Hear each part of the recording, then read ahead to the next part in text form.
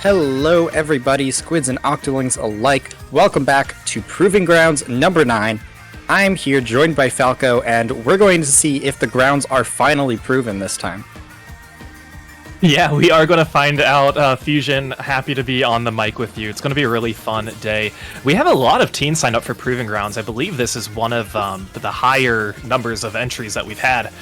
So we actually currently have some matches that are underway right now, and this is why you're starting with round 2, so we can get a top 32, but we had a little more than 32 teams playing. So this, I guess, a first game for these two teams, 8 hours, 36 minutes. Versus Sanctuary is going to get underway very shortly. Yes, we do have the best of 5 format, single elimination. So 1 loss, well, 3 losses of games is going to be enough to knock you out of the tournament completely. So both teams need to bring their A game here. We have a lot of familiar faces on both sides, though. Jordan, Latios, Michiro and Spara on the left side, with Zacian, Joshi, Riki, Daver, and Ozuna on the other side. You had some info on Sanctuary, didn't you? No. Use it! SAC. SAC. SAC. Well, okay, clearly you can speak to this better than I can, Fusion, so I'll let you go ahead and do that. Yeah, Sanctuary placed top 5 and the last SAC. Certainly a force to be reckoned with here. I'm kind of curious to see what teams are going to bring. We're kind of feeling the after effects, the aftershock of the patch that happened at the end of the last season, which very slightly nerfed burst bombs and made some specials a little bit more effective against Crab. And while I don't think the balance changes themselves made the biggest difference in the world, I feel like the addition of Kraken into the game has shaken things up quite a bit. Yeah, it certainly has, especially on this first mode that we're going to be playing Clan Blitz. I mean, we can count how many times we have seen just a Kraken go towards the basket so you can get a nice jump into. You really just have to set yourself up differently for this specific mode. And like you said, we've seen players just kind of adapt. We've seen way less crabs than we have seen before. The 96 Deco being a very popular weapon choice. So always exciting to see what teams are going to bring to the table, especially after a patch. Yeah, certainly. And I think Kraken seems to be the natural predator of crabs, which is very interesting. So we've been seeing 96 splashed into comps rather than a third Splash-O-Matic. We still see plenty of Splash, but it's not all night and day, which I think is a welcome sight, because 96, it's less of an all-rounder than the other weapons you see typically in the meta, being Splash, Machine, and often Stamper. Yeah, a weapon that's not very mobile, especially compared to the weapons that you were just listing off. You know, it might have a little more range, but you're pretty much restricted to one area, really having to set up yourself a good offense and defensive position using the Inkwall too. So it's always good to see variety, and I mean, I'm really bad with it, especially I haven't really played Kraken that much, but of course these players have been used to kind of this new meta that we're getting into in some of the new specials, so it'll be very good to see. Yeah, absolutely. Clan Blitz Museum, like you said, you can kind of have the strategy where you lead in with that Kraken and get super jumped, but I think if we've had enough experience from the baller strat in Splatoon 2, we know that that's not entirely a winning strategy. It's a surefire way often to get a power clam in, but it's not enough to really get full pushes. It's certainly a powerful option, but I think there's a lot more to pushes than simply hitting the button and going in at this point. So we'll have to make sure that the 96 gal is, if there is one, I'm presuming there is, because God, that thing has been all over the place. If there's a 96 cal, how well they are able to use the Kraken on their pushes. Yeah, especially like you said, it's not a push that is a guaranteed kind of knockout. Like you said, you might get 1 or 2 clams in and have some follow up, but you're so vulnerable after the Kraken too that if you're not hidden or you didn't maybe get a wipeout, you're going to be the first target that the enemies are going to be going for. Yeah, some interesting like kind of counterplay that I've felt from my experience scrimming is staying on high ground is certainly an option to deal with that Kraken. If you stay on the high ground, once the Kraken moves forward, basically you're dealing with a 3v4 situation if you stay on high ground. you can kind of ignore the Kraken at that point. So I think it's a lot about how you position before you engage with it. So I think that extra kind of dynamic that's been added to the game with Kraken, it definitely gets people to play a little bit more cautious rather than just all hold forward, because who knows, at any moment the person next to you could just turn invincible and kill you. Yeah, and I think too, with having the Kraken push forward, if you're on defense, you know a push is coming in. So you know you're expecting a power clan to be jumping in. It can set you up pretty well for defense, but again, you just have to be on your toes pretty much the whole time, because if you don't have it, you know, specials can really come out at any time of the game, you know, more often when teams are really trying to make a push. But when you see that Kraken, you can almost guarantee that there's going to be power claim that's formed, especially if it's going towards that basket. Yeah, certainly. Museum, I think, you know, I think since that they made that one change to the sign on the left side, and I feel like that's kind of not done very much. But Museum, I think, is definitely a really solid stage, especially on Clam Blitz. It's definitely pretty good on Rainmaker as well. I think we've been seeing plenty of those in tournaments recently, and I'm happy to see it more coming out here. But something that's going to be pretty important is the spinners on both sides of the map. It's definitely a nightmare if you see an enemy get up there, especially if they have a crab. But we'll see if either of these teams are going to be quick enough to take advantage of that. Yeah, this is one of those maps where there's a ton of high ground that the enemy team can take advantage of when they're trying to make a push. I'd say more so than almost any other stage in the game. So, and especially, you know, they can be in a position that you're not used to somebody on the enemy team putting themselves in as well. So, again, just kind of a lot that you need to look out for, a lot that you need to coordinate.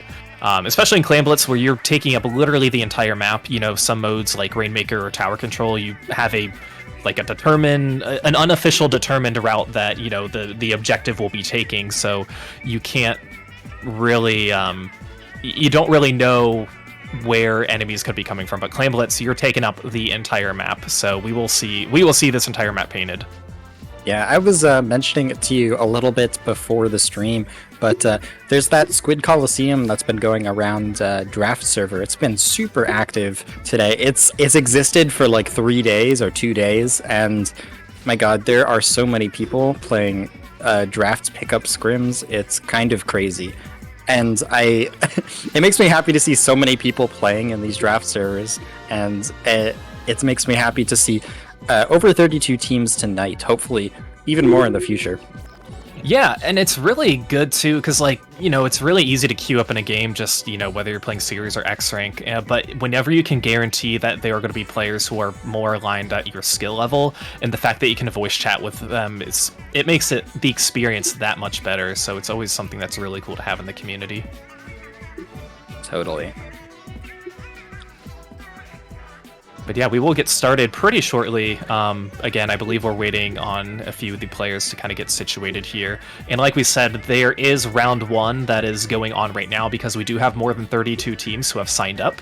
So here's our lovely bracket that is very legible and very easy to read. But Elemental's doing a wonderful job letting us get a sneak peek. So you can see here, round one, there aren't many matches that are actually going on, because I believe we have about 40 teams total. So that means there should be about 8 teams, 4 matchups of teams who are in this round one. So, but that one is a best of 3. It's just kind of a quick, all right, we need to get our 32 teams, who's going to play, let's get you in here. So that's why we are starting with round 2, not really showing you what's going to happen in round 1, because it's going to be pretty quick.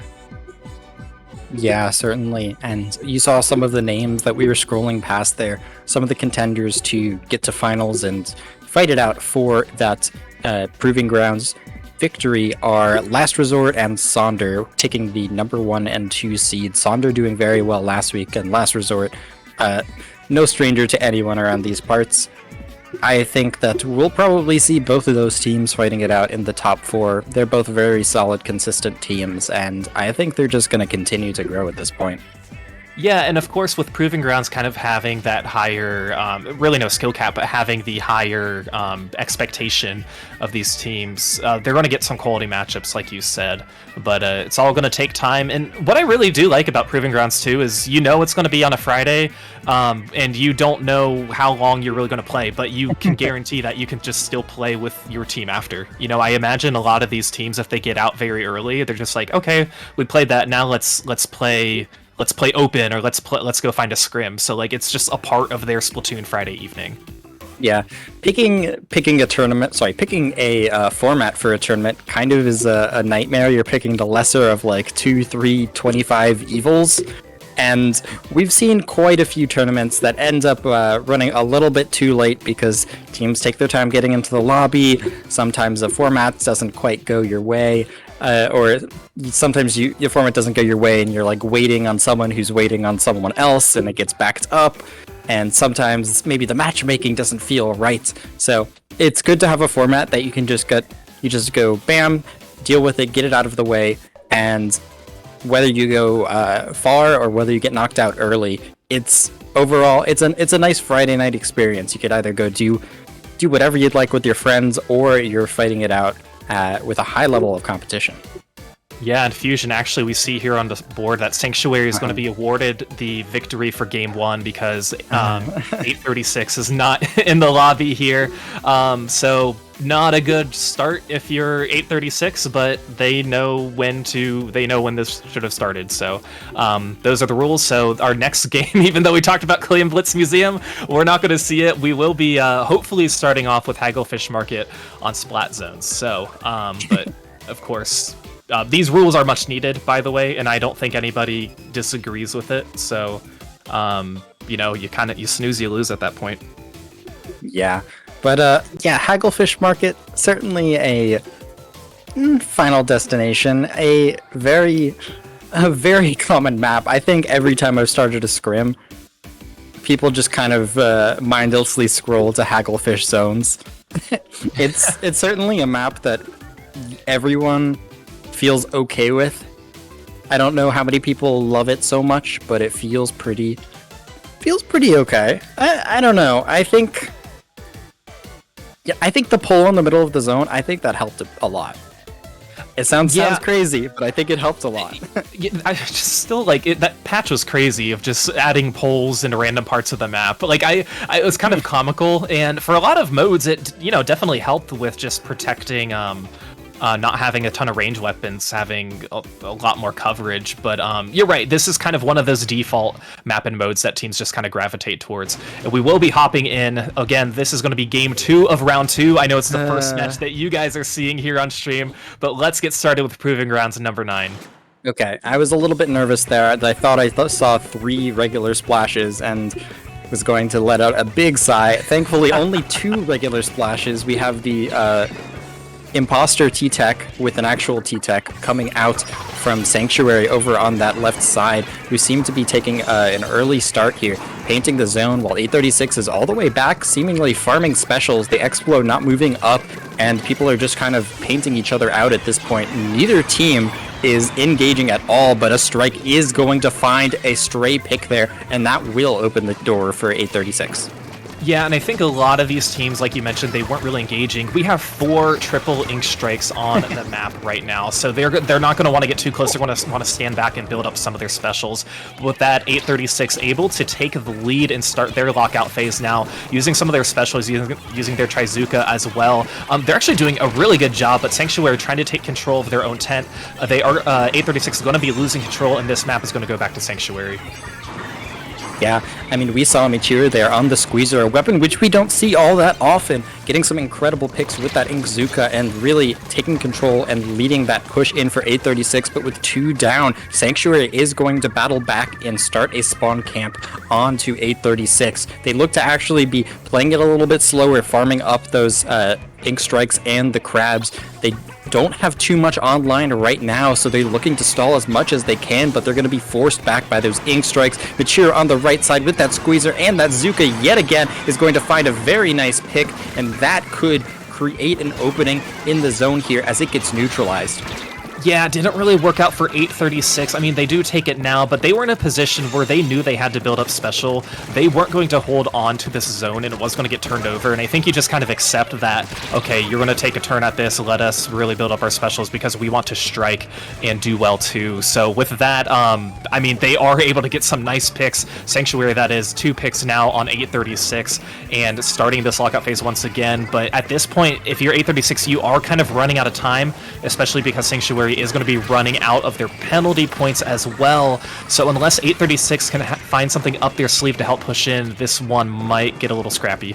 Yeah, I was gonna say that place where Spara is so important. If they're able to, say, use strikes from there or just take control of that position, it's very good. But knowing that they were able to get struck down, and Michiro coming in with that Zuka, getting a couple picks, stopping the timer at 1, grabbing the zone back just in time. Extremely clutch picks coming out. That's going to give 836 a fighting chance in this game, but they're struggling to hold it. Spara doing everything they can to try and paint back the zone with those ink strikes, but unless anyone moves through the zone, this situation isn't going to end up any better for them. Yeah, that was a perfectly timed special for the whole team of 836. We saw the rain, we saw the triple ink strengths as well. Just anything you possibly can to paint that zone for one last second. You know that's all the time that you have.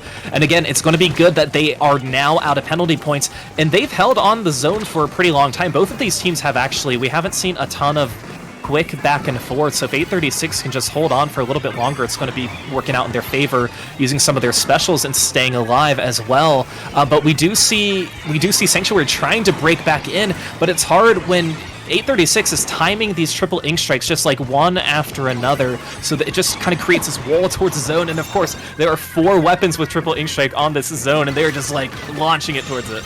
Oh my goodness, that was kind of comical, all of those strikes, and I think a big part of why they were stuck so hard is because of the crab on that canopy, on that roof you see over on the left side of the screen. You're not able to really rush the other side while the crab is sitting up on that high ground, so the ink strikes really were effective at holding Sanctuary back there, but Sanctuary, holding 836 back. Sanctuary taking back the zone, surviving Michiro's Trizuka this time, and that could be huge, but they do find a pick. Michiro's going to get taken out. Ray with a very nice kill there, but they're going to get taken down as well. Picks are going in the favor of 836. A really clean fight so far, but they don't spot Azuna on the Shark. Jordan does come in and clean that up.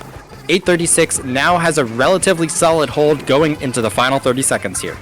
Yeah, I believe it was the 2 T-Techs who flanked Latios and Spara who were able to just push in and do everything they possibly could to paint, and it worked out. I mean, we've seen how close these caps and just the timing of these players knowing when they need to take over the zone, and it's really been working out for both of them. But with 8 seconds left right now, this is Sanctuary's game to lose, and they just need to hold on for a little bit longer as they have a 1-player advantage. 836 trying to rush in, but it's not going to be enough. Sanctuary are going to be getting this win and will be going up 2-0. Good win for Sanctuary, taking the first, technically second game of that set, going to put 836 on a match and tournament point. So we kind of saw some of that counterplay to the triple ink strikes. Sometimes you just need to hold forward, you know? Sometimes they pop the ink strike and the situation, even though it doesn't look so great, sometimes you just gotta run at them. And we saw that at the end of the game there, even though they were able to get the strikes on the zone, because their bodies were not able to move up with the strikes, they ended up getting taken out. Sanctuary did a very good job playing to their win conditions there, stopping 836 from basically getting the chance to run up with those strikes. Yeah, and it's hard when, in this position you are down 2-0 after only playing game 2, playing 1 game. So, if 836, they only have, it starts with this game of 1 opportunity to try and move on. But yeah, and they played really well too against Sanctuary, because every time that Sanctuary took over the zone or just took over the objective and got the lead again, 836 was right on there throwing their ink strikes and just capping the zone and pushing forward too. And like you said, sometimes all you have to do is just push forward, and that's what you need to do, focus on that at that specific time. But we will be moving on to tower control, Eel Tail Alley. I would imagine there's going to be less triple ink strikes on this map mode, but we'll see. Maybe we'll see some more range that we haven't seen in Hagglefish zones. Yeah, we might see some interesting picks coming out on tower control Eeltail. What a cluttered map. It's just very closed and oh my god, claustrophobic. That's the word I was looking for. I was expecting, I think, maybe some Splash Neos, because Suction Bomb is, of course, very solid here, but we do see the N-Zap coming out. Really solid main weapon. We haven't seen it all too much, but the Soda is certainly going to be helpful on a mode where you just kind of need to keep dying, getting on the tower, and rinse and repeat. Already 836 rushing into mid very early, trying to get control of the paint, and that's exactly what they've done so far. They're just painting up without any picks. They've had so much control of the map, and Jordan is just going to push that advantage more for them.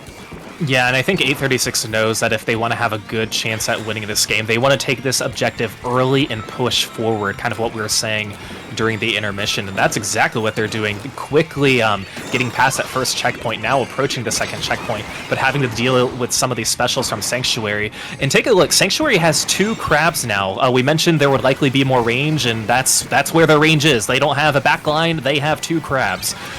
So that is really going to help them, and it's actually what stopped this push here, getting to 59. So again, now Sanctuary playing from the bottom up, having to work a little harder, but it's still early in the game where anything's possible.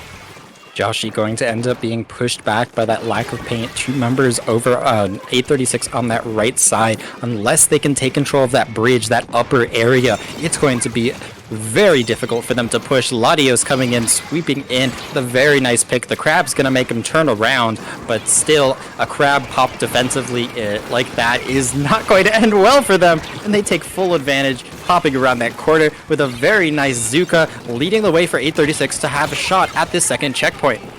Yeah, I love the aggressive Zuka. Anytime you see a crab, that has to be who you are shooting at, because you know you are one of the only weapons that can take it down. Latios actually on a tear right now, doing a really good job just getting pick after pick. But unfortunately for them, their team didn't have the tower really, as they were pushed up a little too far. But 836 trying to hold on to this. Sanctuary now able to take control of the objective for a little bit more, but again, not really pushing past that first checkpoint where they got to. So yeah, we just have a stalemate in mid. Yeah, basically, they just need to get onto that bridge. Ozuna looks like they have a shot of it, running over onto that left side. They're able to get a pick, get a second one, chase down a third. That's 3 down. It's just the machine. They need to make sure nobody's watching. Ozuna sniffs them out, cleans them up. That's going to be an easy second checkpoint for Sanctuary.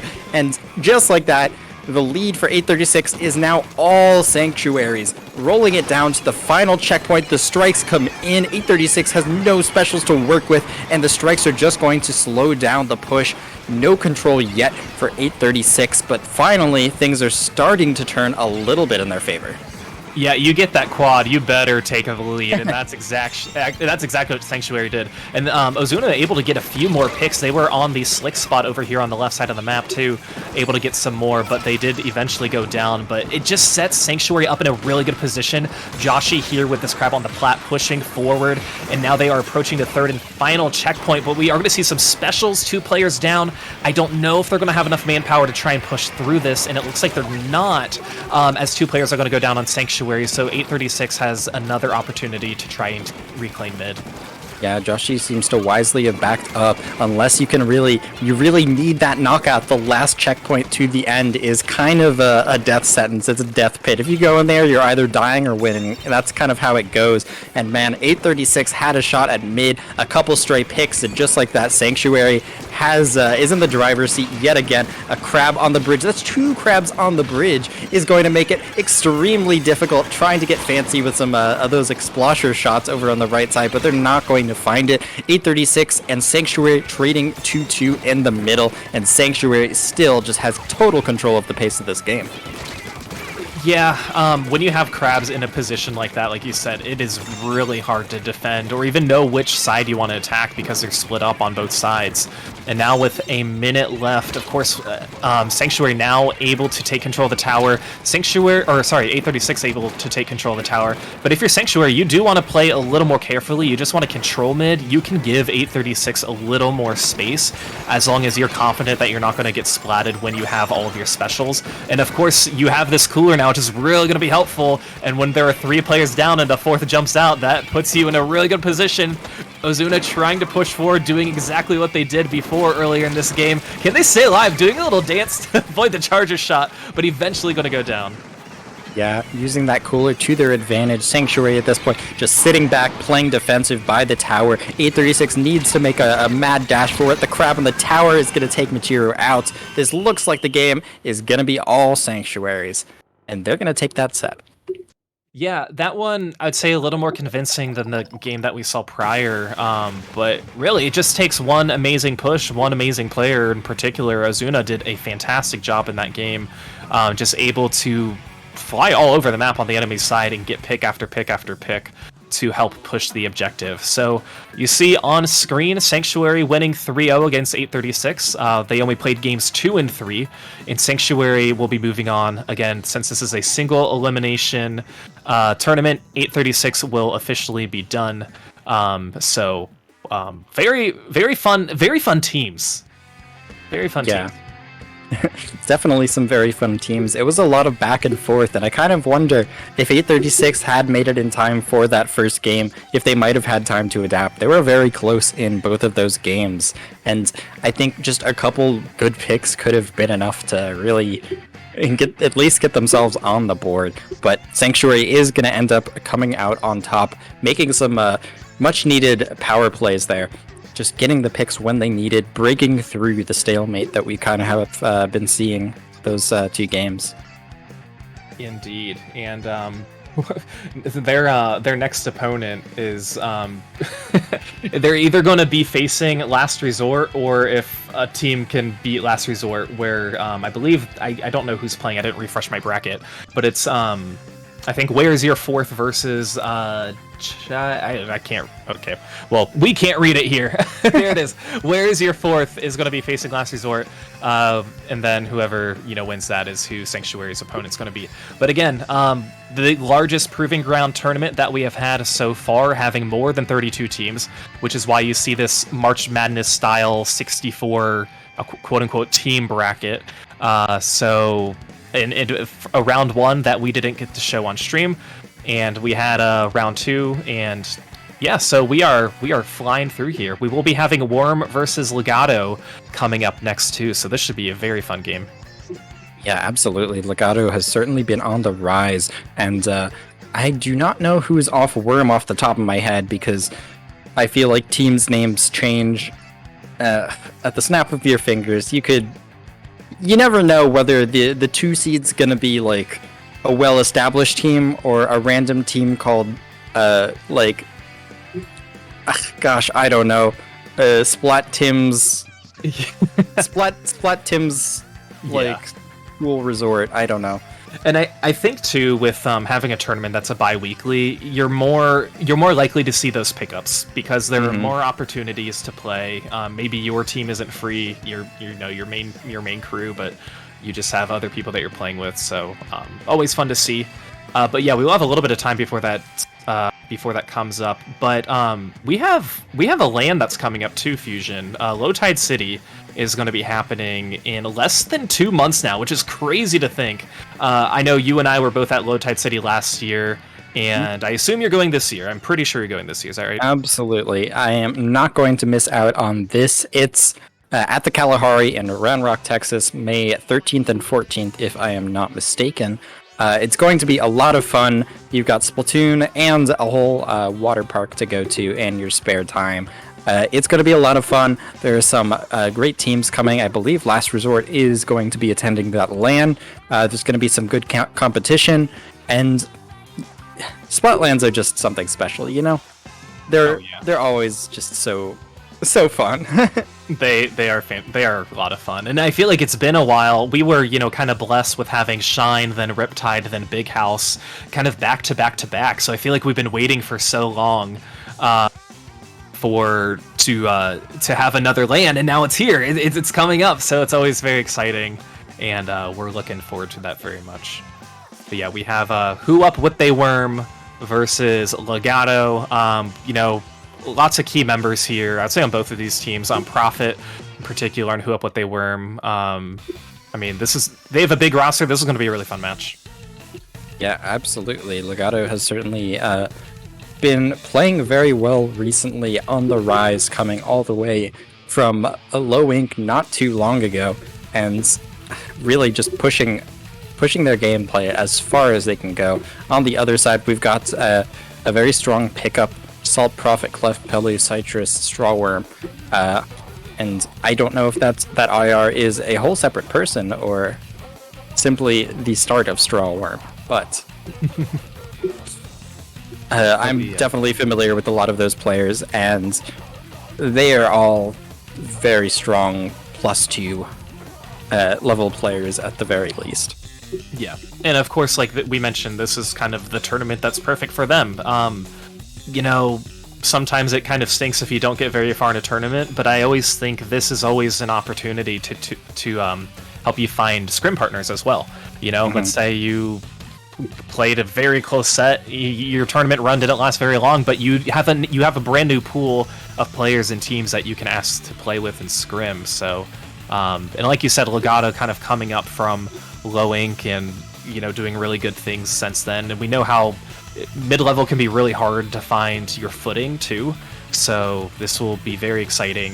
Starting off on Umani Ruins Splat Zones. So of course a map that was introduced more recently into Splatoon 3. 2 split zones with I don't really know what you'd call it in the middle, just kind of a plateau. But it's hard to control both zones if you're not careful, I'll tell you that. Yeah, definitely. It's a bit of a king of the hill, I guess, in between both zones, but you're gonna see weapons like Tri-Slosher or just short-range shooters chilling on the top of the map, and you're gonna see a lot of mid-long range weapons just sharking and swimming around the sides. We do see an E-Leader coming out on the side of Worm. Legato coming out with a Nautilus and a Flingza roller. The Flingza is certainly going to be able to do some things around that middle block.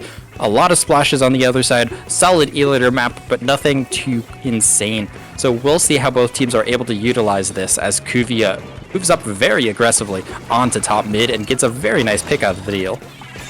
Yeah, Worm is going to have a lot of range too. Of course, we mentioned the leader and then the 2 crabs, but you got to watch out for Kufa here, who's going to be pushing up. And this I do like the not pick. It's not something we see very often, but they're going to be the ones who have to kind of shark up and get some key picks. And right now, it is working out in Legato's favor as Worm is trying to find an opportunity to push in, using some of their triple ink strikes to do so. But Legato still holding on to this zone, but I think Worm might have an opportunity to take over, and they do. Yeah, finally the paint, the wave breaker, and those burst bombs are going to force Legato back, but most of them do survive that ordeal. So as soon as those Tenta missiles or that Ink Storm comes back online, right there it is, this could flip back the other direction. Legato looking to start their push, but Pelu saying no, just nipping that in the bud. Push is not even going to get a chance to begin. This is going to net Worm quite a few points, but still mostly alive on the side of Legato. This crab is going to be able to force members back, but not get any picks just yet. So Legato is going to have a chance to move in. The strikes and the missiles are going to cause a lot of disruption, but Clefa seems unfazed. Yeah, Worm held on to the zone for a pretty long time, and like that, they haven't even lost, or it hasn't even gone over to control to Legato's side, and now it finally does, so they held in there longer than I thought they would too.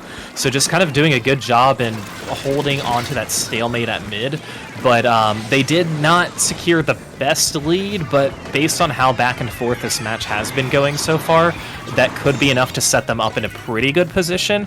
But now Worm able to get some more paint on the map too. They were in control of the zone, but no, Legato's going to quickly take over that. Of course, Cueva getting another nice pick. Prophet then now taking them down too, as 2 players are going to be down on Legato, and now Worm looking to put themselves in a better position. Pelu up in mid. This is exactly where you want your E-Leader.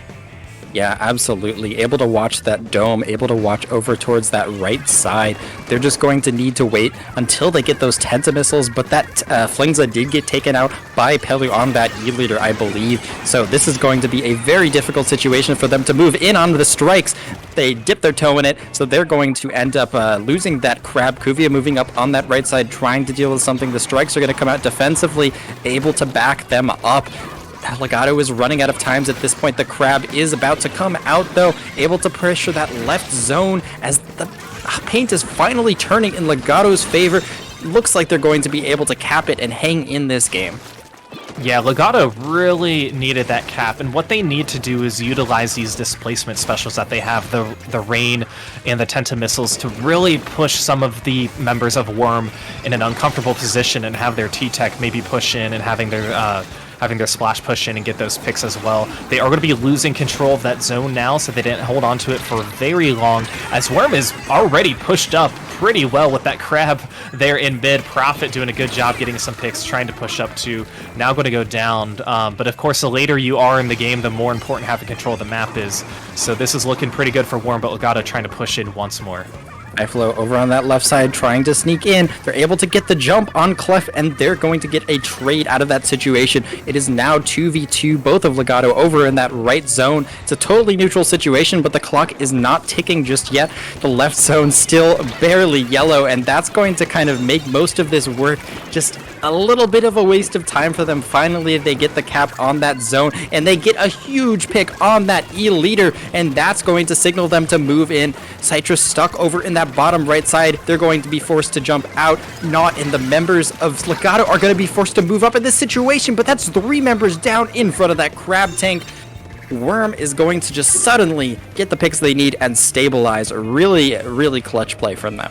Yeah, it was a really good opportunity for Legato too. Like you said, taking out the backline first, that allows you to just get some flanks and really have more control of the map and not be worried about a laser just hitting you in the face wherever you are. But Worm did a really good job preventing that from preventing Legato from taking the lead in the zone at that moment. So Worm now getting the 20 with about 10 seconds left. Legato has control of the zone. They really can't afford to lose it now, as they're going to be still hanging out by the zone.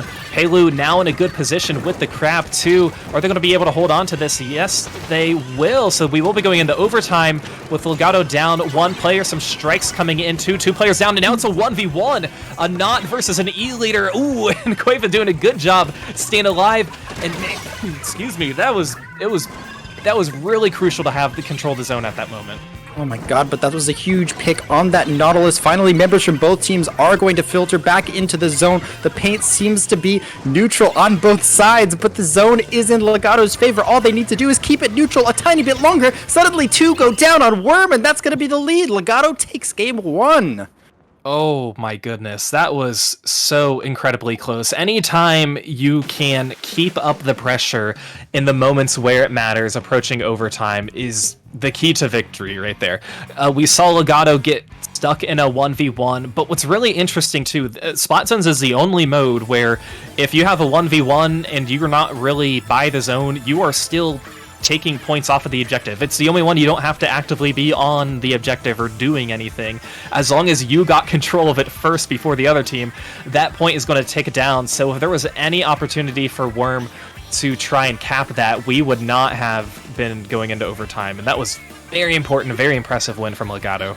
Yeah, I think part of what won that game was a shark under the left side, under that dome from Legato. We saw Worm kind of move into the zone. They're like, oh no, we're running out of time. We need to paint it. Let's get to the zone as soon as possible. And they run to the zone, shooting and not realizing that they just dropped in front of a member of Legato. So when you have just even the tiniest bit of time before you lose the lead, you got to watch out for those sharks and other things that could help that win condition, like the Nautilus. I think that game is so much easier won by Legato if the Nautilus just stays alive for like 3 seconds longer. Worm does not even have a chance to move in that situation, but Legato is going to be able to pull it out though. So they're taking game 1, and they're going to be taking us to game 2 on Tower Control Inkblot. Yeah, so again, this is kind of the the unofficial official counter pick that every team chooses. So, not a counter pick by either of them Yes. since we have set set maps and modes, but definitely a fun one to talk about too. So, again, I think what we're going to be seeing the backlines again. I really like the not pick. I will say that, but I don't know how. I don't know how much it's going to come in handy for this particular map mode, but you know, I always like to be surprised too. So it should be a good one. Yeah, definitely. I think weapons that can kind of just shoot at the tower and pretty much just instantly kill anything on it are certainly valuable. So Nautilus is one of those weapons, of course. Blasters aside, it's definitely one of the best weapons in the game that can do that. Blasters and chargers, of course, or as well. But weapons like Flingza may be a little bit more awkward to use, especially if you're playing a more kind of passive style. I think that in a mode like Zones, just painting all that time is certainly useful, but it's so important to move up with your weapon on a mobile mode like Tower that we may see some sort of switch from them. Yeah, I'm not sure what their main is, but we may. right. And this could be one where we haven't really seen the 96 deco yet, but this could be one where I could see it come out too. Just like you said, pushing up, using that wall to help push you forward, and of course we've seen the Kraken on the tower too as more of a defensive move to help maintain control of the objective. So like you said though, Flingza, it is kind of a more awkward weapon to use. We don't really see missile weapons that often on tower control, just unless you're like an amazing GooTuber player, but you know, we don't really see that. So let's take a look at these comps and see what these teams have decided to use. And we are going to see a pretty... Okay, we're going to see not on both sides. Okay. Interesting choice, and I do like that. I also like the C Junior, something we don't see very often, but we'll be getting some torpedo and wave breakers here. Yeah, Worm opting for that more mobile backline, seeing that they may not have gotten the value they wanted out of that leader, and the Knot may provide them some more of that mobility on tower control. The Crabs fighting each other. Prophet's going to end up losing that Crab, but a neutral situation so far. Pick does go down on both sides. Both of the Nautilus out of the equation early. Prophet is going to try and push up that right side, but they're not going to find anything. Create a little bit of space for the team, but nothing quite yet so far. Specials are just kind of being tossed out one at a time, not able to find too much value out of them, but we'll see if either team's able to break the stalemate. Yeah, Worm didn't really hop on the tower you know, that soon after getting those picks. They took more of the approach of, okay, we need to paint everywhere on the map just so we can have these opportunities to flank when we're presented them. So now they are able to get past that first checkpoint. Look at this Crab here by Cluffa pushing up, using the Crab, getting the pick. But now 2 players down are still going to stay alive. I thought they were for sure going to trade there. And we do see another Crab by Prophet up here by the tower as well. So Worm not letting go any of the aggression that they set earlier on in this match. Yeah, and just, you saw that tiny bit of time. Oh my god, very nice coming out from Legato, slowing the tower down. Prophet's the last one. But you saw that tiny bit of time where, was it Clef or Prophet took the rail on the left side to get into the top left. They crabbed mid-air before they fell, nearly got taken out, but because they were able to actually get to that top left and crab, they're able to get so much value. So certain flanks like that are so important to watch. Prophet with another good value crab on the enemy plat. That's going to help the tower roll into that checkpoint, but they're really going to need to move up. Garu trying to get some value out of that machine. They're not able to find too much just yet. It's just a dead zone at that second checkpoint for them. Yeah, and Worm is really timing these crabs just perfectly, of using one after one, especially using one on the tower. That's going to provide a ton of defensive power too. So of course, like we mentioned, getting to 51, not really able to push past that, which is going to allow Legato to push back in a little more. But Worm still has a very good control and handle of mid. We do see the point sensors there and the rain to help locate and displace some of these members too. As the Explo now is going to be, oh, not Explo, I'm sorry. It was a crab on the side of Legato who's going to be trying to push in and get some picks. And they are able to get some more map control. This might be Legato's first opportunity. Yeah, they need to make a mad dash for it. That's exactly what Typhlo does. The Crab's going to slow them down, but they do have the triple Ink Strike at the ready.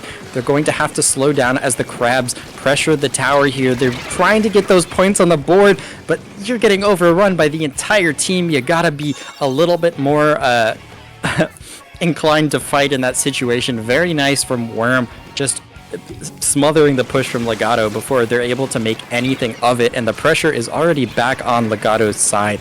They're going to need to pop some specials to slow down this push. The Ink Strike comes out, but it looks like Worm is just kind of playing it defensive at this point. The Knots chilling on that stack, a very difficult to dislodge position, and they seem to be doing pretty well with this. They seem to be content to just hold their lead and hold mid. Yeah, they got a pretty strong lead. I won't say early on in the game, but just, kind of at the pace that the game brought them. And they knew that if they could hold on mid for 3 minutes at that time, what's just 1.5 more minutes to go? Like, we pushed to this second checkpoint. Legato, unfortunately, still has to get through that first checkpoint entirely, so there are some opportunities for Worm to kind of just play this a little bit carefully. Ooh, 2 are going to go down there. I think that was part of the Booyah Bomb that they used on from the machine. But yeah, Worm, again, just still holding on to mid as Legato's having a really hard time trying to find a spot to break in. Yeah, there is no overtime in TC. Don't let them lie to you. There are so many ways to just instantly kill the tower at this point. Triple Ink Strike. Crab isn't as surefire. I mean, there's Kraken not in this game. There's a lot of ways to just deal with the tower as overtime comes. So Legato needs to make something happen before them. They try to get that push going. A Crab in a very good spot, but they're getting all turned around. The Knot is stuck over on that left side. The machine's going to make quick work of that Crab.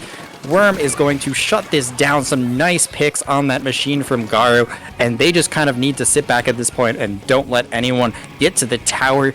Worm is just going to chill by the tower and savor their victory.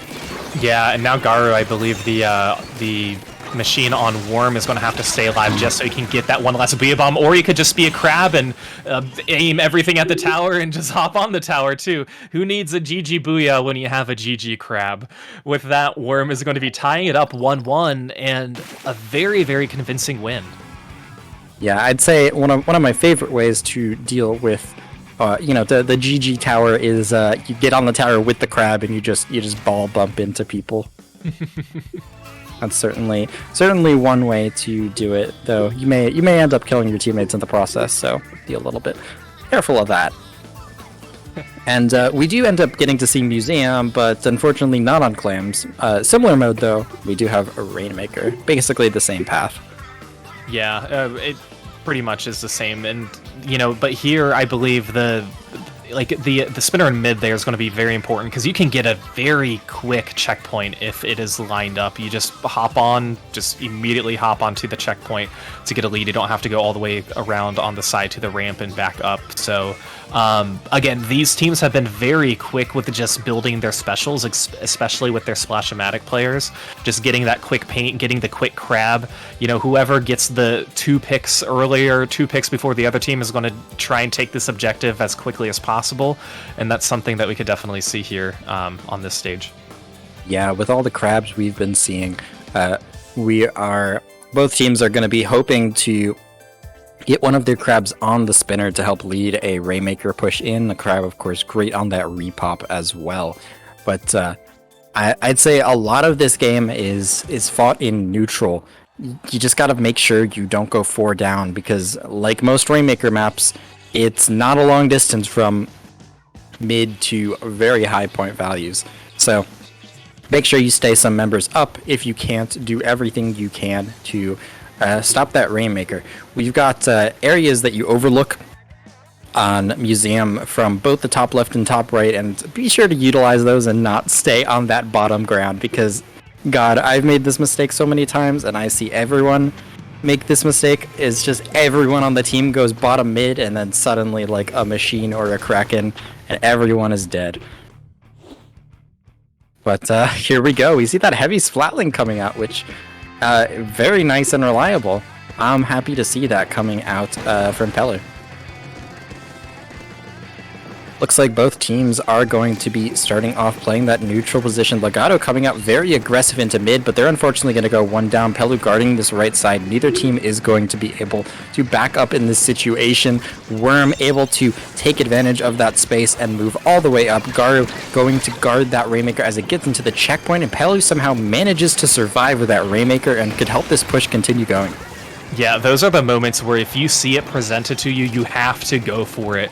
Even though 58, it's not that far on the map, it's really important if you get that checkpoint before the other team does, just in case Legato's able to do that same thing. And now, speaking of which, Legato actually has a 2-player advantage, and they are moving up very quickly, getting these picks. Tugster already painting the podium, and they're going to be doing the same exact moves that Worm did before, which is getting to that first checkpoint. So now it's just a classic Rainmaker game, already only 1 minute in, and both checkpoints are broken. So this one this one might end pretty soon. Yeah, we say that, but there's 3 down now on the side of Legato. It looks like Tugster is going to be forced to move back. It's really important that they stay alive in this situation, but they do end up going down. But thankfully, able to get a very nice trade pick on to Garu there. That's going to make the situation a little bit more bearable for them. Legato is holding a lead at this point, but it's going to be very easy to lose that lead if they lose this platform and spinner here. Yeah, and this is an opportunity for Worm to just really paint everything up on the side of Legato's plat to help try and push in. That Wavebreaker is going to be really nice, but it's going to be taken down pretty quickly by Crass, as Worm using the Rainmaker, doing a really good job. I can't see which player is holding it exactly as they are trying to push up, and that is going to be Pelu, who's doing a really good job.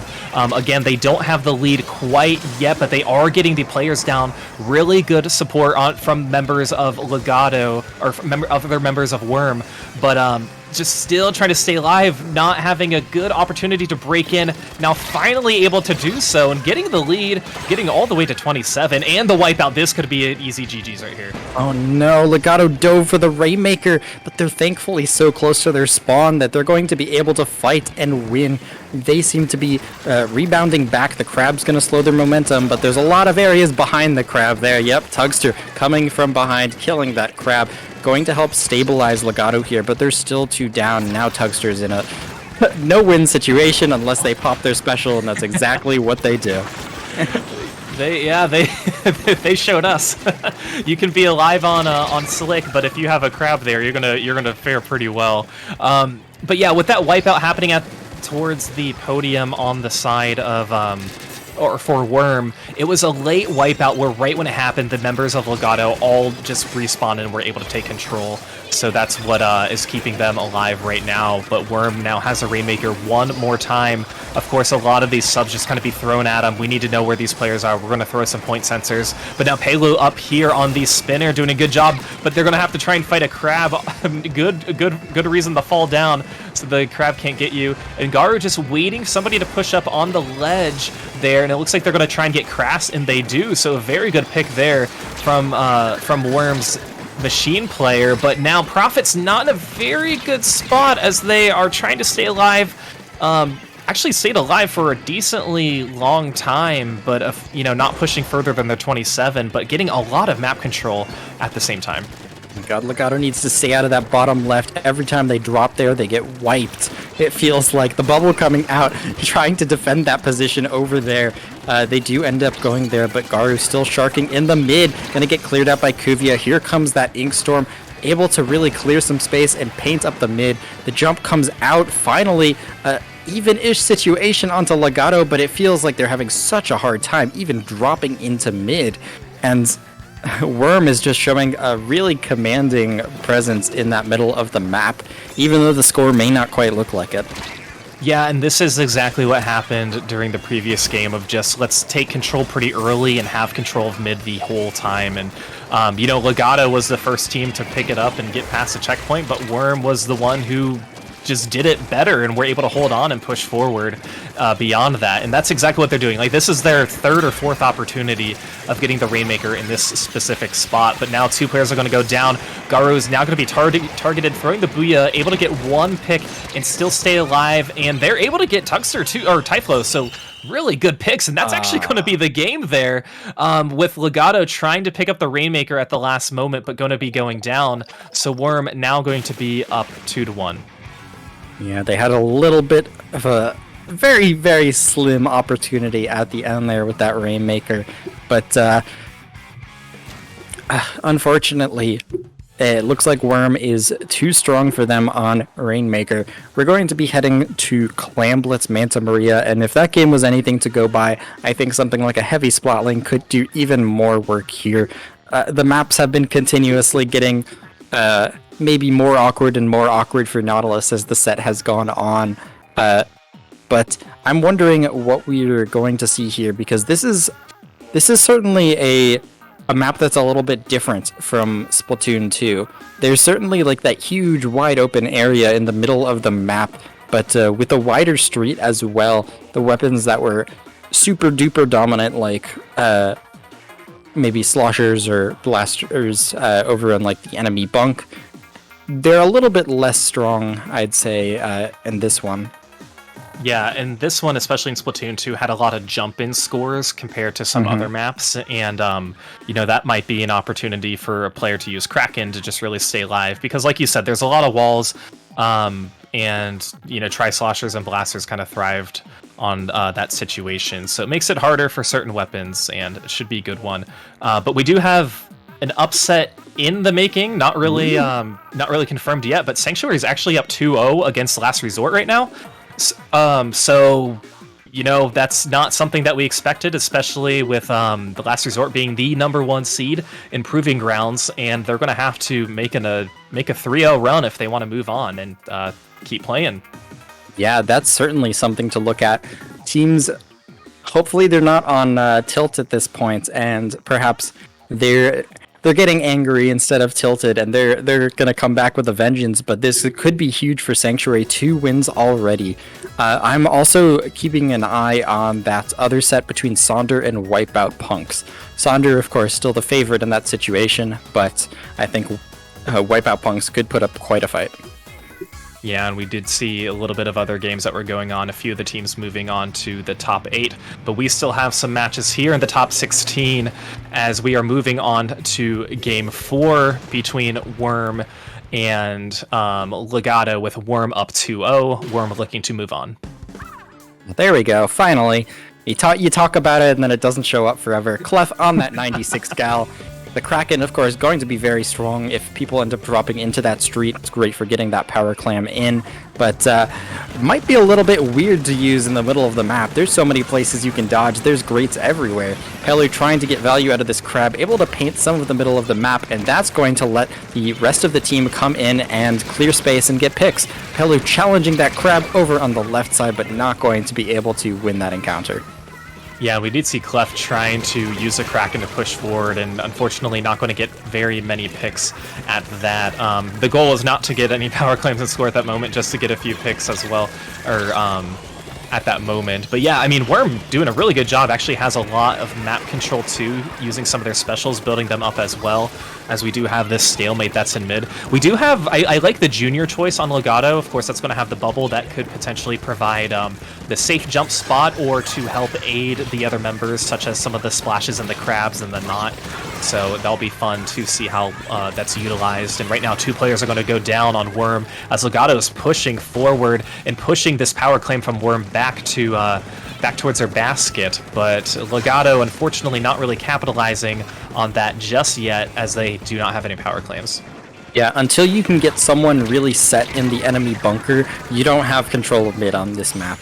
And we've kind of been seeing that Typhlo eyeing the flank, not going to take it this time. I think the flank is certainly a good option for them. That's 3 down onto Worm, Power Clam, and a couple extra coming out on the side of Legato. They're just going to be running from the Kraken at this point. Oh my god, Kraken changes targets at the last second. They're going to end up getting a trade out of that situation. That's a pick on whoever's by the basket. There's one more by that basket, but they do have a bubble online. If they're able to pop it, this could be a huge opportunity. Kras gets the score in. The bubble is guarding that push. Here comes some more clams from Legato. Going to be a very solid push.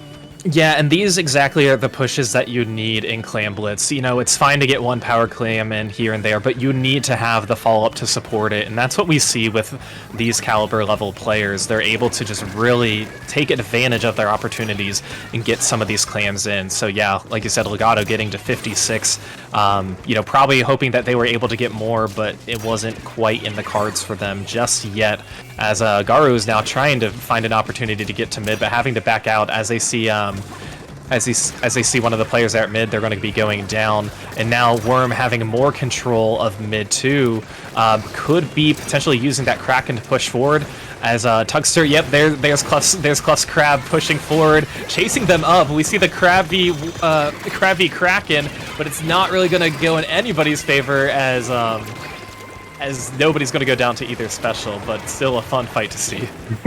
The crab just kind of barely making tiny little movements, trying to roll off the edge and just fake the Kraken out. It is pretty fun to try and fake out and dodge a Kraken, especially if you have such a low mobility tool as the crab tank there. Prophet has a very nice flank opportunity and 7 clams online. They're not going to be able to get it. They had the opportunity, but some more fire from a teammate on Legato is going to just negate that flank. That was a huge opportunity with almost 2 power clams online, and Legato's able to shut that down. They just need one more game to tie up this set, and they just need control of mid to really lock this game out with just a minute left. Yeah, that double by Tugster was incredibly crucial, taking down a member with a power clam and taking down somebody else with 7 clams. That could have allowed Worm to take control of the game. And like you said, with just about a minute left, it's going to be that much more important as Typhlo is able to get 2 players down. Cluffin now going to be gathering some more clams, having that power clam, and this is where we could see a Kraken push as well, as long as Worm has more of their players set up for a good push. But you know, you need to make a good push at this moment because you haven't scored yet, number 1. Number 2, you don't have much time on the timer, and number 3, you need to get below that 60, below that 56, and it looks like now is when they're going to start this push. If that's not enough, you can see them setting that up for so long. Here comes one jump. They don't have a second jump. That clam's going to go down. Tugster now has a crab in front of the basket. The power clam is not, or sorry, the clams are not going to be able to get to the basket. Tugster playing a great defense. That's 1 clam online, but that 10 penalty is going to only get them 10 points on the board. Now with no clams and no specials, Worm has to really just make a dash for clams. They do get a very important pick, but they still don't have that clam online. With 6 seconds left, they have the pity sitting back, but they're going to need to make something happen because they need a lot more than that if they want to take back this game. Yeah, nobody's picked it up yet. You have the Kraken here, but yeah, nobody's really prepared to jump. Nobody has any power claim swarm, but there are 3 players down. Guru now has it. They are going to score. So will they have the clams? We see the 96 has clams, and we see the splash does, and it looks like they do. They just need 1 more clam. Who is going to get it in? The crab has clams. They're able to throw it in. Ooh, and Worm with a really good comeback, winning the set 3-1. Oh my goodness. I'm surprised they were able to really get that back at the last second there. The Kraken causing so much disruption. We saw that the member that ran in behind the Kraken was able to really win their fights because the Kraken, you know, you get a dangerous one-hit KO just lurking behind you. You can't afford to just fight normally. And Worm taking advantage of that, able to take that victory and avoid a very scary prospect of a game 5 because with how these games were going, it could have gone either way. So great job to Legato, but Worm is going to be moving on to, that would be winners semis, if I am not mistaken. Yeah, top. Yeah, well, they'll be moving on to top 8, so I believe winners or quarters. Apologies, Yeah. Yes, quarters. You're right. Yeah, so as you guys see here, we have a few games that have finished up, but Last Resort able to get a win in Game 3 on Sanctuary. That match is still going on. A few of others have wrapped up. Xpresso going to be moving on. Moving on. I don't know if I said enough W's there. And Qatar moving on up. And Raiju and Decay are still battling it out. And same with For Real or On God versus Assault and Pepper. No scores reported there yet. Interesting. So with how this is shaping up, we could still see Last Resort, but they seem to be fighting for their tournament life already, which, you know, props to Sanctuary because that is crazy. Yeah. I think that 2-Up with a Worm certainly. If I were to make a prediction for top 4, I think Last Resort can still come back with this. I think Worm, I think Sonder, and maybe wah wah wah wah wah wah wah wah wah wah wah wah. Wow. Yeah. Yeah. And of course it's hard. Like, there are some teams that I will say are quote unquote obvious choices, but upsets obviously do happen too. And then we mentioned the fact that some of these teams are pickups and we don't really know how well they coordinate together. It can be pretty tricky, but yeah, those are good guesses. And so I believe from the results that we had before, For Real or On God did beat Assault and Pepper 3-1, so they'll be moving up to face Xpresso in our quarterfinals. And I believe that is the only update since we had seen the bracket. Sonder right now is up 2-1 against Wipeout Punks. Ooh, so Wipeout Punks has taken a game. That is interesting to see. Actually, no. Both Sonder and Wah Wah Wah Wah Wah can't make top 4, so I'm going to have to. I don't know who is going to make it out of that bottom quarter of the bracket. I don't know who's on Raiju or Decay, so yeah, it'll be really interesting to see. I mean, especially early on when the sets are this close, because when you're the first few rounds of any tournament. Oh my goodness, look at that! Oh my god! Sanctuary. Whoa! Sanctuary! Oh my Hey, gosh, with a Sanctuary. 3-1 victory over Last Resort. My goodness, they seem to be on a tear. We saw them that first round and 3-1, not even 3-2. Crazy. Yeah, so we saw that Sanctuary win up 2-0. Last Resort then winning game 3, and then Sanctuary winning their final game to move on. So two teams who we just saw are going to be facing off with each other, and as much as I'd like to see how that one plays out, we will be moving on to a different match in the bracket. So that's definitely going to be one to keep our eye on, Fusion. Yeah, absolutely. Once one upset happens, then anything's in the cards. I think that without a losers bracket, it's a little bit still more straightforward. But if they can beat Last Resort, Sanctuary might be able to beat Worm, might be able to even make it through semis at this point. Yeah, and like you said, anything is possible, and all predictions just kind of go out the window. It's basically a March Madness bracket, and I created one for a lot of Splatoon folks, and I know all of us are throwing our hands up with the flames behind our heads. What happened? And well, that's always how it works. But yeah, so we do have the top 8 coming up soon, and we've already seen some really good matches. But what I was saying before is you have these matches that typically in the earlier rounds don't always go like a 3-1, 3-2. They're almost always a 3-0. Almost always. And we have been pleasantly surprised with the results that we have seen so far. Yeah, certainly. I think, of course, with single elim, things are definitely more volatile. Just a couple games is all it takes to knock you out of the tournament. So you just kind of need to play super consistently. I mean, I think that's the thing about Splatoon 3 in general. You need to be super consistent to be super good at this game, because lockouts happen. And especially with this tournament, you need to be at the top of your game all the time. Yeah, in a tournament that doesn't have any losers bracket too, there's really no opportunity to have any sort of redemption. So you really have to bring it your A game 100% of the time, and like you said, we're going to see upsets more often that way, just because of you can't have a losers bracket run. That doesn't exist here. You gotta just win all of your games. I think they call that Anarchy Open. Yeah, that makes sense. There is still plenty of time, because we are only an hour in at this point, and we're already coming up onto top 8. So, tournament going by in a flash, as it was all according to Keikaku. We're going to be. Which match do you want to see coming up? Well, I actually know the match we're going to see. Our Psychic powers. our wonderful staff member told us which one it is. If you'd like me to spoil it, here we are. Oh dang! It is For Real or On God versus Xpresso. To be fair, Elemental's the one who spoiled it for everybody, not me.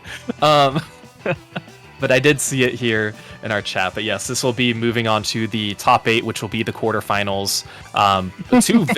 Two very fun teams to watch out for: Xpresso and For Real or On God. Yeah, For Real or On God. Violet, Nick, Kelpie Whelpie, and Bandit. A lot of very strong players, of course. And on Xpresso, it looks like we have Tyuster. I still haven't figured out how to say that. Please correct me. Yeah, Arito, Hermit, and Pinscher. Yeah, and Xpresso is a team that we saw, I believe, Div 3 of Ludi.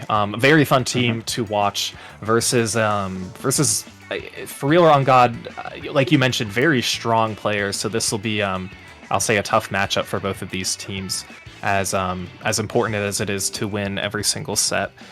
Especially now when you have already won 2 sets, maybe 3. I don't believe any of these teams had to have that play-in game that they needed to get to, but yeah, should be a very, very fun one. Indeed. Speaking of Xpresso, I am finishing some coffee. I don't know. I'm not going anywhere with that train of thought. I just thought I would mention. I was initially thinking it's a nice night. It's raining. You get some coffee. Oh, okay. Chill.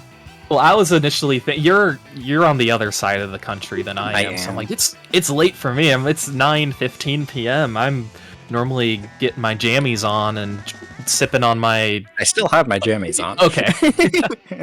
Drinking my herbal tea, and whatnot. But I could go for some Xpresso. I do like their logo too. It's very cozy. It's a very cozy logo. So, I think we saw that the first match that we're going to be seeing is Tower Control on Hagglefish Market. Yeah. Any thoughts on this one? Yeah, I mean, like any map on Tower Control, your checkpoints are very important. But these checkpoints, 2 of them are just surrounded by the canopy on the left side. So you can be a very short range weapon and hit the tower 2 separate checkpoints if you're on defense. So knowing how to tackle that on offense is going to be very crucial, I think. Especially with potentially getting one of your players to push up on that canopy and maybe flanking so nobody else can get there too. But it's one that can kind of spiral out of control if you're not careful. Yeah, absolutely. I mean, I think the only way you're going to be able to knock out on this map is if you can get someone in the top right. Jump on the tower, jump into that area under the canopy. It's a very strong position from both defense and offense. And we're going to be seeing a lot of strikes and crabs from and targeting that area. Yeah, I am actually surprised of the number of crabs that we have seen so far today. But some things in comp change, I'll say, more slowly than what they do maybe what we see in solo queue. Just because you want to rely on what you have been practicing and what you're used to. You don't want to make those changes all of a sudden. So yeah, wouldn't be surprised if we still see maybe 2 crabs on each side to help kind of with the range and just kind of how long and narrow this map is too. It favors backlines really well. Yeah, it can certainly be pretty strong for backlines. It might be a little bit weird when pushing, though, for those backlines, so they're going to need to know how to play aggressively here. And yeah, I feel like talking about solo, I feel like people in solo have just out of spite stopped playing crab. You don't see Splash-O-Matics in solo very often, which is kind of funny. Yeah. But we're going to hop right into it as we see a Hermit on that ink brush, going to be spamming those whales and becoming a nuisance with that tri-stringer to boot. Double whale. Interesting, coming out from Xpresso. Yeah, I like that pick. Again, this is where you're going to just really displace some of your members. You're going to want to, I'm on Xpresso, I'm going to be looking at displacing the E-leader with that one too. And look at that, the double cross with the 3 players down already. Oh my goodness. It just kind of like came out of nowhere. That was a wonderful execution on the side of Xpresso. Quickly approaching this first checkpoint, getting 3 players down and moving some of their players up. This is looking pretty good for them, Fusion. Yeah, the tower rolls into that checkpoint. The Booyah is able to get off without getting targeted. That's huge. It's going to push that Crab back. That pick in the top right is huge. Again, Teuster is going to get up into the top right as well. The tower's going to roll into that second checkpoint. They're going to try and clear this area out. Unfortunately, not aware of that Splash-O-Matic. Not going to be able to get that second checkpoint, just barely. Hermit sneaks on behind it, trying to get it, just dipping and dodging around all of the bullets. That's not quite it. Continues to get to the tower, but that's a huge opening push coming out from Xpresso, nearly taking it to that final checkpoint and knocking it out, which we don't see all that often on this map. Yeah, I mean, that was just about a little over a minute in, and their first push to get to that first checkpoint just flew by, and then it kind of slowly ticked up from there. But again, when you have control of the tower, that just means the enemy doesn't, and you haven't even given For Real an opportunity to get to mid at that point. And right now we see Xpresso not letting For Real even push forward at all, as I don't believe any of their players really passed midpoint, besides some of the players on the tower only approaching 90. So Xpresso back exactly where they were. Don't have the coordination of the specials that they had at the beginning, but there's more of the killer whales, which is allowing them to push forward even more, and they might get past this 31 mark that they got to before. I'm a huge fan of Arito's bow from what I'm seeing. Not focusing too hard on the charge shots, not focusing too much on the shooting the ground, you know, like the collateral exploding shots. They seem to be doing a great job just providing that pressure and hitting the shots when they need. Now Teuster getting into that top right. Actually, you know, I think this is a really good position because it's so hard for the enemy team to get there once they've dropped. But Nick being able to get in before that second machine shot, and now there is finally an opportunity for Real or On God to start a push here with a very nice leading pick. Yeah, we'll see what they are able to do, because we haven't seen much of the special, on the side of the special coordination from them. We see Kelp using some triple ink strikes to push forward. Nick also pushing forward a little bit as well. They are going to be taking this checkpoint. If you're Xpresso, you don't need to rush towards this checkpoint. You know that they have another one that they have to get through. You want to build up the specials and make sure you are still alive. And it looks like one of them is going to be taking down Nick, who is on the T-Tech.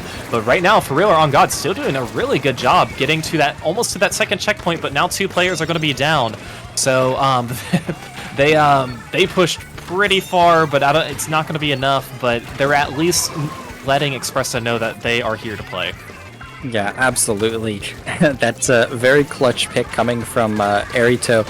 You never really realize how dangerous the bows like exploding capsules are until one hits, like, doesn't hit you, but it hits your feet and you can't move. And that's kind of exactly what happened there. With the Zuka coming out, the shots hit their feet, they're unable to move, and that's just game over with those whales. But For Real or On God staying in it, swarming, able to get 2 picks onto Xpresso here. The Crab coming out early with the Wave Breakers still online. The tower's going to continue rolling forward. They still need someone in that top right if they're going to be able to get this push all the way. The strikes come out. Teuster's stuck in an awkward position. They're going to end up getting taken out. The tower rolls into that checkpoint. The bow is in their way. They're going to be the last thing in between this tower and the lead, and they're not going to be able to stop it in time. For Real or On God with all the momentum, and now an E-leader and Crab on tower rolling through the final checkpoints. Yeah, this is an unstoppable push for them. I don't even know if any of their players really went down during that sequence. It was really impressive for Real or On God, just getting pick after pick on Xpresso, catching all of the flanks as well too, not allowing them to use that double killer whale move that they had used in the beginning of the game. So a very good comeback for Real or On God. Yeah, definitely. And we saw kind of those strikes taking out that key location, that canopy position that the tower moves past there. Both teams kind of knew that that was their win condition, and they were really just unable to defend it. They kind of went all in on trying to stop the tower there, and they didn't have any other options. Yeah, it's hard when the map just kind of spirals out of control like that. It's what I was mentioning at the beginning, but For Real or On God definitely showed us what they were capable of in this match in the later half of it, as Xpresso was very dominant at the beginning. But just goes to show, it only takes one good push to really set the tone and to ultimately get the win. So that's exactly how it played out for Real on God. But we will be moving on to Rainmaker Undertow for our next match. And I'll admit, as somebody who doesn't really like this map in particular, I do enjoy this map mode combo, especially to watch and to commentate. It's a lot of fun. Yeah, absolutely. I think, like, you know, with the left and right sides being so far apart, I think that there's a really interesting kind of dynamic on this map where it's not easy to try and get in between. You need to position very deliberately to try and get in between mid and the checkpoint. And whether or not the enemy team runs for that short checkpoint or whether they take the long way for the other checkpoint is kind of an interesting decision there, because everyone tries to defend the left, and sometimes someone takes it right against you, and then you start over focusing right, and then bam, they take it left again and get the checkpoint. So interesting mix of offense and defense here. Difficult to knock out, especially with that slick at the end. We're going to be seeing some pretty similar stuff coming out from both sides with a wiper this time instead of an elator. Very interesting. Yeah, Wiper is definitely going to help them be a little more mobile and get some key picks that are necessary for Real or On God to get a win. And with that, Legato is quickly going to be picking up, trying to take it on this left side. Two players are going to go down. So Xpresso doing a really good job with their opening pushes. Look at this. 3 players already going down. It's just Kelp who's alive. They are going to go down too. So we are 25 seconds into this match. First checkpoint on the left side has already been achieved. But if it's anything like last game, Xpresso really has to be on their toes and watch out for what For Real or On God is capable of. Yeah, you kind of saw like exactly what I was talking about. For Real or On God was positioned towards the right side coming from mid, and the Rainmaker made a dash for the left side, so they all had to dive at it, and that's exactly what Xpresso was waiting for. They took advantage of that, got that very early checkpoint, which is going to be very valuable for them in Rainmaker, of course, because now they have so many more options with how they push. Yeah, they don't really have any predetermined route that they need to go. They can take advantage of this entire map, and Xpresso now opting to go on this left side once again. You know, this is a better position to set your team up, so if you can be patient, this is definitely going to be a good thing to do, but they are going to try to opt for the slick, which is not going to work out for them, as 3 players were watching them, and they are going to go down. Just 1 player alive right now. It is going to be Pincher who's going to have to back up into mid, but they're going to be chased down. Nick now using the crab, making sure that they're going to be pushed out. So For Real now needing to get a little bit more map control if they want to try and get a push of their own. Yeah, For Real or On God's going to need to really get control of that middle of the map. They seem to be painting up that left side, but they're so separated at this point. It feels like, you know, they're very much telegraphing that they're going to go left. There's 2 members left, all of Xpresso rotating to this side of the map to defend it, and now Bandit with that Rainmaker in mid needs to make a decision on where they go.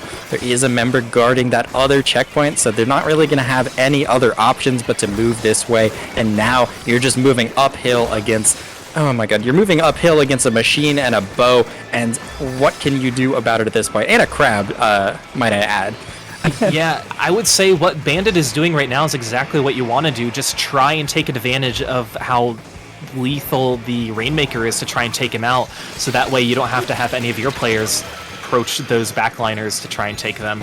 And with that, For Real is actually going to take the checkpoint and have a very, very nice player advantage, but Kelp trying to stay alive. Oh, they were trying to go on the slick, and there's still 3 players on. This will give them the lead. Will they have enough paint and the power? Yes, they will. This has to be a dunk for them. Oh my gosh. That was so sudden. Yeah. That's how Rainmaker goes. It's so crazy. Ah, man. Just unfortunately going down in that slick before that pedestal on... It's so easy to just want to dive the Rainmaker as quickly and just as soon as you can, and... You know, they don't have too many other options with how that went. So the game the game kind of ends up being lost like before that final stretch there. It's like, uh-oh, you just got 3 down at the first checkpoint. That's just really bad, you know? Yeah, So it is. setting up pushes based on the points is so important, and setting up defenses based on like what goals you're trying to set and what you're trying to stop the Rainmaker by. Yeah, and I this mode in particular, more than any other mode too, of just not getting wiped out, because Rainmaker is one of the only modes where you control the pace of the objective. You know, you can do that in Clan Blitz, but that's definitely a team effort. But if you have one player who's just really pushing up in Rainmaker, they're going to get a lot of points. And I think a wipeout on the left side too is way more dangerous than a wipeout if you were to take the Rainmaker from mid too, just because you there's just less room that you have to walk. There's a slick spot, you just go up it and you get the dunk, but that just worked out in the favor for On God, or for Real or On God. And we will be moving on to game 3, Clan Blitz on Mako Mart. So with how coordinated both of these teams have been so far, moving on to the mode where, you know, coordination is key, this is going to be a very fun one to watch. Yeah, but this map is so much more cluttered and close range than the maps we've seen before, and it's going to be difficult for Xpresso to try and keep up with For Real or On God's pace, who've just been putting the pedal to the metal sometimes. Xpresso's been strong on that opening push, but beyond that, they've had a lot of trouble. We'll see if they're able to stabilize again after that initial fight here. Or will For Real or On God be able to do something about it? The 52 gal coming out on the other side with that splash wall and killer whale, going to be very useful to help push up aggressively. Yeah, and we're going to once again see the double killer whale on the side of Xpresso with the tri-stringer and the brush to help get some picks, and they might use it pretty quickly too. We do see one coming from Hermit, the brush player, and able to push up very far. A few of these players for On God and For Real having to retreat and back up a little bit as Hermit is still alive by the basket. Pincher able to get a power claim, going to score. Some specials now coming out for Real or On God, with the Booyah coming out from Teister, who's going to be trying to push forward, but I don't think they're going to capitalize. But look at this, look at Hermit. Hermit Sneaky, with the flank. Yeah, being very sneaky, still alive, being chased 2v1, but finally going to go down. But it's not even about the clams that go in, it's about how long the basket is open and just making the team on defense panic. You know, my favorite part about that push was the fact that everyone stayed alive. They got a power clam in because they knew they could in that situation. They got out all alive, so now they're continuing the fight in mid, and they have that lead, and it's paying off. It was paying off in dividends for them. A couple picks coming out onto them, but Violet is finally going to be chased out, and Xpresso looking definitely a little bit more stable than they were in the first 2 games. Yeah, they are looking much more stable, I would say, too. And like you said, kind of with this map, there is more room to hide, more opportunities to kind of stay alive, too. It can also spiral out of control just if you're not careful, so...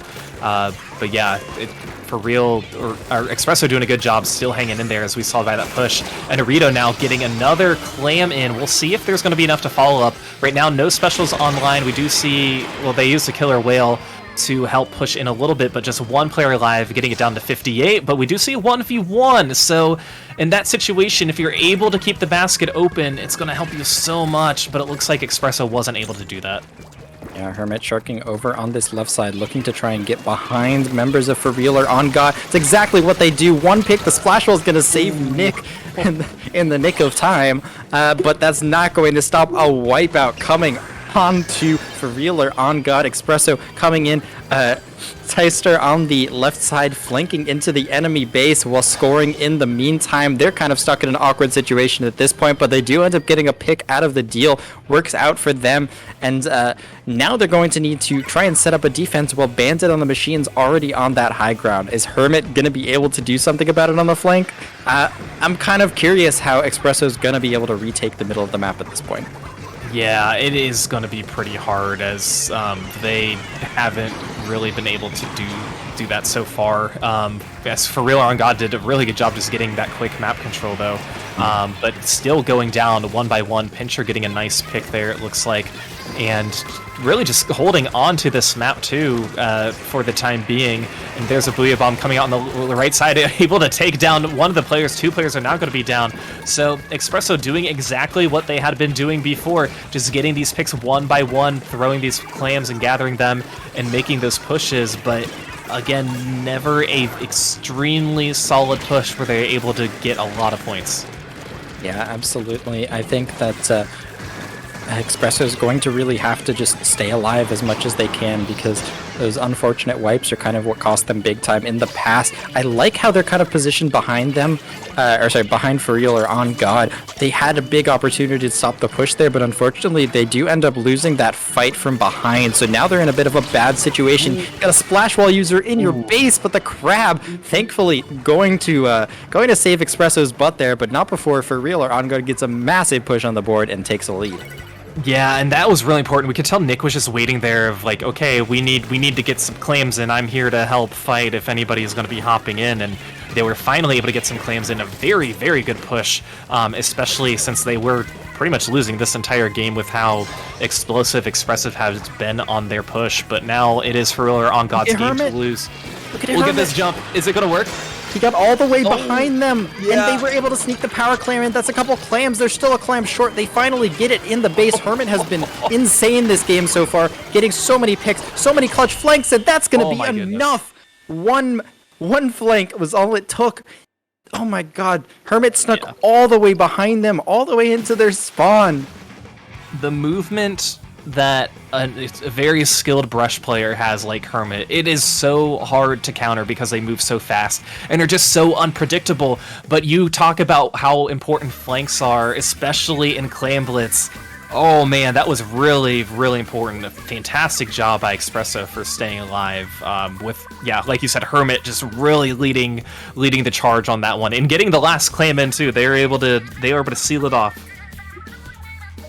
That was kind of crazy because it seems like For Real or On God did so well just holding their ground and just being such an aggressive presence in mid, and the flanks were really just what did them in there. That one jump was of course huge, but Hermit that entire game was sneaking through the alleys and just attacking them from different lines, and I think they're going to have to do a little bit more of that if they want to win this set. As we go to Hacklefish Market, is Splat Zones, which means that teams of course are going to be fighting through the zone, as we've seen, with 10 billion ink strikes, but the flanks on the side are going to be very important. They are, and both of these teams know that. Xpresso knows that they have to utilize Hermit for that, and For Real or On God, they know that's what Xpresso will be, planning up their sleeve to try and do and try and accomplish. So, calling out specifically where Hermit is, I think, will be very crucial to this, just so they don't get that team wipe. It's because if you get wiped out in splat zones, especially on this stage, it can be very hard to break in.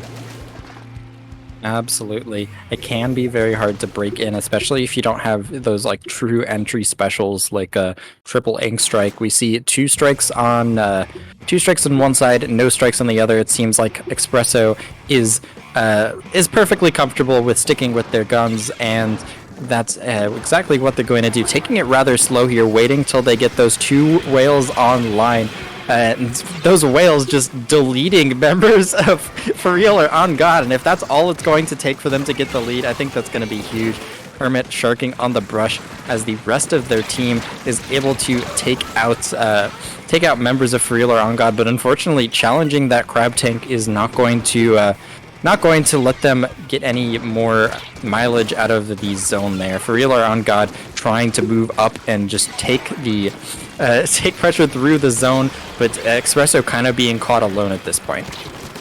Yeah, they really are, but look at this. Kelp actually doing a good job getting a few picks, but going to go down themselves. But I do like the ZNF choice. This is a weapon that we really haven't seen much, and that's going to allow them to get an additional triple ink strike. And like you said, there's just going to be specials galore, triple ink strikes like right here being thrown at the zone. to help counter and contest and displace some members. For Real or On God now able to take control of the zone. They're going to be finishing through their penalty points, having one player down. But now specials coming out on the side of Xpresso as well. Some Booyah Bombs, 2 players down on For Real or On God. So Xpresso's going to cap and hold on, and still have some good specials of their own, so this will be a very good opportunity for them to push up. Yeah, they've been doing a really good job kind of just holding the zone, playing relatively defensive, just waiting until For Real or On God drops and making plays based on that, because it seems like For Real or On God isn't checking every single corner, but they're just a constant aggressive pressure. They continue to take the zone, they continue to move up, use those aggressive crabs, and it's really going to be whether or not they're able to get the picks off of those specials that determines whether or not they're able to hold this game. And right now, with just about 3 minutes left, Real or On God in control to take over the lead, and they're going to be doing that with that Booyah Bomb coming in. Killer Whale's going to be coming in as well, along with the Crab too. So some specials just a little too late, and not going to be helping them in the moment, as it looks like For Real or On God isn't giving up the zone quite yet. So even with all the specials that were being thrown out, For Real or On God still doing a really good job. We're going to be seeing, I believe it's going to be one player. Okay, so they're going up for the Booyah Bomb. I thought they're going to be trying to get a flank, but For Real or On God still in a very, very good position with 2 players down on Xpresso. Yeah, that crab on the flank was huge. Violet coming up on the left side with yet another pick. Another one, Violet moving into their spawn to seal off this game. They get the pick on the machine, and For Real or On God is they're for real. They're for real. They're On God. Yeah, they won 3-1. They did such a good job. I think especially with Violet there in that position at the end, just being able to push forward, taking out players one by one. If you're doing that, there's no opportunity for the other team to try and push in. You have to throw your attention elsewhere. So a really, really good win there for Real or On God, with all members of their team just having amazing plays. Yeah, and Xpresso, of course, had a really strong run before this. They 3-0'd a strong EU team. If Popgun is not telling lies in the Twitch chat, but that is going to be Xpresso's tournament, as Worm and For Real are going to be facing each other. Where we've got, who knows what the Sonder and Wawa sets going on, but Qatar and Raiju, I think that seed may be a little bit deceiving. I feel like they may have slipped under the radar. Raiju may have slipped under the radar, as they seem to be even with the whole nation of Qatar. You know, it happens. I feel like it happens. But I'm surprised that who up with they Worm 3-0'd Sanctuary. Like, this is a weird, bracket that we're looking at, with a lot of things that are unpredictable. If you're coming in just now or recently, Last Resort already went out in round, quote unquote, round 3, which was their first round that they played, because we've had so many teams playing. Just take a look at how many teams are here. I believe there's about 40, with only 8 playing in round 1, getting us to a top, quote unquote, 32 in round 2 from there. So a few teams were one and done. Some have played from the bottom and they're still hanging on tight. And this will leave us with our final 4 teams, Worm and For Real or On God moving on to face each other. And then, like you mentioned, Qatar now getting a win, as they are up 2-1 against Raiju, and no scores reported for Sonder or Wawa. That is certainly interesting. I don't know which way either of the sets on the bottom is going to go at this point, but we've certainly seen some crazy upsets so far tonight, and a lot of just close sets in general. Certainly. Yeah, I'm kind of curious how the Sonder Wawa set's going. When a team doesn't report, I always wonder whether the set's just like so engaging that both of the teams are just like, it's like, we need to focus on this. Who cares about reporting? Right. Like, what weapons are you playing? Right, or like, we know the last thing on their mind is, oh, we should make sure the stream knows like what the score is, because they're doing their thing, and I don't blame them for that too. But yeah, it's so it always leaves us on our toes, because we could see 0-0, but then we see a 3-2 victory just kind of out of nowhere, and like, oh, what happened? But yeah, it'll be really crazy. Raiju, a 27 seed, has an opportunity to make it to the top 4, as they will have a few more matches that they need to win if they want to do that. But of course, like we mentioned, anything is possible here. So it'll be very fun to see who's going to be moving on. Interesting. I'm trying to see if I recognize any of the members on Raiju. They have, some of them have some JP names, but I'm not sure if they are JP. This is interesting, and I wonder if we see them on stream, if we will know for sure.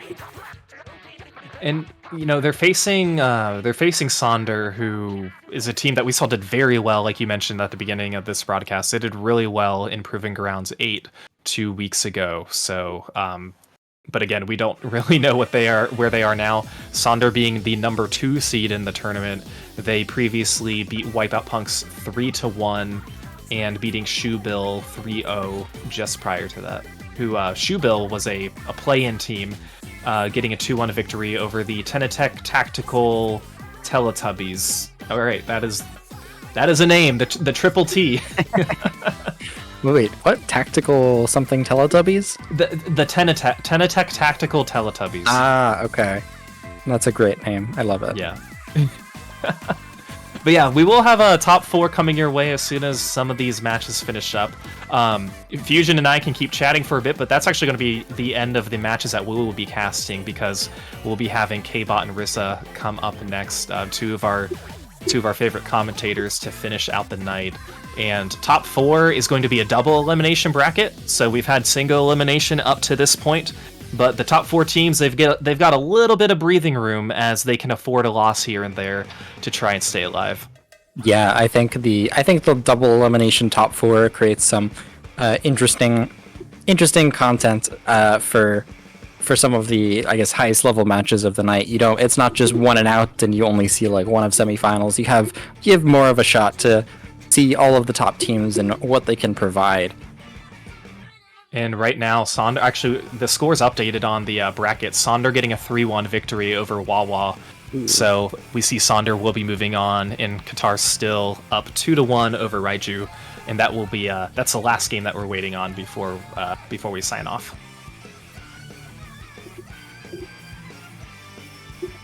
I'm still a little bit I'm a little bit surprised to see not too many 96 gals tonight. I feel like every time I scrim, there's a 96 gal. Whenever I find myself walking down the street and I turn the corner, there's always a 96 gal with Kraken. It's just out in the wild, yeah. Yeah, some things just kind of they trigger that fight or flight reaction. Back in Splat 1, it was Inkzuka for me. I'd hear the noise that, of them pulling out the Zuka, and that's like, okay, I'm gonna go hide now. Yeah, like this is my cue to not be here. Yeah, I wasn't that way with like Kraken in Splat 1, but now I'm very much like, okay, you're a 96 gal with glowing hair. I'm not going anywhere near you. Yeah, for real. It can be really scary. Another thing that's different too with our top 4, I guess not necessarily the first round, but during the winners round, or the winners finals and then grands, there are going to be counter picks. So, just a different thought process going into to those matches. But I mean, I can't imagine whoever makes the top 4 is not used to counter picks, just based on how well a lot of these teams play. So, there will be some certain maps and modes, I'm sure, that some of them don't want to see, and others that they definitely prefer. But we're just, once again, waiting on this last matchup between Qatar and Raiju, who's finishing up with Qatar up 2-1. Winner will be moving on to face Sonder. What's your favorite map mode in the game? Okay, I get a ton of beef for this, but it's not competitively viable, obviously, or else I wouldn't like it. But it's Clam Blitz on Mahi Mahi. I think that's a good map. I think it's a solid map. It's fun. It's fun, but it's so hated at the same time, and I understand. But I like to just run around with Junior on the map and just like spam torpedoes. So that's something I like to do. But it's kind of funny because my least favorite then was Mahi zones, and I am not about that. I would rather just jump in the water of Mahi at that point. Yeah, it's like opposite what seems to be in tournaments. People are playing Mahi zones and not so much Mahi clams. I agree with you. I think clams is the better of the two for sure. I'm a pretty big fan of it. Yeah, but again, Mahi anything, that's not something I don't think we're going to be seeing anytime. Yeah, perhaps. Unfortunately. So, also just a quick update. The set between Qatar and Raichu is now tied 2-2.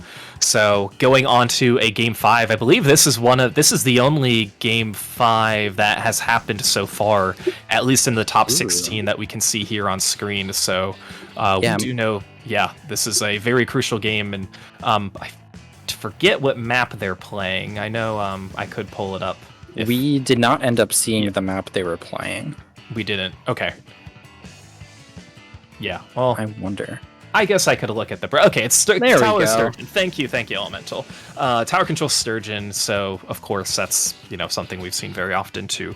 But with the teams and how they're playing, and I guess with Qatar, they were up 2-1, so they didn't really have the momentum against that Raichu has going into this game. But for both of them, very decisive, very important game 5, as the loser will be done after this. TZ Sturgeon can end in a second though, so who knows? That is not one of my favorite maps in the game. I'm a pretty big fan of Rainmaker Undertow, although I think Clams Mako or Clams Inkblood I think are some of my favorites. Okay, those are classics. I don't blame you. I do like Splatoon 2 maps quite a bit, but I did play Splatoon 2 for quite a bit. yeah. The thing is, I like all the maps that returned, but I just play so poorly on them in Splatoon 3, and I'm like, why is this happening? What's going on? And I don't know if it's just because everybody's way more used to it than I am, but with those two maps in particular, if you have somebody flanking and you're trying to defend the basket, it can be so hard, especially on a Mako Mart, because you could score literally from any angle and you would have no idea where they're sitting. Yeah, it's certainly a very fast-paced, kind of crazy mode, but that's kind of what I like about it. I guess it could be a stalemate or it could be a knockout, which is pretty fun. Yeah, it can really go those two ways, but overall, there's a reason why both of those maps are still being played. Really, all the Splatoon 2, maybe not as much Wahoo, but we do see pretty often come up in a lot of these tournaments. So, I'd say they are good maps that came back. Now, Manta Maria coming back, we did see it being played here. Clam Blitz, we had on that map earlier, but like we said, that's like a different style of Clam Blitz matches or matchup that you could have. There's definitely, you can kind of feel the different design philosophy from Splatoon 2 and Splatoon 3, like in the maps. So many of the Splatoon 2 maps are very like square and boxy. Yeah. In comparison, as Splatoon 1 became Splatoon 2 and 3, the maps became more like, they certainly became more, I guess, well, I'd say curved, but Humpback Pump Track existed. But ignoring that, Splatoon 3 definitely has a lot more kind of like a fluid terrain. There's a lot more like switchbacks and just weird looking like terrain bits, just because it's so much easier to like swim all over slopes of different heights, and it just feels much more fluid in this game, and I think the maps kind of lean into that. And I think kind of the mechanic of squid rolling definitely helps with that too. Instead of swimming up different walls to get to platforms, you can just do like a double squid roll and you're up, another level from where you were before. So the maps definitely cater to the mechanics of the game, and that's something that we like to see. And yeah, if you guys are just tuning in, we are waiting for one more game to finish up before we get started with the top 4. Qatar and Raichu going on to a game 5. They likely have started by now, and they are playing Tower Control on a Sturgeon Shipyard, and we are waiting to see who's going to be winning. I would assume that we're going to be not well, not Fusion and I, but you guys and everybody who, in our next commentators, Kbot and Rissa, will be commentating that match between Sonder and the winner of this one. So we definitely want to see who comes out on top. Yeah, absolutely. We don't want to take you guys to a commercial break right in the middle of the game. We're trying to get the answer. We're waiting on the edges of our seats. Indeed. And hey, at least these teams have updated us after each game, and True. it's not a not a after the set we're gonna let you know that it went to game 5, and we would have no idea until it's reported.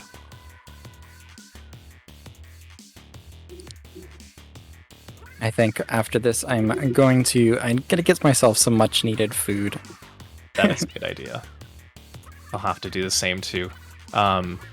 Hey, I'm excited for some of the Splatoon events that's coming up this weekend at PAX. That'll be a really fun top 4 to watch with a lot of really strong teams and some amazing commentators who are going to be there.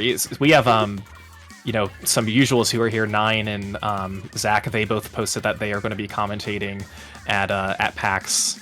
So it'd be really fun to see them on the big screen over there and see a lot of amazing gameplay. Yeah, absolutely. I think the PAX events. I had the pleasure of attending PAX because it happens to be relatively close to me in Seattle when the last event happened. It was a lot of fun to watch. That was the one at the very that was the preview event for Splatoon 3, and it was kind of crazy, just like the atmosphere, the lighting, the stage, and I think this PAX is going to be even bigger, and the teams and the level of play is so much so much crazier than it was. God, it's been 6 months since the game came out. Okay, so I have questions about kind of, I'll say like the conventions, because I'm definitely used to LANs, but these conventions, PAX is very different than a LAN. So if you're walking around kind of the venue, what do you see and what do you do? Yeah, so looks like we finally got our result. Qatar coming out 3-2. So they're going to be facing Sonder in in the top 4. But yeah, PAX is you got a lot of different games that are kind of like, you have a booth for what's the company behind Shovel Knight? Oh gosh. I can't quite remember, but they had like a booth where you could try games. You could try games that hadn't come out yet. A bunch of indie devs showing their individual the games, merch sellers, a lot of, I guess, the usual vendors and whatnot. It's a lot of fun, and if anyone has the opportunity to go, then I very much suggest it. I think even just watching the Splatoon event is crazy and a lot of fun. Awesome. That sounds really cool. But hey, we don't want to hold you guys much longer. Let's get our next commentators in here for the top 4. Thank you all so much for watching with Fusion and I. Fusion, where can we find you? You all can find me at 8bitfusion_ on Twitter or Fusion Splatoon on YouTube. Where can they find you, Falco? Yeah, you can find me, Falco Flyer, on Twitch, FalcoFlyer11 on Twitter. I am a weird morning streamer person, so if you're an early bird, I'll be live at 9 a.m. Eastern or 6 a.m. Pacific. Fusion, you'll probably be sleeping, and I do not blame you for that. So you can find me there, and also broadcasting matches, typically CCA matches on Sunday nights on Splatoon Tourney. It's been a lot of fun so far. So we're going to bring in Kbot and Rissa in for the top 4. So thank you guys. We will be right back with Proving Grounds 9.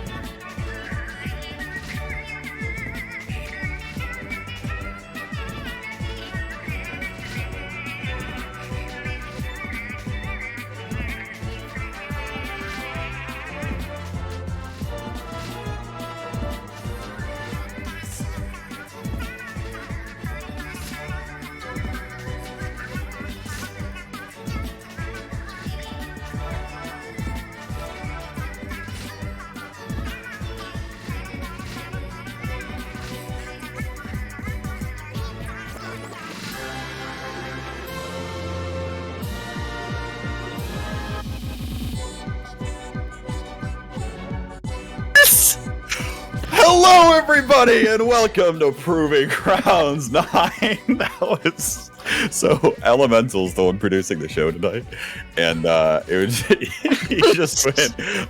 He just like, you are on, and was like, wait, are we on? And Rissa was like waiting for me to be like, hey, wait, come on, are you actually here? And we were like, this is awkward. And then now we're laughing at the beginning of the opening. How's it going, everyone? My name is K-Bot. I'm joined by Rissa. Rissa, how is your Friday evening? My Friday evening is great because I'm so happy that I don't have to work for 2 days. So I'm happy for that. Yeah, doing good. A lot of Splatoon and Smash action this weekend too, so I'm looking forward to this weekend. A lot of things to unpack, and of course, it all gets kicked off with a good old-fashioned Proving Grounds. Although I say good old-fashioned, and I realized that the format changed like a month ago, so it's not really old-fashioned because it's single elimination, but we are now in double elimination, folks. That is right. These teams are now, our top 4 teams have entered into the double elimination phase of the tournament. So now they get an extra life at this point. The loser here will be able to make up ground in the losers bracket later. It'll be an interesting one. Sonder, a team coming back, rebranded, new roster coming in, has a lot to prove here, Rissa. And they're going to do it up against this Qatar pickup.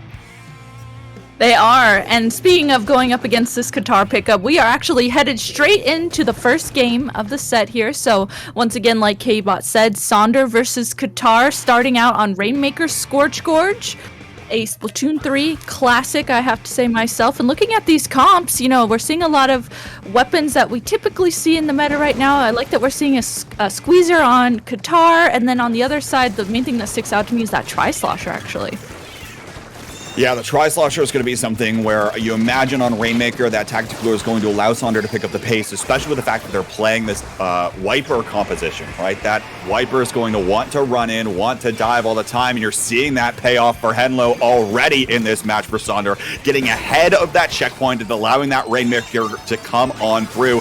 Now the Tacticooler goes out, that was on Scrub for the Rainmaker, and there's still plenty of paint for this Rainmaker to keep on going forward. It gets down to the 33-point mark already. Sonder will go 2 down, but it looks like Henlo's sticking around. The Ultra Stamp's going to be able to pop the Rainmaker shield. Is going to get that down to 12 now. A beautiful opening here for Sonder. Well, what a great opening. And look at that, too. You can see Scrub stayed back a little bit. Toast and Henlo jumped in, and they are continuing to hold this space. And not only hold the space, but move forward and pop the Rainmaker. And with 3 members down on the side of Qatar, Scrub just grabs the Rainmaker just like that, almost gets the dunk. Doesn't quite get it, but look at that. Their teammates are right there to follow up.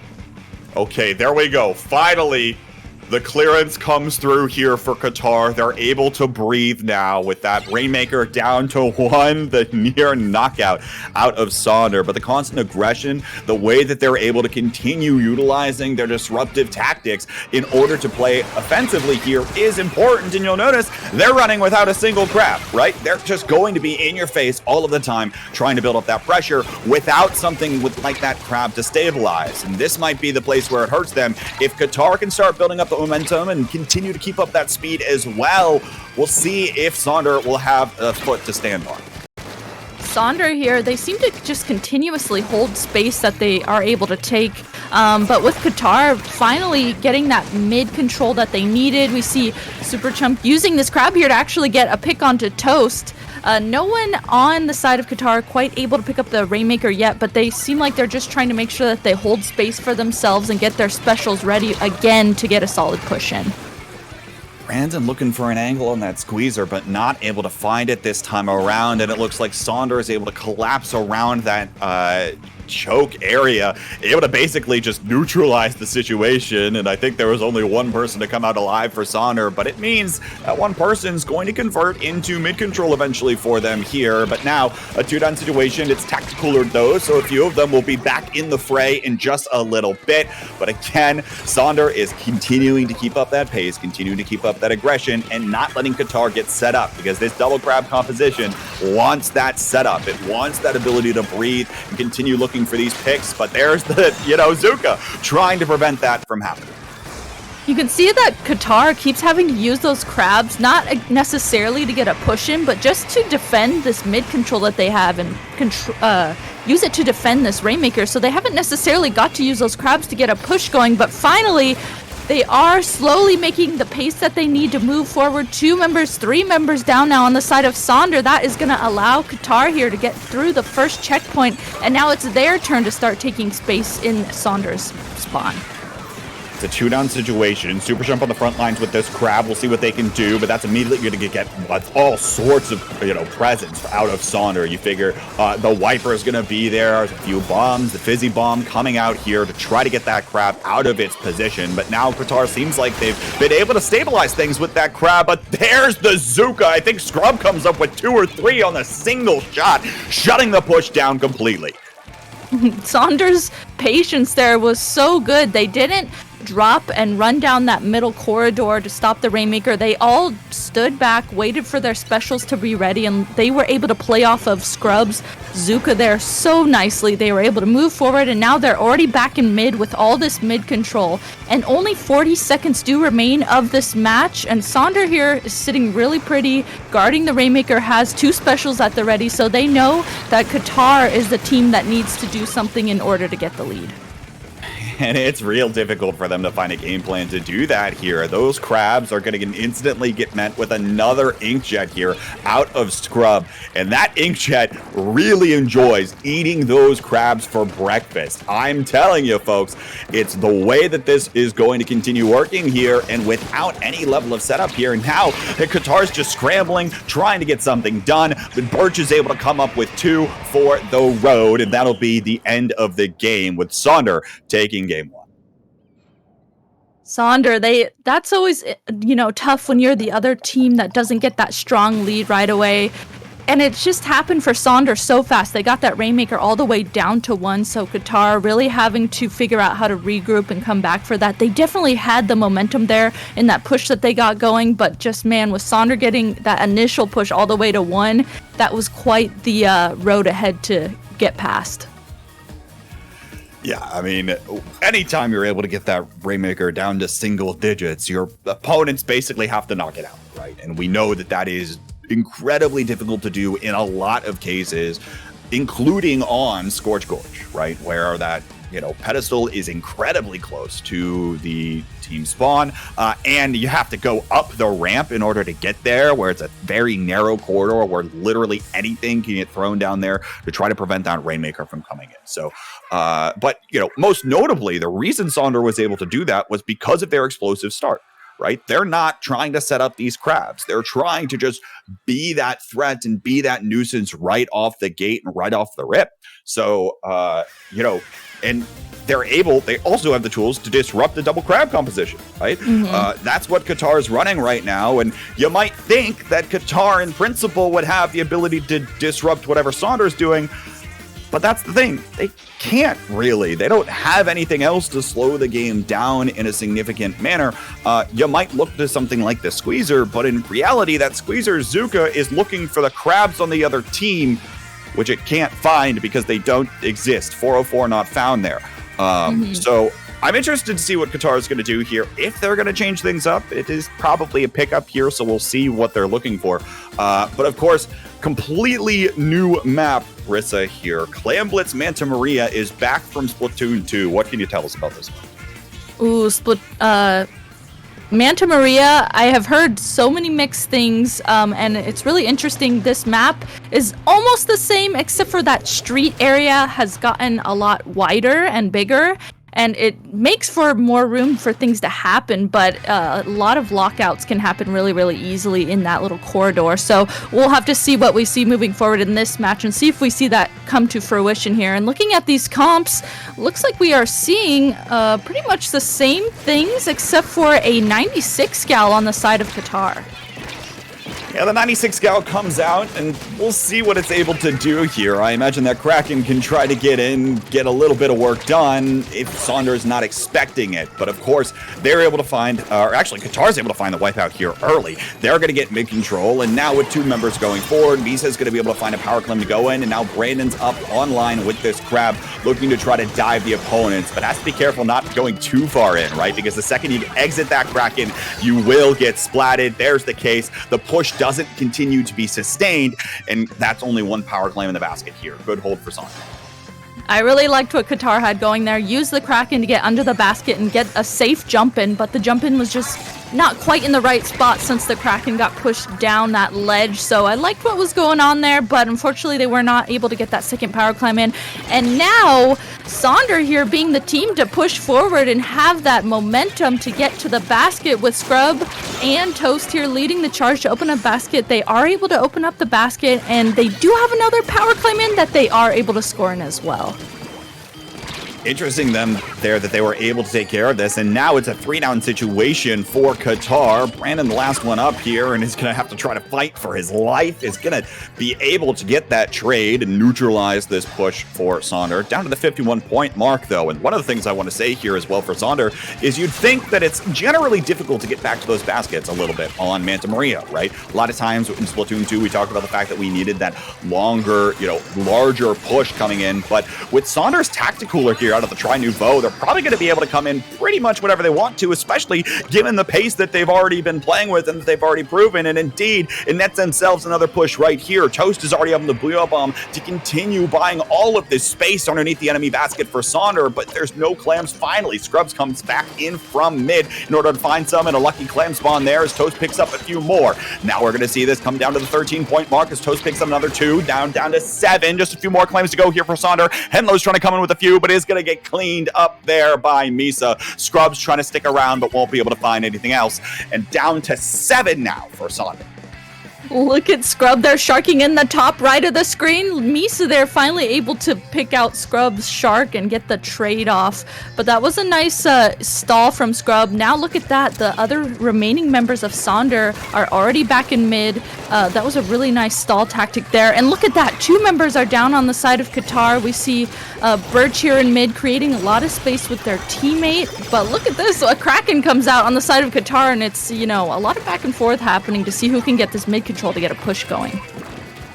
Little bit of a scramble around the mid-mast here on Manta Maria, but nonetheless, it seems like both these teams still continuing to jockey for position. Now you see an Henlo come around on that wiper. Brandon's able to find the 2-shot onto Toast, and that might open the door up here a little bit for Qatar, who now has that pity claim to work with at their backs, but now has a few claims as well that they're starting to build up. The question is going to be, how do they choose to engage this completely? Because the double crabs here are going to be difficult to set up, and you're already seeing that come to fruition. Misa trying to get into position with that crab, but not able to do that there. Both the splashes go down in aggressive positions, and the push is going to fall apart for Qatar.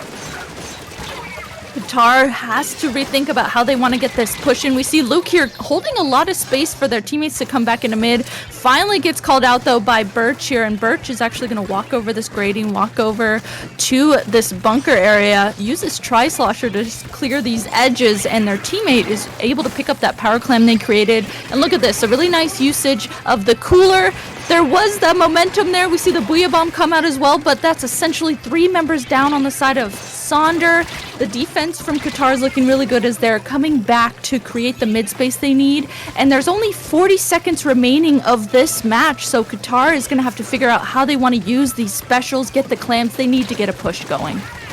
And talk about clams, we need a ton right now for Qatar. They're going to need to come up with a bunch, probably like 3 power clams worth before they really try to get in here.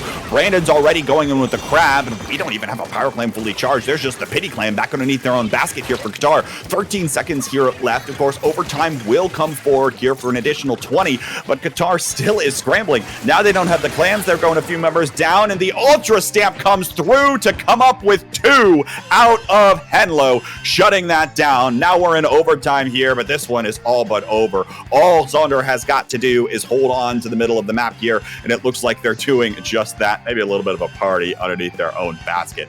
And well done by Sonder to be able to take care of business there.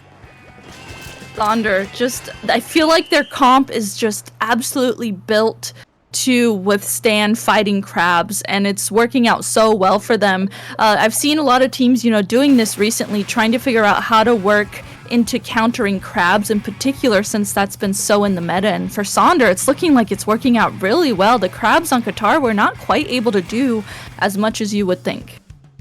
Yeah, I completely agree. And I buy that strategy myself. In this case, Sonder, of course, utilizing things like that Wiper, the Ultra Stamp with its increased object damage, right, or specific damage to crab, and then additionally having the Zuka online as well.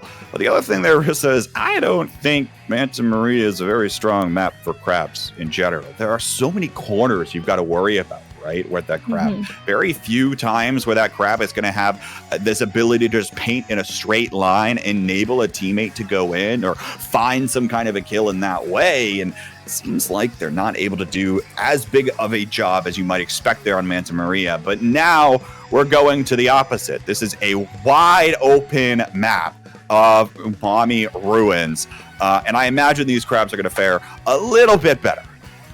Oh, absolutely. The crabs are able to get up in higher levels of this map and utilize those to utilize the range of the crabs, like you mentioned, K-Bot. And this map, since it's still so fresh, I've been really trying to figure out what everyone's methods are.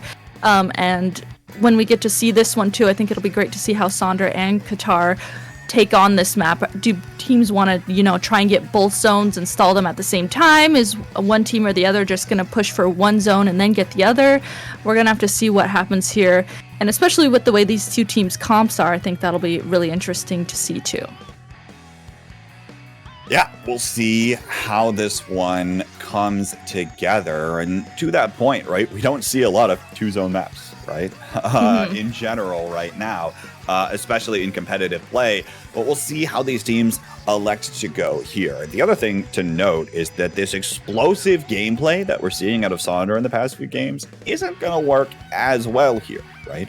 There's not going to be a lot of cases where trying to just go as far as you can towards the enemy side of the map is going to be incredibly beneficial. Instead, having a little bit more of that stable presence is going to be useful. Now, of course, that means they're going to be able to engage and take back the zone pretty quickly and pretty well. But I'm wondering what tools they'll have to start to stabilize a position.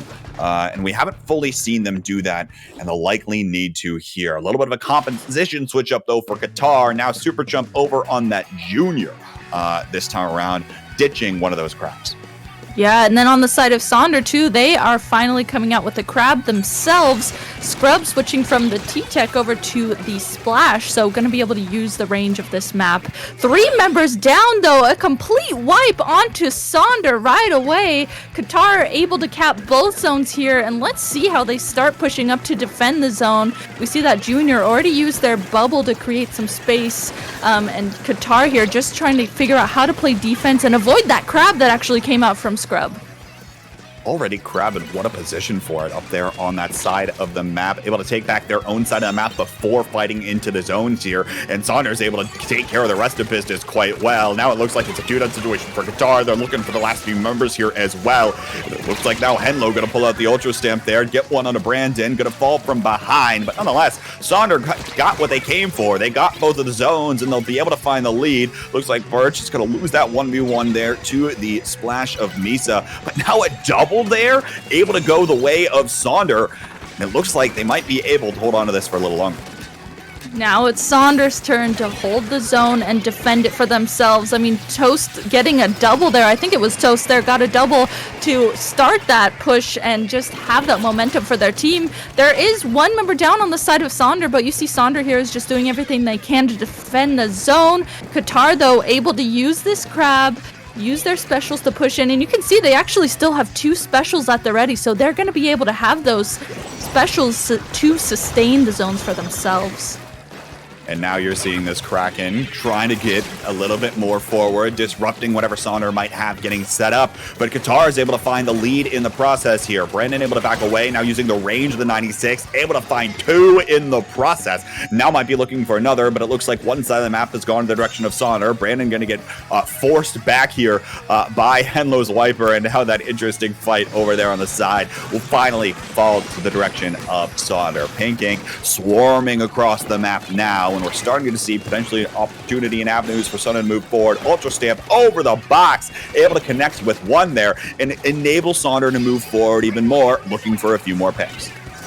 Toast uses this Booyah Bomb to throw it forward and create some space for their team. And look at this, Toast is just sharking. This little right corner area seems so deadly for sharks if you are not on top of it, because look at this, we're seeing Toast right now gets a jump in and then moves forward to try and get that pick onto Brandon, gets the pick, and Sonder is right back in the zone already with those jump ins to try and get the zone back for themselves. But they do have 2 members down. 3 members down now, and you can see that Qatar is just doing a really good job at trying to defend it as much as they can. They do have the lead still.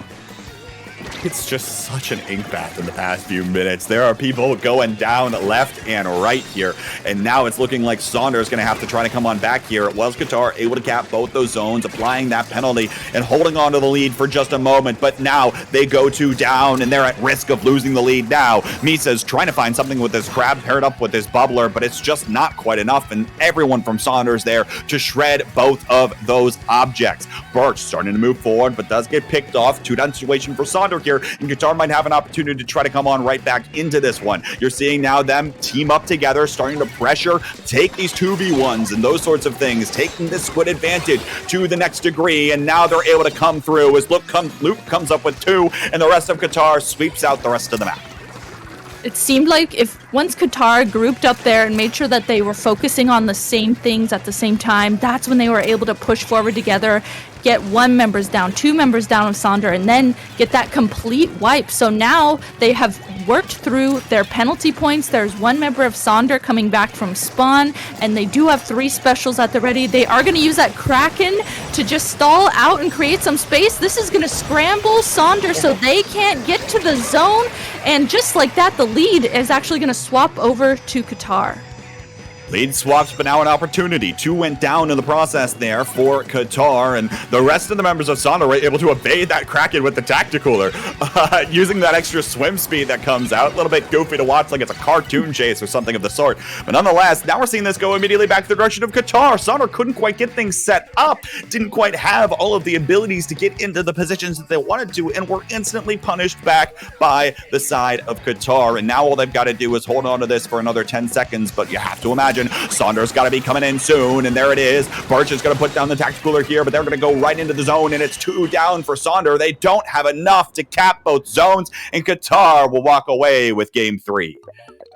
I was watching there right at the end. That it's always the little I don't even know what the call outs are for this map, but there's that little alleyway thing down at the bottom left, and I saw Misa sharking there, and that shark looked like it paid off really well. Was able to get 2 members down onto Sonder, and that looked like it was what enabled Qatar there to just get that right at the end. So we will be going to a game 4, gonna be headed over to tower control on Hagglefish. And if Qatar wins this, we will be going to a game 5.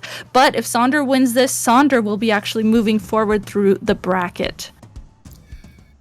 Yeah, and we'll see what happens. Of course, folks, remember, we are in now the winner side of the double elimination top 4. So the loser of this will have an extra life, an opportunity at redemption. But the other thing I want to note here, especially about the end of that game, is no matter how good you are at being explosive and having the ability to take back control of a specific area incredibly fast, the reality is you're probably not going to be able to do it at the very end of the game when it matters most, because those overtime sirens or anytime you get close down to that timer is anxiety inducing. So The reality there, of course, is that Sonder probably not able to get fully set up. There are a lot more things you have to consider there at the very end of the game when your opponent can just play so much more passively there as well, to your point about those sorts of sharks towards the end of the game. But we'll see what happens here as we're going forward to tower control, hagglefish market. I'm anticipating seeing the crabs back on this one. I actually don't really know what the logic was behind the switch up. I imagine maybe the junior is used because you'd be able to hold one of the zones easier. Like you can cover basically the entire zone with a bubbler. Yeah. And maybe you could do that with the you can make the argument for the tower here too, but like crab is also fine. Yeah. Right? I remember Sure. yeah, at the beginning of Splatoon 3, it felt like right at the beginning when everyone was still figuring out the meta and weapons and everything, I consistently was seeing V Junior on tower control, and everyone was like, that's the thing, you gotta play Bubble Junior on tower control. But I have seen that completely switched off the meta, so I definitely think that was an interesting switch up from Super Chump, and they are actually going to go back to that. So gonna be and sticking with the junior, so they are going to be utilizing that bubbler for tower, I'm sure. Yeah, and we'll see what else happens here. But now Sonder switching over to a Neo Splash as well, away from the Tri-Slosher here. And I love the Triple Ink Strike, right? I think the Triple Ink Strike is an incredibly strong special weapon that not many people have gotten the hang of yet. And it'll be something that enables opportunities for the rest of the members of Sonder to run in and run forward. In fact, I'm surprised they haven't been using it so far with how they've been playing. The ability to just get a little bit of extra ink right on top of an area and push and use as a smoke screen, all different sorts of uses for that Triple Ink Strike, and you see it come out there for Sonder, netting themselves an early wipeout in the first push this time. I love that you said that, and then all of a sudden it happened right in front of our faces. We got a front row view of that happening. Now Scrub using the crab on, I think this is one of the best crabbing spots in the game, on that canopy to help create some space. And now look at this, the tower already able to get through that checkpoint and push forward to get more points and get to the second checkpoint. Now there are 3 members down on the side of Qatar, and look at this, the members of Sonder are just able to jump in, continue pushing this power past the second checkpoint. How about Birch there, though? Hopping off the tower to dodge the bomb, going up, getting one, retreating back to the tower before it resets out of the checkpoint, and allowing for a jump to come in from Sonder to sustain the push. Fantastic play there, and it enables Sonder to get this thing down to the 11-point mark, nearly breaking that final checkpoint on this map, which would be devastating, and they're still in position to try to cause a little bit of chaos. Toast going down will hinder their ability to do so, but even still, Sonder has complete control of the middle of the map. Not Brandon has anything to say about it, though, on this Kraken. Looking to come forward here, but now is going to get caught out, stuck between a torpedo and a balloon, and will fall there. Now the tower being juggled in mid here. Finally, though, Qatar able to get 3 members. I think that was essentially a complete wipe onto Sonder. And now it's going to be Qatar's turn to start pushing the tower, work on getting it through this first checkpoint. Let's see how they use their specials and how they create space for themselves to push this tower if they're able to do so. Luke, looking for the one under the crab, is able to find that, but is going to go down in the process. The triple strikes clear out the entire area around the tower, enabling Sonder to come on back through here. So much space that was bought by those things, but Qatar looking to try to respond. Super Chump, though, comes right onto that Booyah Bomb, unfortunately. It is going to get taken down in the process. Toast looking to try to collapse around from a different side, a flank angle. Onto Luke, onto that tower, and this push is looking down for Qatar. But hold on, a Kraken's out once more from Brandon. He's going to find at least one here, and now he's going to be able to pair up with a teammate to find Toast on the flank angle again. Crab Tank comes out, shutting down this street area, and Brandon will be forced to jump away. 2 down for Qatar, and Sonder is stabilized.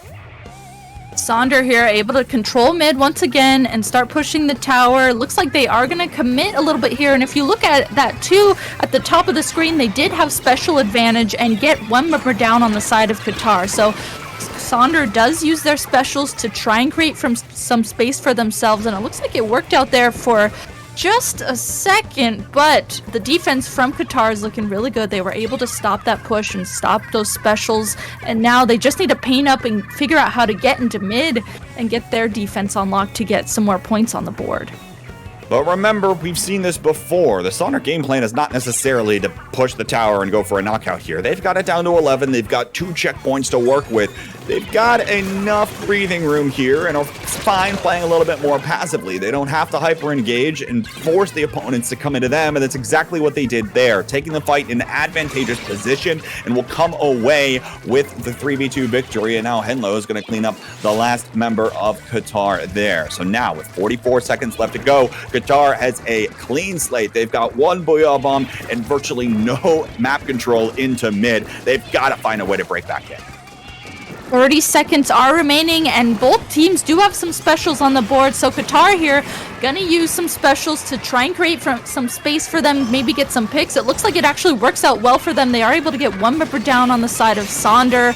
Henlo just jumps on the tower, jumps through that bubble with the wiper, able to get that pick onto the junior. And now look at this, Henlo just is creating so much distraction and space for their team.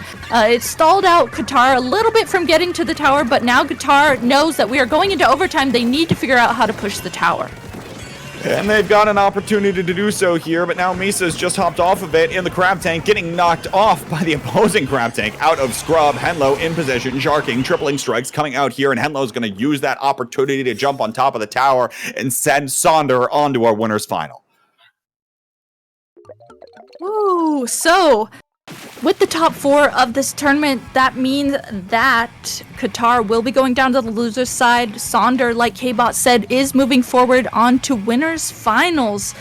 Man, there was a lot of back and forth moments of that set, but Sonder definitely had the game plan ready and knew what they wanted to do moving forward. So getting to see them in winners finals will be great, seeing if they're able to continue to use that game plan. And let it be known, I'm a triple ink strike believer. In case that wasn't abundantly clear yet, with Seafoam's composition half the time nowadays. But regardless, use triple ink strike, folks. It's good, I promise. Learn it. You'll be glad that I made you learn it. Anyway, taking a look at the bracket here, of course, Sonder, just coming off of that victory over Qatar, will be updated in just a moment. And now we've got another matchup between 2 interesting team names up on the top side. Do I really have to say? I'm not going to say their full team name. I'm not going to do it. Do I have to do it? I'm not going to do it. I'm saying no. I'm putting my foot down. Okay. If Rissa's putting her foot down, then I think I get to put my foot down. Worm versus For Real, okay? As in, are you for real with these team names? Really? Do you all think you're funny? Is this Friday? What's the name of this show? Friday Night Live? Is that what this is now? You all are a bunch of comedians? Is that what this is? Apparently, Proving Grounds has turned into, yeah. Friday Night Live. Yeah, exactly. Yeah. You have to come out with your most, interesting team names, as we see here on the screen. I mean, by the way, Qatar is also like a team name out of left field. I don't know why. It's at least more normal. Like it's an actual name of something, so it makes a little more sense. Yeah. But also, why Qatar? Is it because they held the 2022 FIFA World Cup? Is that why? You think that's funny? Sports reference in there for you? I don't know what's going on anymore. K-Bot has not. He's, usually he, gets tilted at the gameplay of things. This time he's tilted at the names on the screen. At the team names. Yeah. At the names on the screen. In any event, this Worm team was able to come up with a victory over to their opponents. And I have no idea, who is playing on this roster. I'll read this out to you. Prophet, someone with an instant ramen tag, Straw Worm, Citrus Clef, Palu, and Salt. Those little boxes that you see on your screen are the worm emojis that are supposed to be there, because some of them thought it was funny to add worm emojis to their IGNs on Battlefield, despite the fact that you cannot do that on your Switch. So, yeah. Anyway, we'll be seeing them come up against Sonder. And the largest thing, again, that we'll be looking out for is just how well they're going to be able to respond to this fast aggression out of Sonder. Yeah, I think the main thing that stands out to me with Sonder is just the way that they're able to stall space one of the members. It's not even just one member. I've seen Birch, I've seen Toast, I've seen Henlo do it. They will just shark in spaces and then create some type of disruption, and then the whole team is able to just play off of that so well and play really fast off of that. So I think that's going to be the main thing that Worm is going to have to figure out how to react to that and how to play around that. Okay, so here's another behind the scenes of being K-Bot, okay? I got a DM, like frame 1 after the first time I said this map on stream. Rissa, how do you say this map? How do you pronounce it? Now I'm scared to say it because... Maybe I shouldn't have said anything, just made you pronounce the map? I feel like everyone that I've heard just says umami, but... You know, I'm like questioning it. I'm like, is it umami? I don't know. How do you say it, K-Bot? I don't know. I don't even know how I say it. I haven't given it that much more thought. I don't know. I don't know. Why? Like, what's going on? I commentate for like, I don't commentate for a month. I think the last stream I was on was Region Rumble for Proving Grounds. I don't commentate for a month, and now I get 3 random team names out of left field, and a map that apparently I can't pronounce. Really? Someone DM'd you tonight, frame 1. Tonight, frame 1. When I said it the first time in the last set. What's up with that? What's up with that? Anyways. What is this, zones? Yep, Yes, back we're back to on zones. Okay, double crab composition. Here we go, folks. Of course, we saw exactly what Sonder was able to do to the last double crab composition. We'll see if they can replicate that here. Yeah, able to see what they can replicate, and it looks like they're able to use that tri-strike that K-Bot loves so much, able to push forward with that, and Hello actually creating a lot of space there with Toast with that tri-strike, able to cap the zone and completely get a team wipe onto Worm. And look at this, they have not only got the zone for themselves, but they are completely pushed up here, continuing to get picks onto Worm. And now you'll see the constant pressure and the constant ability that Sonder's able to come through with here. They're still in control of these zones, and this Worm team is going to have a difficult time trying to get back in again, especially with the fact that they have to try to set up these 2 crabs, and already another 2 of them are going to get taken down. Just 35 ticks of the timer here left to go for Sonder to be able to knock this one out completely without Worm even so much as touching the zone. We see Clef in position with that crab, able to catch out Henlo, but look at how much diversion was over there onto that side of the map. They've got to find their way into the zones here, and now the triple strikes come out here, trying to keep these zones capped for Sonder. It looks like it'll at least keep their near zone. Can it keep the left zone here as well, as now Henlo's engaged in a 1v1 on that side of the map and wins the disadvantageous 1v1 against the machine. That's the wipeout, and that's the knockout. Sonder will take game 1. I love that Sonder, right there when Worm definitely had some momentum there to get the zones for themselves, Sonder just made sure that they at least kept one zone for themselves. That way the penalty points didn't get put onto them, and that played out really well. The team itself was able to play off of that really nicely and just defend the zone there at the last possible second, recap it for themselves, and a really, really clean starting game there from Sonder. Okay, so it's umami according to Google. Thank you, Twitch chat. For your contributions. Don't make me start calling you the idiots in chat like Popgun would, okay? Even though you're smarter than me right now. That's not the point. That's not the point. Anyways, moving on. We are in the counterpick stage of the tournament now, Rissa. But frankly, I'm going to be honest. I think it's time we ditch the double crabs. It's not working against this Sonder team. They've got too many things that are running practically running the show, right? They're able to keep up the pace so well. They've got 0 crabs to their name. They have so many tools at their disposal, and they have so many flexible options at their disposal depending on the map in order to try to make it such that these crabs have no potential to getting set.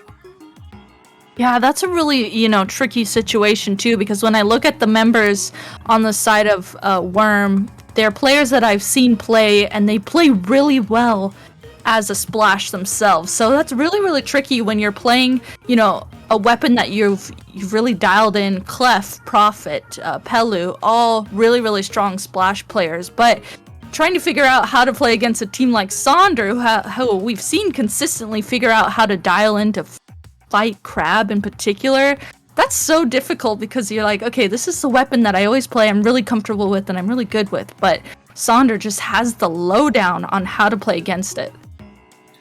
I'm sorry, that was incredibly insightful, Rissa, but I now have to go back to Twitch chat, where Popgood is saying the idiots in chat are threatening to butter my head. Why not call them that? Okay, so there are multiple things that are weird about this. One, there has to be some context somewhere. Like, I don't know where that came from. I don't know if that was earlier tonight or something. And 2, Popgood, you realize that you are currently one of the idiots in chat because you are typing in chat by your own definition and by your own, hand waving, right? You recognize that you are currently one of them. One of them. Because you are also typing in chat.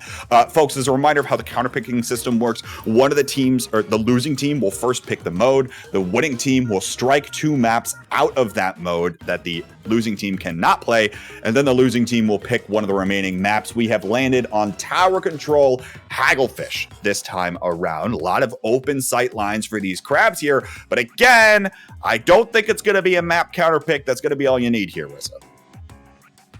Yeah, like we were highlighting before, you really have to figure out, how to play against Sonder in particular, like the game style that we've highlighted of the way that they play so well. Completely agree. And maybe, Worm just feels more comfortable on this map and mode in particular, so we'll have to see if that ends up playing out for them. And not having seen them play too much myself, I think it's going to be really interesting to see how they figure out how to counter Sonder in this second game.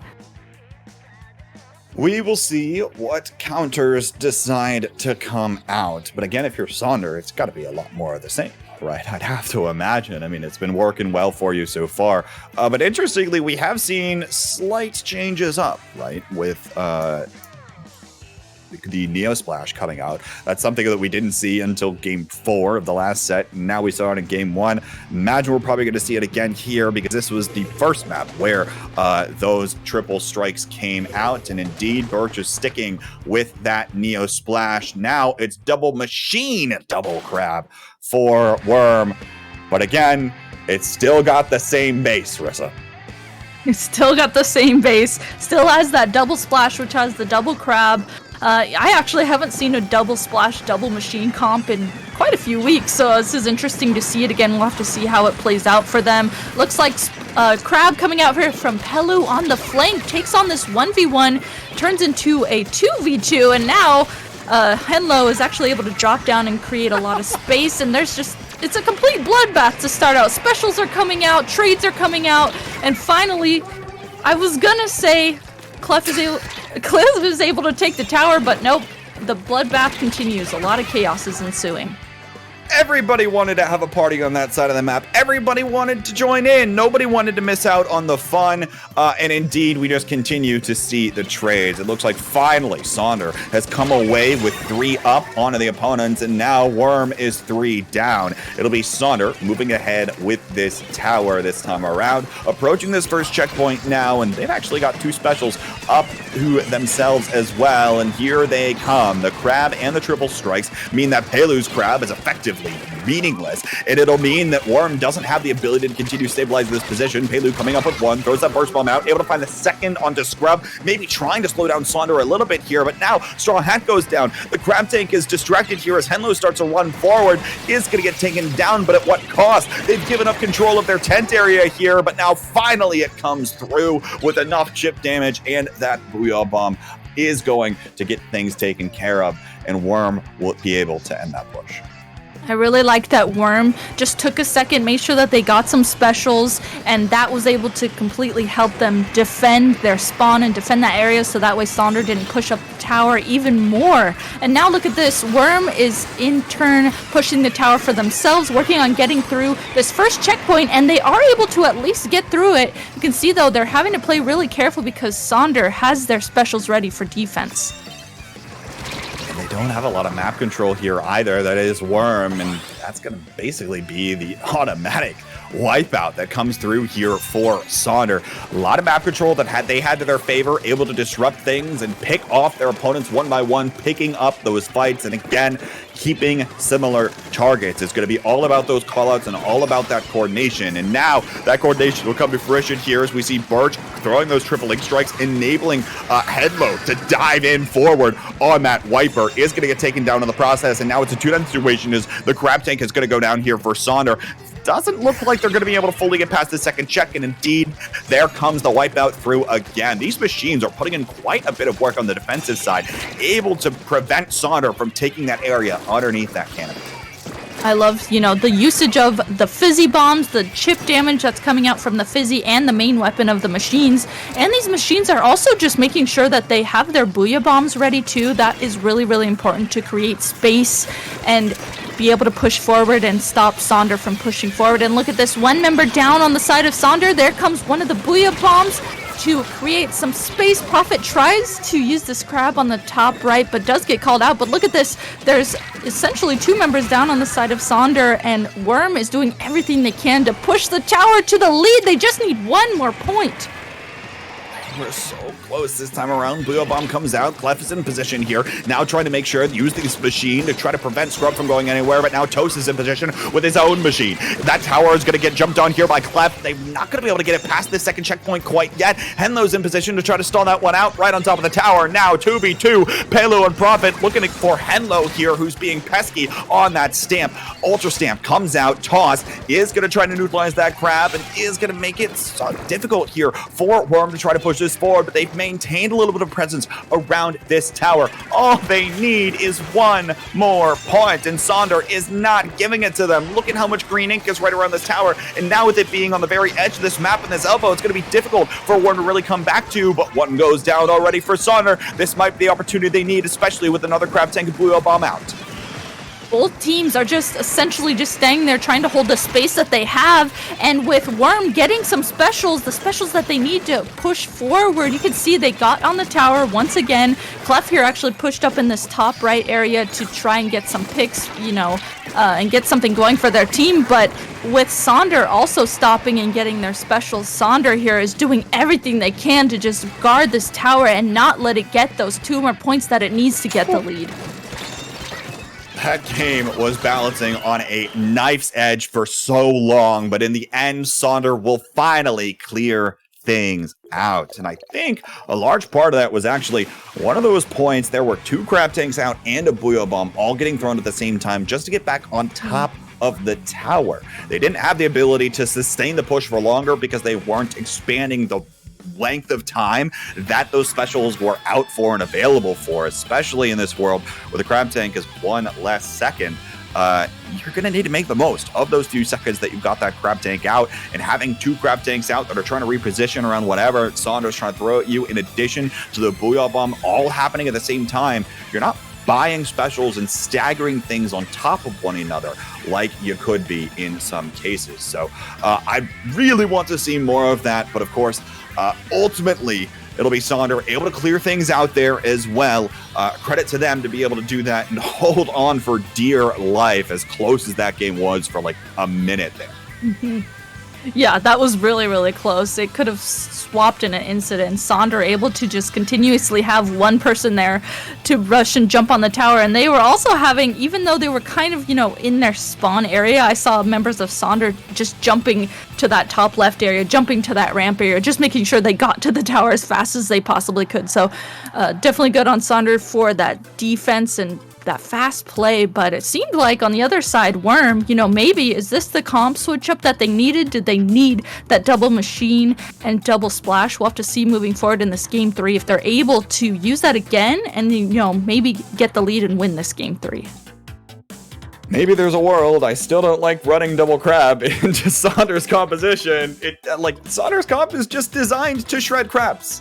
That's what it's designed to do. And if they don't think they're shredding crabs enough, they'll go back to Zuka, or they'll go over to something else too. Obviously, the tripling strike will be able to do that all the same.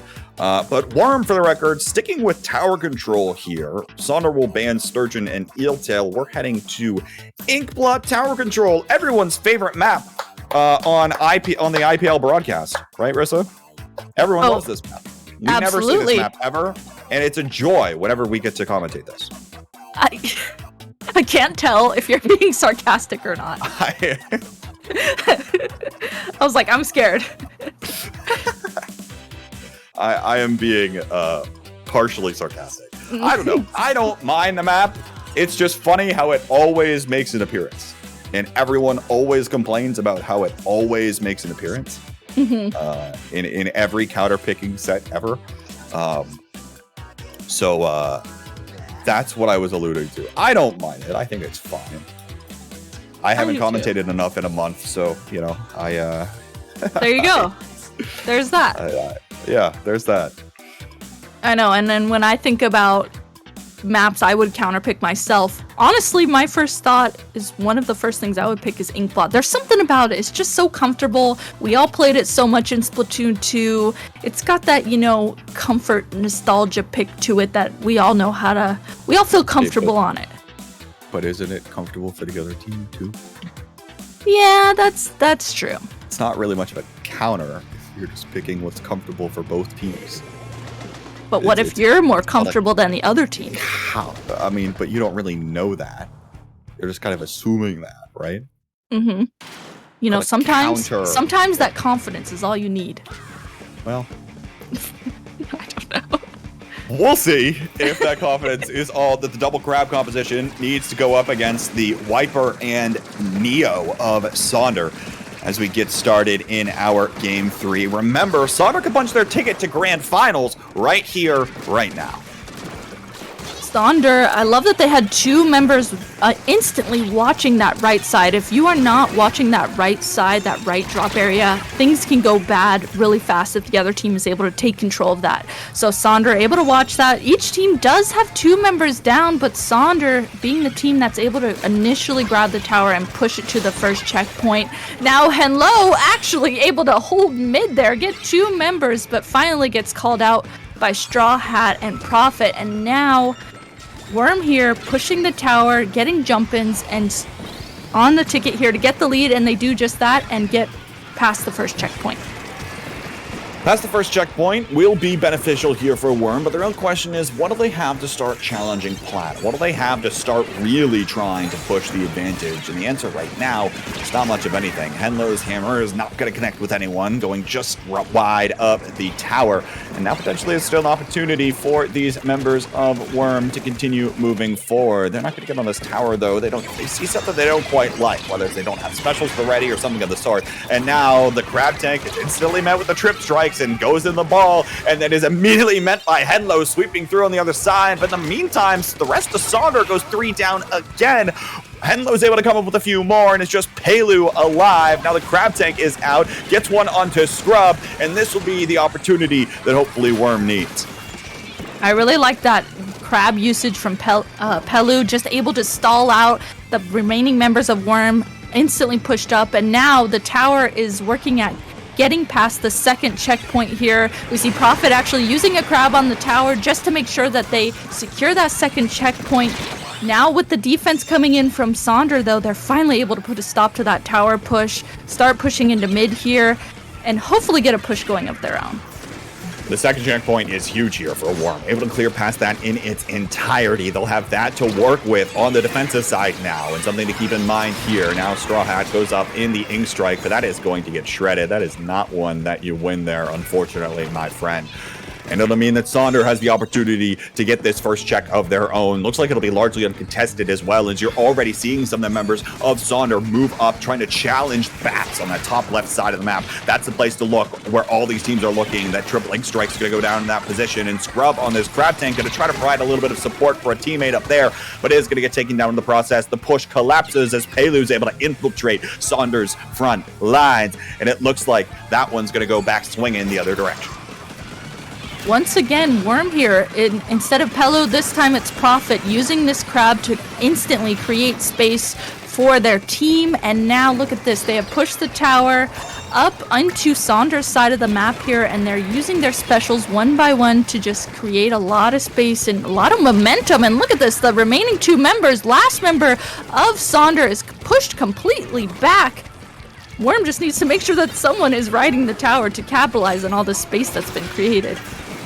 Beautiful job by Prophet. Once that Crab Tank goes out, they're able to use the Booyah Bombs to continue building upon the space that the Booyah Bombs are able to provide for them off of the front end. And now looking to try to continue this push up here for Worm. It looks like, though, the push is going to start collapsing as a few of the members going down. It's the machines both down for them, and Palu's still around trying to make sure that they can take care of business. Prophet goes in, is going to get swarmed by a few of the members of Sonder here, and Palu has this Crab Tank. Where will they elect to use it? Looks like nowhere. They're going to get jumped on by Sonder there, and now with 50 seconds left to go, maybe Sonder has an opportunity for a push. Sonder here having three members push forward through this rail to try and take bats. They only have one special at the ready, now actually two specials, using both of those specials to create and take this bats area. But unfortunately, they do have two members go down, three members now. Worm, it looks like they've really dialed in on this map. They are making sure they work together to be on their defense. They did not let Sonder push up into their spawn, into their plat, into their bats at all. And with only 15 seconds remaining, Sonder is going to have to figure out what they need to do to try and get this lead in the last 10 seconds. They have to find something, and they've got to find it fast, and that's why you're seeing the specials come out now. Triple Ink Strikes and Booyah Bomb both out of Sonder, trying to get these members of Worm to move around, but they didn't find any picks in the process. Palu's going to bump into Henlo in order to assist with that splat onto the Crab Tank, and it's going to be Worm walking away with their first game in the series in Game 3. Ooh, that, it seemed like, I'm thinking about Worm is really figuring out how to get a read on Sonder one game at a time, and I feel like we've really started to see that buildup of that. And moving forward, this next game, Game 4, is going to be essentially Sonder's, with the way the counterpick system works, Sonder will be the team that picks what the map will be, so we'll have to see now that it's going to be Sonder's turn to pick. Okay, fine, Popgun. Maybe I was wrong. Maybe map comfort was all they needed.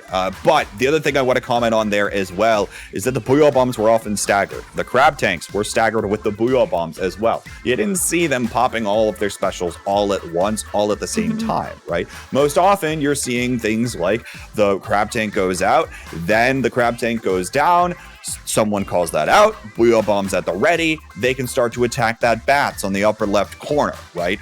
Able to take care of and clear that out, opting for this tower and enabling it to actually find a push through past that second checkpoint area. Now they're able to throw another Booyah Bomb up there, continuing to disrupt where Sonder wants to get set up and where Sonder wants to approach in from. I think there was a much better execution thing, and maybe there's something to be said, of course, for the ability to execute on that specific map. But nonetheless, we'll see what happens as this one continues, because theoretically, it's still not an advantageous comp matchup. So we'll see what ends up happening, and I am not shocked, Rissa, to hear that Sonder wants to go to Rainmaker. I am not shocked either. We've seen Sonder consistently do really well on the last set on Rainmaker with the way that they play so fast and utilize their sharks and aggression. So I can definitely see why they would be picking Rainmaker. We'll see what the strikes and what the final map selection is, of course. Got a little bit to wait on this one, but if we have the opportunity, let's see if there's anything going on the lower bracket. Remember, both the teams that lost in the first round have the opportunity to go down to that losers bracket, and it is Qatar that was able to take the best of 3 set away from For Real. So they will be the team that we see next in losers finals as this one continues to progress. Yeah, in this set that we're watching, the loser will be moving down into losers finals to fight Qatar. So we'll have to see. We are still in it. Will this be the last game, or will we be going to a game 5? We're gonna have to see.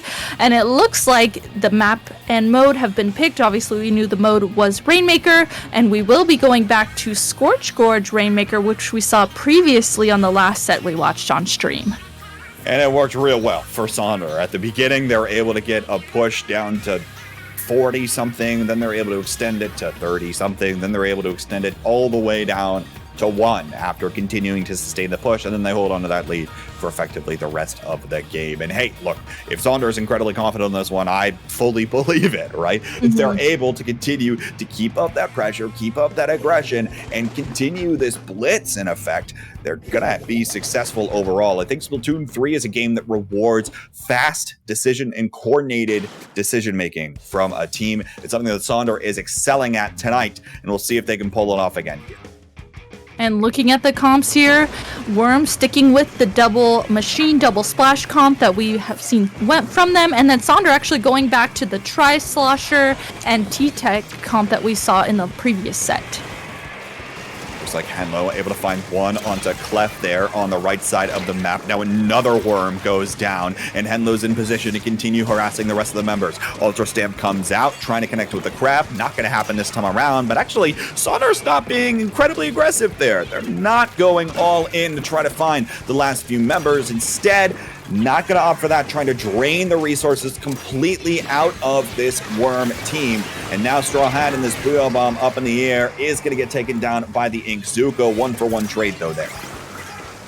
Sonder here just slowly inching up bit by bit, and look at this, it's working out for them. They're just playing a little bit more patient, not as aggressive and fast that we previously saw them play on this map. Finally, Scrub is gonna grab the Rainmaker, and with Henlo going down, you can see Scrub here is just trying to stall out a little bit, trying to, see if their teammates can make something happen, but the Crab came out from Worm and was able to put a stop to that. So now the defense from Worm is looking really good. They are watching the Rainmaker as best they can.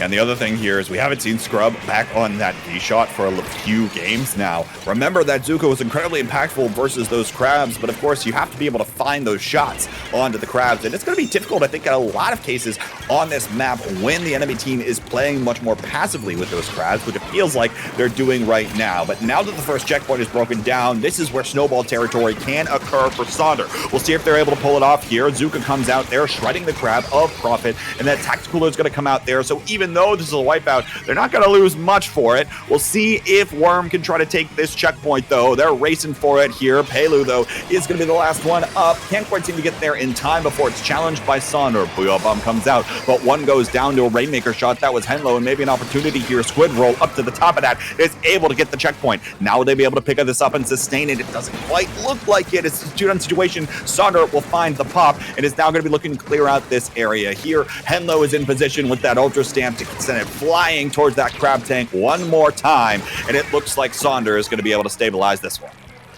Yeah, Sonder just making sure they grouped up together and pushed up together. That was really, really good that they didn't hang back and they made sure that they pushed up together to get those members down on the side of Worm. Now it's going to be Sonder's turn to pick up the Rainmaker and start pushing it for themselves the same way that Worm just did, that we saw Scrub able to get a few more points on the board. We see this cooler coming out to help the teammates of Sonder push forward a little bit more.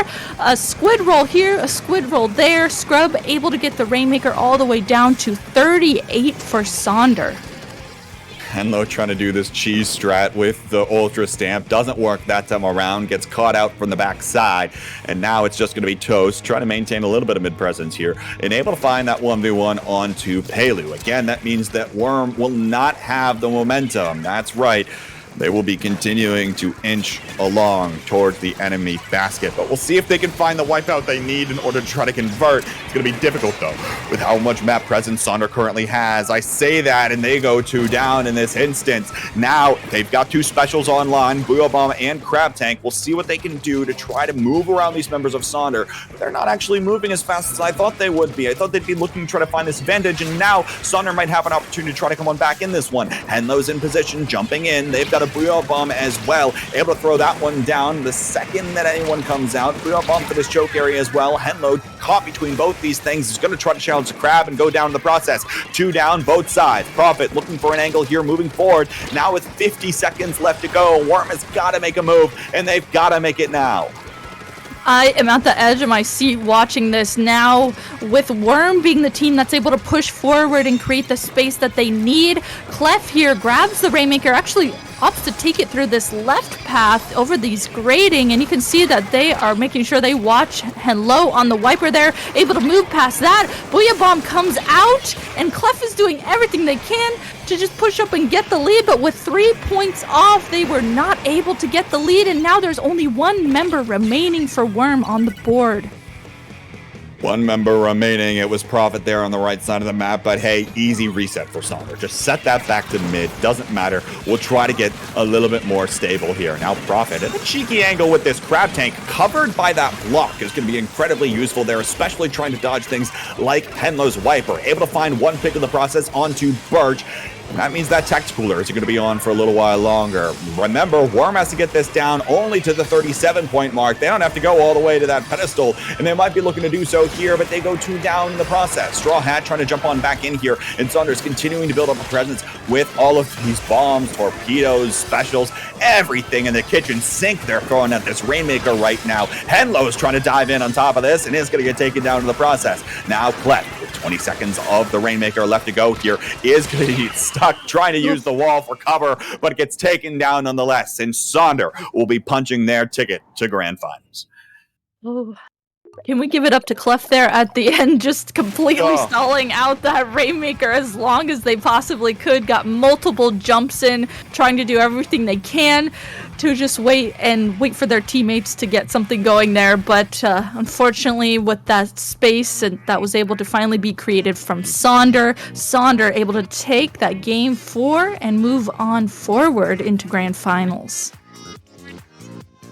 And what a challenge it will be for the team that goes up against this squad that is playing incredibly quick, incredibly aggressively, and has some adaptations for each individual map that you can tell they've at least thought a little bit about, right? In terms of how it's going to change their precise play style. But they looked like this Worm team might be able to challenge them, especially on that Rainmaker game last when Sonder changed up their composition slightly there, opting for Scrub to go back over to that V-shot. It's quite seemed to work out as well as some of the previous games for them. But nonetheless, we'll see what comes of that when we get there, because up next, we'll have Worm versus Qatar. And this will be an interesting one to watch out for, as we've seen both these teams pull out the double crabs tonight, Rissa. Ooh, I didn't even think about that. Both teams consistently playing double crab, so that is always interesting when it's kind of like a mirror comp in a way. I mean, of course, we're all definitely used to splashes and crabs being on the board, but getting to see these 2 teams in particular here in losers finals will be interesting and see who can get the upper hand. And I'm also wondering, if Worm is going to go back to only having 1 machine like we got to see in the previous set with Sonder, or are they going to stick with that double machine, double splash moving forward against Qatar? Now, chat, I'm going to level with you. In my opinion, in my S rank +1 level coach opinion. Now, you're allowed to laugh, Rissa. Come on, work with me here a little bit. +1 level coach. That's right. I believe that running double crab against double crab means that you are, almost regardless of what the other two weapons end up being, almost regardless, if you're running double crab compositions against one another, you are handshaking to whichever team plays mechanically better. Ooh. Okay. As a coach, I don't like doing that because I want to be able to counter the crabs. I want to be able to do something about them rather than just assume my team is going to play mechanically better. Now, I think it's gotten better with the number of counters that there are for crabs now. If you're running any of them in addition to the double crabs, then maybe you can make a better argument for that. But in my mind, if you're just sticking with this whole double crab thing, it's going to come down to the team who's mechanically better. What does that look like, or what does that mean? It could mean a variety of things, right? How are they staggering their specials, perhaps? It could mean literally who is just aiming better, right? I mean, there are all those sorts of things, but very rarely is there anything in my mind where like the crab duel just happens. It cancels both crabs and that's that, right? And in a world where where half of the people in the lobby are just canceling each other out, there's very little room for other kinds of skill expression on a team play level. That's my 2 cents.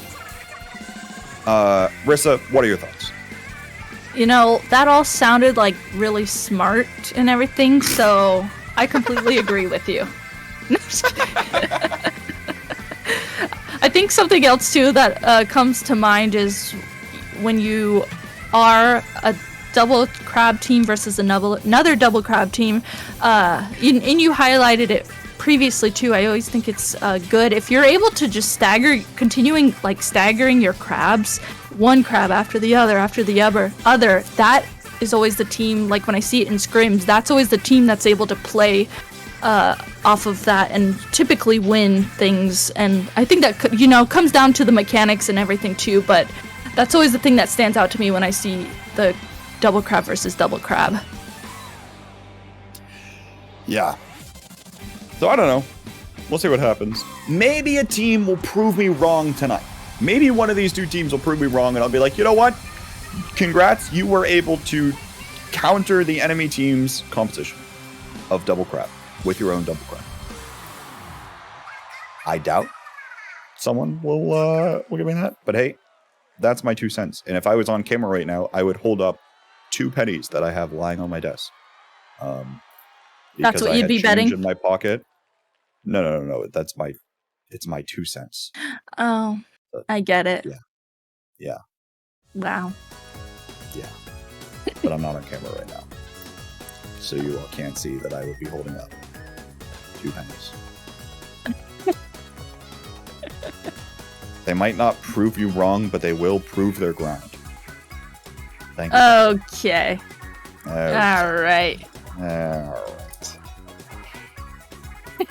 I don't even have anything to say to that one, except for okay. I mean, one of the teams is going to lose, so if they lost, they're not really proving their ground. Not really proving anything. Yeah. I don't know what's up with that. Oh, well. Real comedian. Yeah. Friday Night Live with IPL Splatoon. Welcome aboard, folks. Everyone thinks they're real funny around here. Admittedly, including me. Yeah, you've added to this. I have added to this. I have. This is true. You have too, though. True. Not as much as I have, but you have too. Yeah. Still trying to stay professional. I'm just kidding. No, I'm not. Professional? What? I don't know. What kind of... No. Humbug. Hey, speaking of which, shoutouts Anarchy Rainbow on the music right now. Rissa, what team are you going?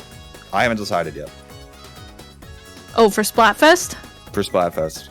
I honestly don't know. I'm, that person who last minute goes to all my friends, hey, what are you guys picking? And then I go, okay, I'm just going to pick whatever all my friends are picking. So that way I can play with my friends. I'm that guy. That guy. I'm thinking I'm going to do the same for this one. Yeah. I think, technically speaking, aliens are the most likely to exist out there. Yeah. Most likely. The law of large numbers states that.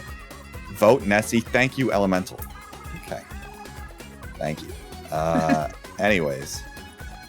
The law of large numbers states that if you do something enough times, even with such a low probability, it will likely happen at least once. And for that matter, if you do something a bunch more times, it'll likely happen at least twice. So, life exists out there somewhere, folks. Whether or not they've made contact with Earth in 4.6 billion years, who knows? But continue exploring and continue being curious. That's the astronomer in me. Anyways, I feel like we're in like a college class that K-Bot's running about like mythical creatures. Mythical creatures. There would be a college class about mythical creatures. Yeah, we just made one that you're teaching us Though all. admittedly, I am probably putting on my lecture voice. Anyway, here we go. Qatar versus Worm. We're going triple splash now because Pelu heard my comments about Trip Strike countering against the crab tanks and is probably picking them, right? And the Kraken will also probably try to disrupt the crab tanks on the other side. So we'll see how these things play out. Seeing how these things play out, and I didn't even get to highlight too that we are back on Scorch Forge, of course, but instead of Rainmaker this time, we are on Clam Blitz. And looking at this map, starting out, okay, I didn't even notice here. It looks like Qatar actually able to open up the basket, and they were able to get a few more clams in, but with Straw Hat back there just distracting them, they weren't able to follow up past that 77-point marker. And we'll see what happens here because Qatar was able to back away and hold control of mid.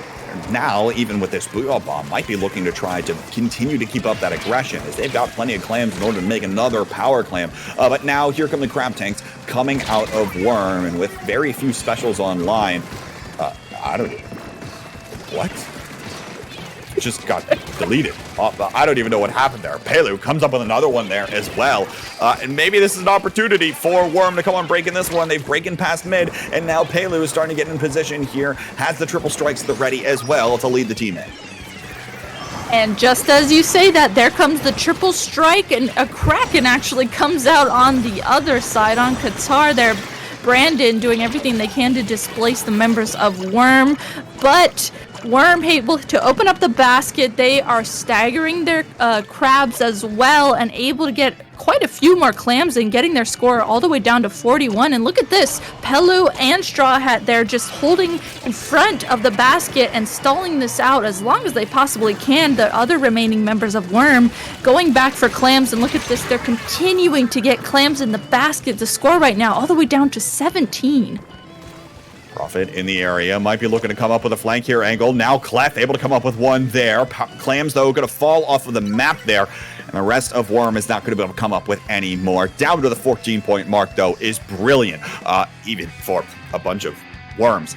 Able to take care of business there, and now has a sizable lead to work with here as well. And with two crabs in their name that can cancel out the opponent's crabs, they'll be looking to try to slow down the pace of this match, and they gotta do it by not dropping here. Clef is gonna go in, trying to look for this one, but Qatar's gonna be able to start cleaning things up, and now it's another 2-down situation for the Worms, and it looks like Qatar's gonna have a power clam throw into the basket here of their own.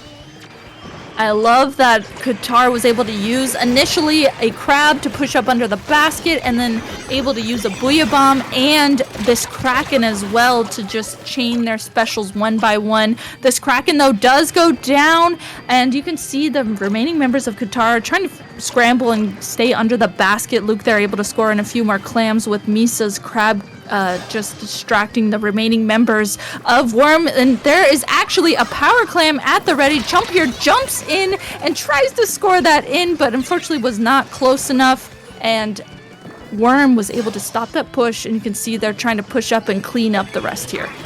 Well, Palu was able to find a way to get in the power clam of their own, and now another one finds the basket here for Worm as well. Crab's in position for Profit. Clef is running to try to make it towards that barrier, but now a few more clams are coming in. Palu has the opportunity to provide a jump. Just one more clam will seal the deal for the Worms here, but it's a 3-down situation for them. They're not going to be able to find the last clam they need to knock out the game, and Qatar will still have a chance to come back. This is just happening so fast. It seems like both teams are doing, that same strategy. As soon as they get 3 members down on the other team, a complete wipe, they just push up immediately to the basket and are able to play really, really fast with 14-22 clams at the ready. Now back to 14, dropping that power clam, and 40 seconds remaining here. Qatar's trying to do everything they can to push in under the basket, but the remaining members of Worm are just instantly in mid here and just creating that space that they need for defense and not letting the members of Qatar push up any more than this. 30 seconds here left to go. Of course, overtime will go forward here, assuming that there's a power clam on the map, and currently there are 3 for the country of Qatar. Luke starting to move forward here, finds one on the Prophet. Now going to be looking to continue that pressure, but Clef is in position, pops out of the ink, and is able to take care of that one. The jumps are coming through here, though, for Qatar, but they're only going to be able to get in a few of their power clams and get a wipeout down to the 20-point mark. They didn't get that final power clam in, though. That could have knocked out the game there, and that will be the end of it. The Worms will take game 1. It felt like both teams, I would just blink, and then all of a sudden, one team was at the other team's basket, and then I would blink again. There was a wipe, and then the other team was at the other team's basket, and that just kept happening back and forth. Both of these teams know how to play so fast and use their advantage state. And I think that was a really interesting first game, getting to see how they both had that recognition and knew to do that and play really fast like that. By the way, folks, it's worth reminding you that this is a best of 3. Okay, so now, in order to make it to grand finals, Qatar's gonna have to win the next 2 games in a row, and they don't even get the luxury of counter picks. The maps have already been picked for them. They're going to have to try to blitz back in this one and bounce back immediately as we head over to zones on Inkblot. Frankly, I don't really know what the answer is, because it feels like there wasn't like a lot of mechanics or like a lot of things other than mechanical. We were better so hot. That's what it boils down to, right? Or at least that's what I think it boils down to. Maybe I'm wrong, but and maybe you will disagree with me, chat. You're welcome to disagree with me, but I will continue disagreeing with you. On that note, actually, let's take a step back here for a moment, Rissa, because we didn't get a chance to talk about this. On paper, who wins? A country or a couple of worms?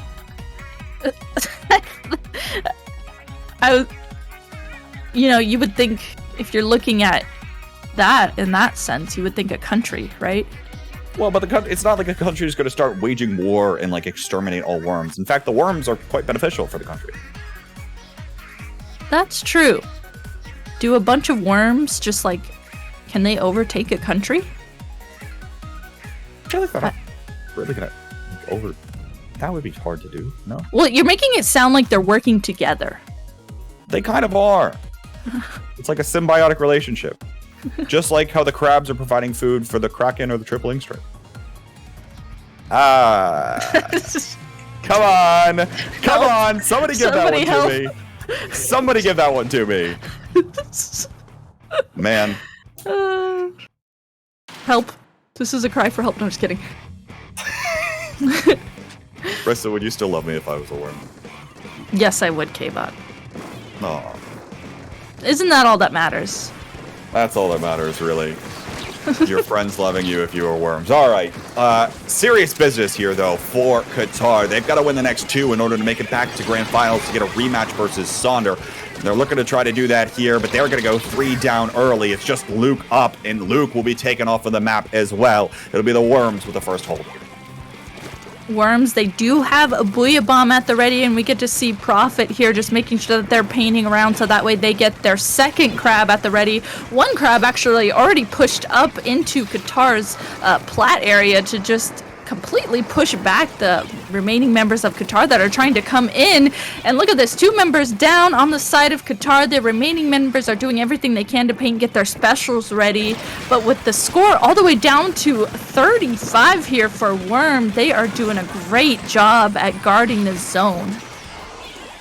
And now just 24 ticks of the timer left to go. Booyah Bomb coming out here, but both the crabs are down here for the Worms. Will there be an opportunity for Qatar to go in? Looks like Misa just throwing that crab tank forward and is going to get taken down in the process. That's 2 down for Qatar, and the Worms are able to just come up with the hold, defending their territory and taking this one on to grand finals to go up against Sonder. The Worms there, they just were not letting the members of Qatar even breathe, even get in a position to paint for their specials. They were making sure that they called those members out. And it seems like we're really getting to see their progression of, the way that they're adapting to playing with each other as a pickup, and then just adapting against these teams and doing really well. Getting to see them run back versus Sonder, I think, is going to be great, seeing how much Worm has, adapted here and throughout these games that we've got to watch them play. Yeah, should be a good one here to watch this rematch, especially maybe a little bit of that confidence boost, right? Heading into grand finals, you get to take care of that 2-0. Now you're able to continue on towards grands here. But nonetheless, they've still got to change at least something up. They were able to take a game in that last series, right? On one of their tower control counter picks, but they'll still need to find an answer for a large part of the rest of what Sonder's doing, right? Still able to play super aggressive, super fast paced, having things that can always counter these crabs. And it'll be interesting to see if they're thinking about what kinds of adaptations that they can bring in. Yeah, that's a really good point. We highlighted it previously, how Sonder's comp is just built to play against crabs, and that's exactly what Worm has been utilizing a lot, is their double crab. And having actually that last set, having one member switch over to the triple strike splash, I wonder if that will come into play and they'll be able to use that. That's always, I feel like that's a really good weapon that's good against crab in particular, but I don't know, maybe they'll just go back to that double machine, double splash, because it seemed like it was slowly working out really good for them once they were figuring out Sonder's play style. So the one thing that the machine has is a good matchup versus Wiper. Apparently, so I'm told, it's probably one of the only things that actually wins a 1v1 versus a Wiper, right? Because the Wiper just has more range versus anything else. You think of all your splashes, short range shooters, all of these other sorts of things, and even things of like equivalent range. The Wiper often will have the advantage because it has the ability to strafe faster, right? And has extra movement options as well. Whereas the machine can be pinpoint accurate and have the same range, meet that Wiper on the ground floor. So I imagine that might be part of it, part of the logic or part of the reasoning why it's working, at least. And then in addition, having those Booyah Bombs with vast space, you're able to, cover a decent chunk of area. And if you're able to stagger those Booyah Bombs as well, you're able to really get a team moving back. Now, you could also make the argument, well, triple Ink Strike could also move them back pretty significantly. And you would be right, but admittedly, triple Ink Strike is also a little more vulnerable in some cases, right? Where you're just stuck there. You can't swim, you can't do anything. At least with the Booyah Bomb, you get a little bit of extra armor, even if there's a lot of things that can shred these objects on the opposing team. So lots of pros and cons here, I'll say, for, whether or not you're thinking triple strikes or machines or what exactly they've got going through their minds. And we'll just have to wait and see what they decide to pull out. I know, and I think about triple strikes, the amount of times I'll be like, yes, this is the perfect moment to triple strike. And then all of a sudden, someone from the other team just rushes me down and is like, you sure about that, buddy? And I'm like, oh, never mind. So yeah, I can totally see what you mean by that triple strike and how you have to play it really carefully, make sure no one's there to rush you down, or make sure that your team is guarding you so that you can safely use that. and recall right that Sonder is rushed down the team, right? They're the ones that are playing incredibly aggressively at all times, going for the Tri Nouveau with, the short range thing that wants to be in your face all the time and then has Tacticooler on some cases, all the way to the Wiper that can harass you from a longer range away, and then pair that on top of with your Neo Splash or your Vanilla Splatter Shot or something of the sort that can continue to apply these sorts of pressure with their specials. So we'll see what ends up happening here for these two teams. But yeah, I mean, and admittedly, if you're not used to using triple strikes, there's a bit of a learning curve with them. It's about the learning curve is probably dependent on how. Actually, I wonder if there's I did the thing where my brain skipped like 5 steps. First, I was going to make a joke about the learning curve being the same arc as the shot that or like the lob that you're throwing with the things, and I couldn't land that. But then I wondered if triple strike players, if junior players in Splatoon 2 would make for good triple strike players now. I actually think a lot of bombs. Yeah, I actually think that's a yes. There was like when the splatter shot came out that has the triple strikes and the bombs. I saw a lot of junior players doing well with that and trying to figure it out, and then that kind of slowly got out of the meta once we were established that Crab was still, Crab. But absolutely, I have seen junior players do really well with that.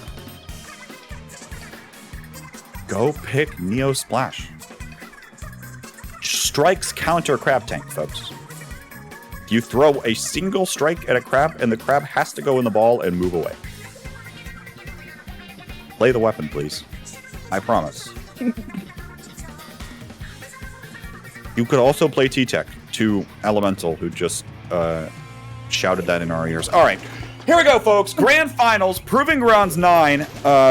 It's about time we get this show on the road. And there's the triple splash coming out of Worm, paired with this machine, heading up against the Sonder composition with Scrub over on that Vanilla Splash. Sonder opting for a Crab of their own. I think this is super interesting having Worm instead of having the double machine, opting to use that splash with the triple strike. So looks like it's actually working out really nicely for them. 2 members down now on the side of Sonder. Make it 3 actually. And Pelu here tries to push up and try and take this plat area. But look at this, Sonder able to instantly come back into the zone, paint it for themselves, give those 18 penalty points over to Worm, and now Worm having to be the team that has to come back. But I love that Worm has some specials already ready and is able to just instantly push back. Well done by Pelu there, able to find that drop onto Henlo on that side, and now looks like they're able to actually cap this zone right back. 3-down situation, it's Henlo on the far side of the map. You can see the call out and the response coming out of Worm almost instantly, trying to fight this in the 2v1, and will get Henlo taken care of. By the way, they had no resources to continue pushing into plat there, so I think clearing out that final member is a good call, but now they're probably going to have to play a little bit more of a neutral game with this zone. Booyah Bomb coming out here. Here comes Henlo moving in with the space of that Booyah Bomb, but runs into 3 members of Worm. Meanwhile, Sonder still trying to buy space on the other side of the zone, but they can't quite seem to find the engagement without their Wiper player now. But of course, Henlo's right back. Build up that QR, and you're right back in the action. Sonder just making sure that they're grouping up really nicely to take down these members of Worm, but in turn, Worm is doing the same exact thing. They are grouping up there on that right side of the map, making sure that they take on these fights together, and it looks like it's just a poking battle right now, seeing who can get the upper hand. I mean, the zone is Captain Sonder's favor, but the remaining members of Worm are still there, just playing really carefully, making sure that they push up together. Henlo pops out there trying to throw the Ultra Stamp towards the Crab, but Prophet has aimed true that time around, able to take care of Henlo. And now, well, we're seeing Henlo actually go down again. Jump in, goes down. Now Toast is going to get cleared out here, and Worm is still continuing to keep up this kind of like grouping of three, right? The second that you're able to take fights in squid advantages where you've got more people heading towards the same direction and firing towards the same thing, the better for your team overall. It's exactly what Worm's doing here, and Sonder has not been able to find the infiltration angle. Now Henlo goes in a little bit too deep versus Clef. Now we're seeing a 2v2 on this left side of the map. It's going to be won by Birch here, and maybe finally has opened up and dislodged what Worm had working for them. It looks like Sonder is, finally getting that area of the map that they needed, able to finally take this left side and the right side of the map, and with no penalty points, they're able to figure out how they want to move forward here and play defensively. Toast actually starts to push up onto Worm's plat as Worm starts to use their specials. Does get called out though, and the zone is going to be capped by Worm once again, but it's one of those moments, once again, where it's just a bloodbath in mid, seeing who can get the upper hand first and get the picks that they need. Now Leo Bomb comes out here. Will Worm have the opportunity to push in? One goes down. That's the vanilla splash. They won't have the opportunity to use that Crab, but here comes Toast coming in from the side, gets traded back and forth. Sonder has the opportunity to go for the lead here, and only 2 members up for Worm. Might be able to hold on to this for a little while longer. Actually, it's surprising that the zone hasn't been neutralized so far. Sonder tries to come on back to try to make sure that they can take the lead, and they will there, just in the nick of time. About to collapse around that last member of the Worms, but that member will jump away, and now 25 ticks the timer left to go here. Clef is in that position with the Crab, looking to try to find a pick here, trying to find an opportunity for someone on the Worms to make an entry and make their presence known. They almost have enough ink on top, but they haven't gotten top mid quite yet, and that's what's holding this, at least for now. And then finally, they're able to take care of business, capping the zone and applying the penalty, but they've got a lot of work left to do if they want to hold on, and indeed, Sonder's still around to try to cap it right back. This is just so back and forth. Both teams are just doing everything they can to make sure that they're the team that's capping the zone and getting this side control that they need. With 30 seconds remaining, right now Sonder is the team that's in control. You can see they're making sure they clear out these side areas, making sure they clear out those sharks. Henlo using that stamper to try and break Clef's Crab there. But with 2 specials at the ready on the side of Worm, are they going to be able to come back and get the zone for themselves to try and get the lead?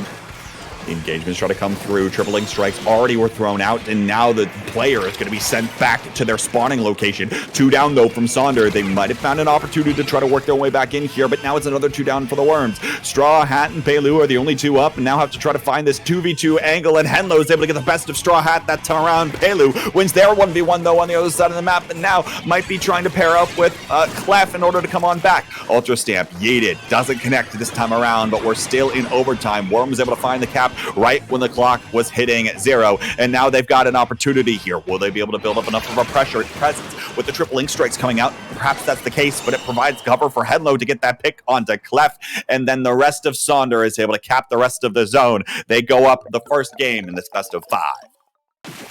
Ooh, I was on the edge of my seat there. I saw Henlo sharking in that bottom right area, and Clef, it seemed like Clef knew that that shark was there, but Henlo just popped out at the perfect moment to get the pick onto Clef, and then the rest of Sonder able to follow through and cap the zone for them. Man, that was so back and forth, though. There was so much happening throughout that entire game. And a lot of it was a little bit more neutral play, right? A lot of it was, this Worm team able to go a little bit toe-to-toe. There wasn't a lot that Sonder could do to pick up the pace of the game on a map like Zone's Inkling, right? Oftentimes we think about this being incredibly snowballing, but the reality is that Sonder doesn't have much to stabilize their pressure or presence on plat, right? They don't have that way to really get into the enemy side of the map. And in a world where they don't really have that, they might not have, the opportunity to go for those firm lockouts that would be something that you'd see after they make some kind of explosive play. So nonetheless, of course, Sonder was able to walk away with that game. They were able to have the longer hold and take care of business. But now we're heading over to Worm's counter pick, which of course will be tower control. And of course, Sonder will ban away Eeltail and Surgeon. So, of course, we're heading back to Inkblot. I was gonna say. Yet. I was like, I have a feeling we'll be going back to Inkblot. Ooh. Okay, no, it's Hagglefish first. It's Hagglefish first. They did this in the last set, too. That's true. That's true. We've seen, a lot of consistent play on Hagglefish throughout these games, so I could definitely see why Hagglefish was picked. Yeah, and you figure, as well, still good positions for the crabs, right? Rather open map, comfortable for those crabs as well, right? And so you have to imagine that they'll be able to be relatively successful there. Now, the real question, I think, is going to be, will they opt to stick with the Neo Splash here, or will that player elect to go back over to this machine, play with a double machine composition?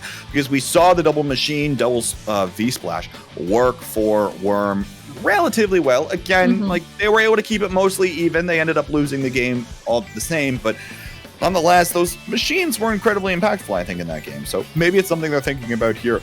Rather than going for the triple Ink Strike in a map that's rather large and it's pretty difficult to catch your opponent in corners or things like that with the triple Ink Strike, maybe it's beneficial here to think about going over those different machines. But we'll just have to wait and see.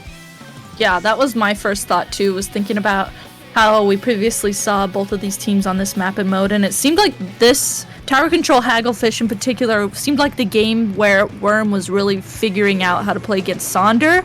So going back into Tower Control on Hagglefish and looking at the comps, the double machine and double vanilla splash is coming back from the side of Worm, so maybe they're trying to replicate what they previously did. They only lost that game by, I believe, 1 point, so they could definitely make something happen here. It was close. We'll see if they can try to get the edge this time around as the triple Ink Strikes come out here of Sonder, forcing the Worm team back. But all the meanwhile, on this left side of the map, looks like Prophet was able to come up with at least one on that there. And now we might have an opportunity for Worm to move forward, but they're not taking this space as fast as you might expect. And immediately, Henlo's going to be back trying to challenge that tower and trying to be pesky on this angle. Now gets caught out here and swarmed by a few of the members of the Worms. And the Crab Tank comes out here, but it's just a moment too late. It's a 3-down situation now for the Worms. They were only able to touch that first check. Yeah, and look at this. Sonder able to immediately push forward and get 2 members down on the side of Worm, taking the tower right away. You see 2 members, Scrub and Birch, taking the tower, trying to get specials ready to withhold this push that they have started, getting jump-ins from Toast. And you can see they used a crab and that tri-strike to just try and create some time to stall out for the remaining members of the team to come back. But the tower does come back into mid, and it's a 2v2 right now on the board.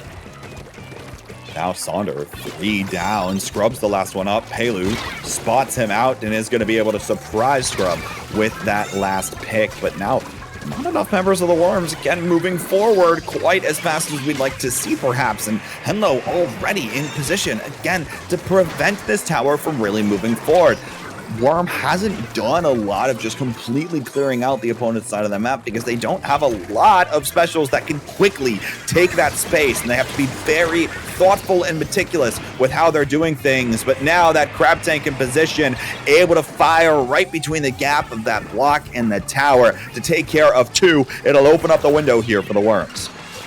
Worms pushing forward. Prophet actually sharking this ledge here on the ramp. Is going to have to turn around to make sure that they are guarding the tower. And oh my goodness, I didn't even really see what happened there. I saw a tri-strike come out and then all of a sudden a complete wipe onto Worms. Sonder's defense was on there and they still don't have the lead yet, but that defense was really good. They are now finally getting some points on the board. Triple strikes up to only Pelu up there.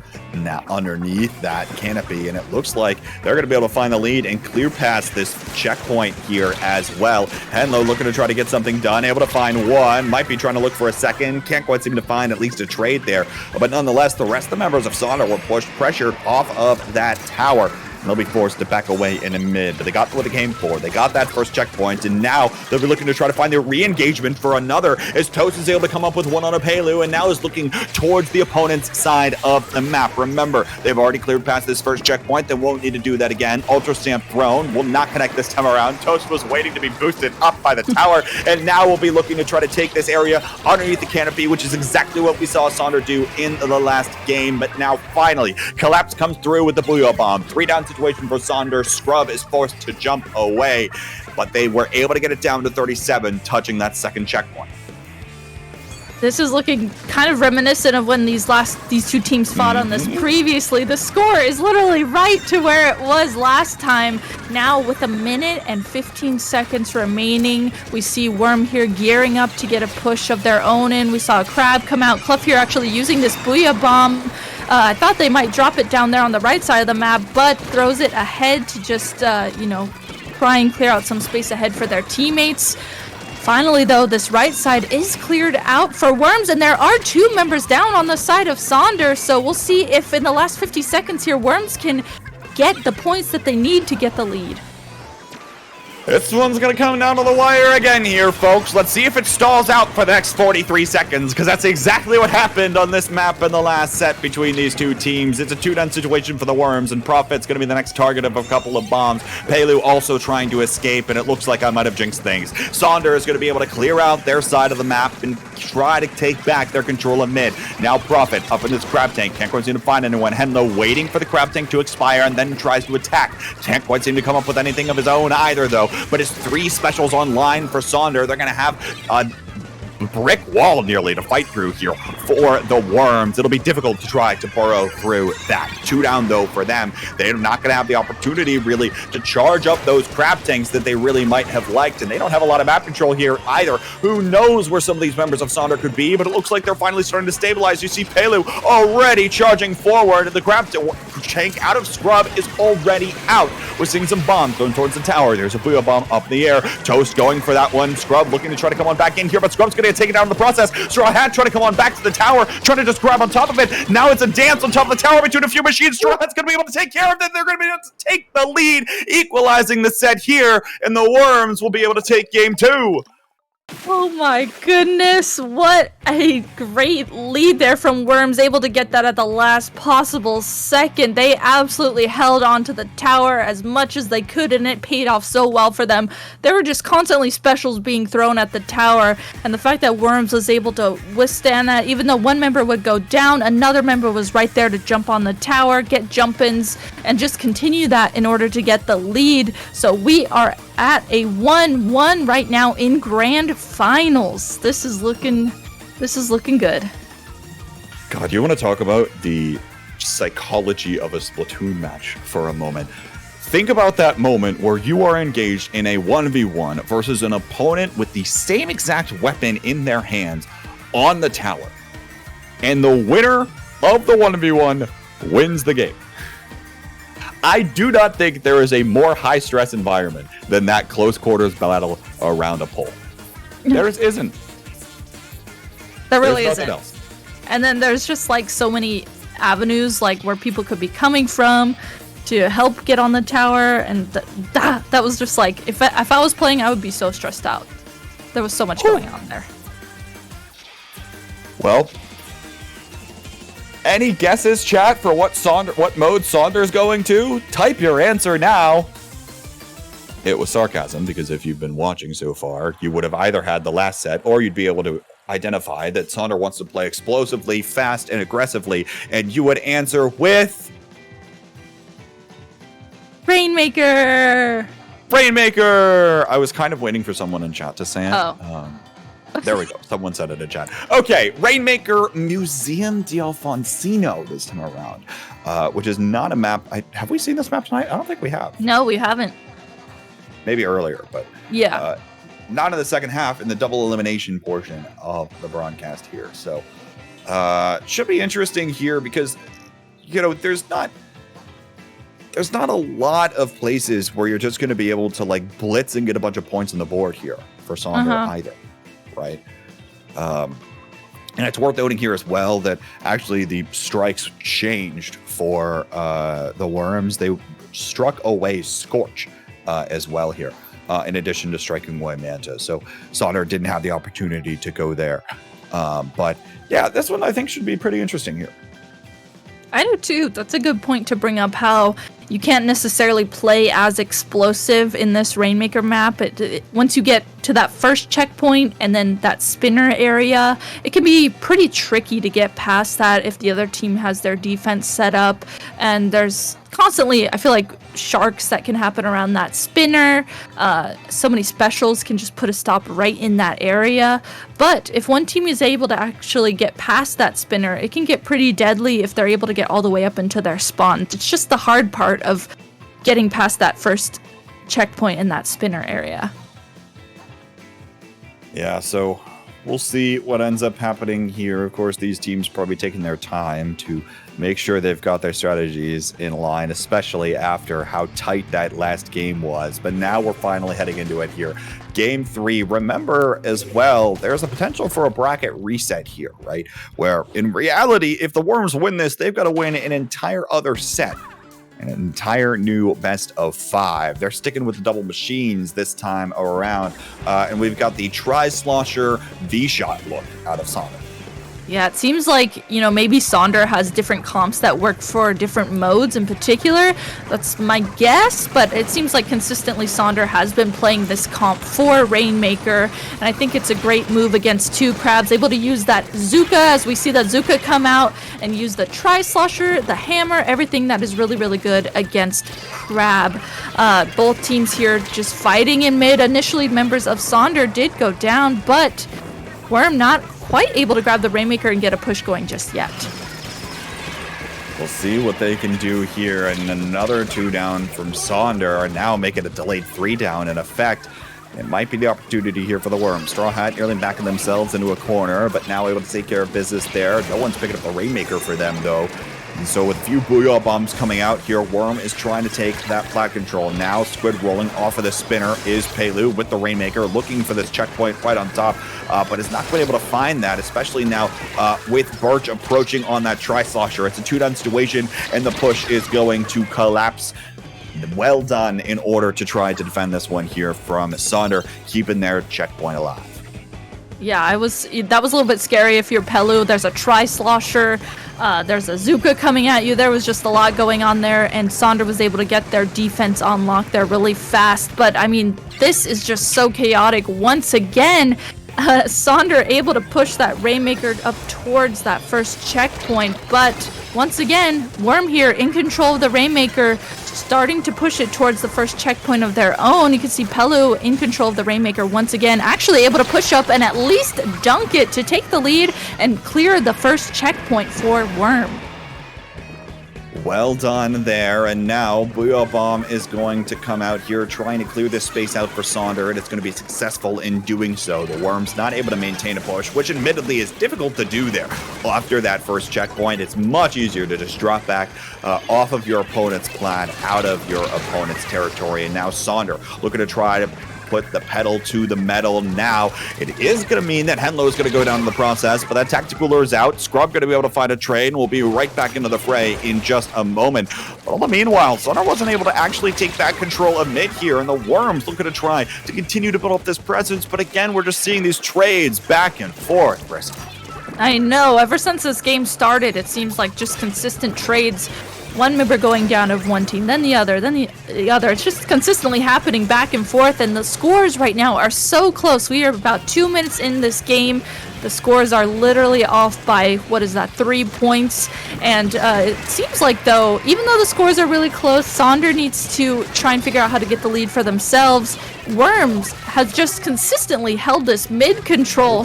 And as I say that, there are actually 3 members down on the side of Worm. Birch here able to push up, create some space for the Rainmaker to dunk. Finally, Henlo dunks that Rainmaker for Sonder. And now Sonder here having to back up, having 3 members go down. Ultra Stamp tries to come out here, but right underneath your opponent's plat is going to make you an easy target to get dove on top of. Now the Worms actually able to extend their lead without having to worry about that pesky checkpoint in the way, all the way down to this bumper. And they might be looking for a few more here as well. Zuka gonna come out here, able to find Palo, and now we're gonna see the Booyah Bomb here come out as well, but finally Prophet's gonna grab this one, diving forward, gets it down to the 29-point mark, and the Worms got what they came for. Straw Hat trying to back away, but is gonna get punished in the process, and now here comes Sonder barreling back the other direction. Yeah, Sonder having Toast carrying the Rainmaker here, and remember they have cleared that first checkpoint as well, the same way that Worm did, so they are able to push forward even more.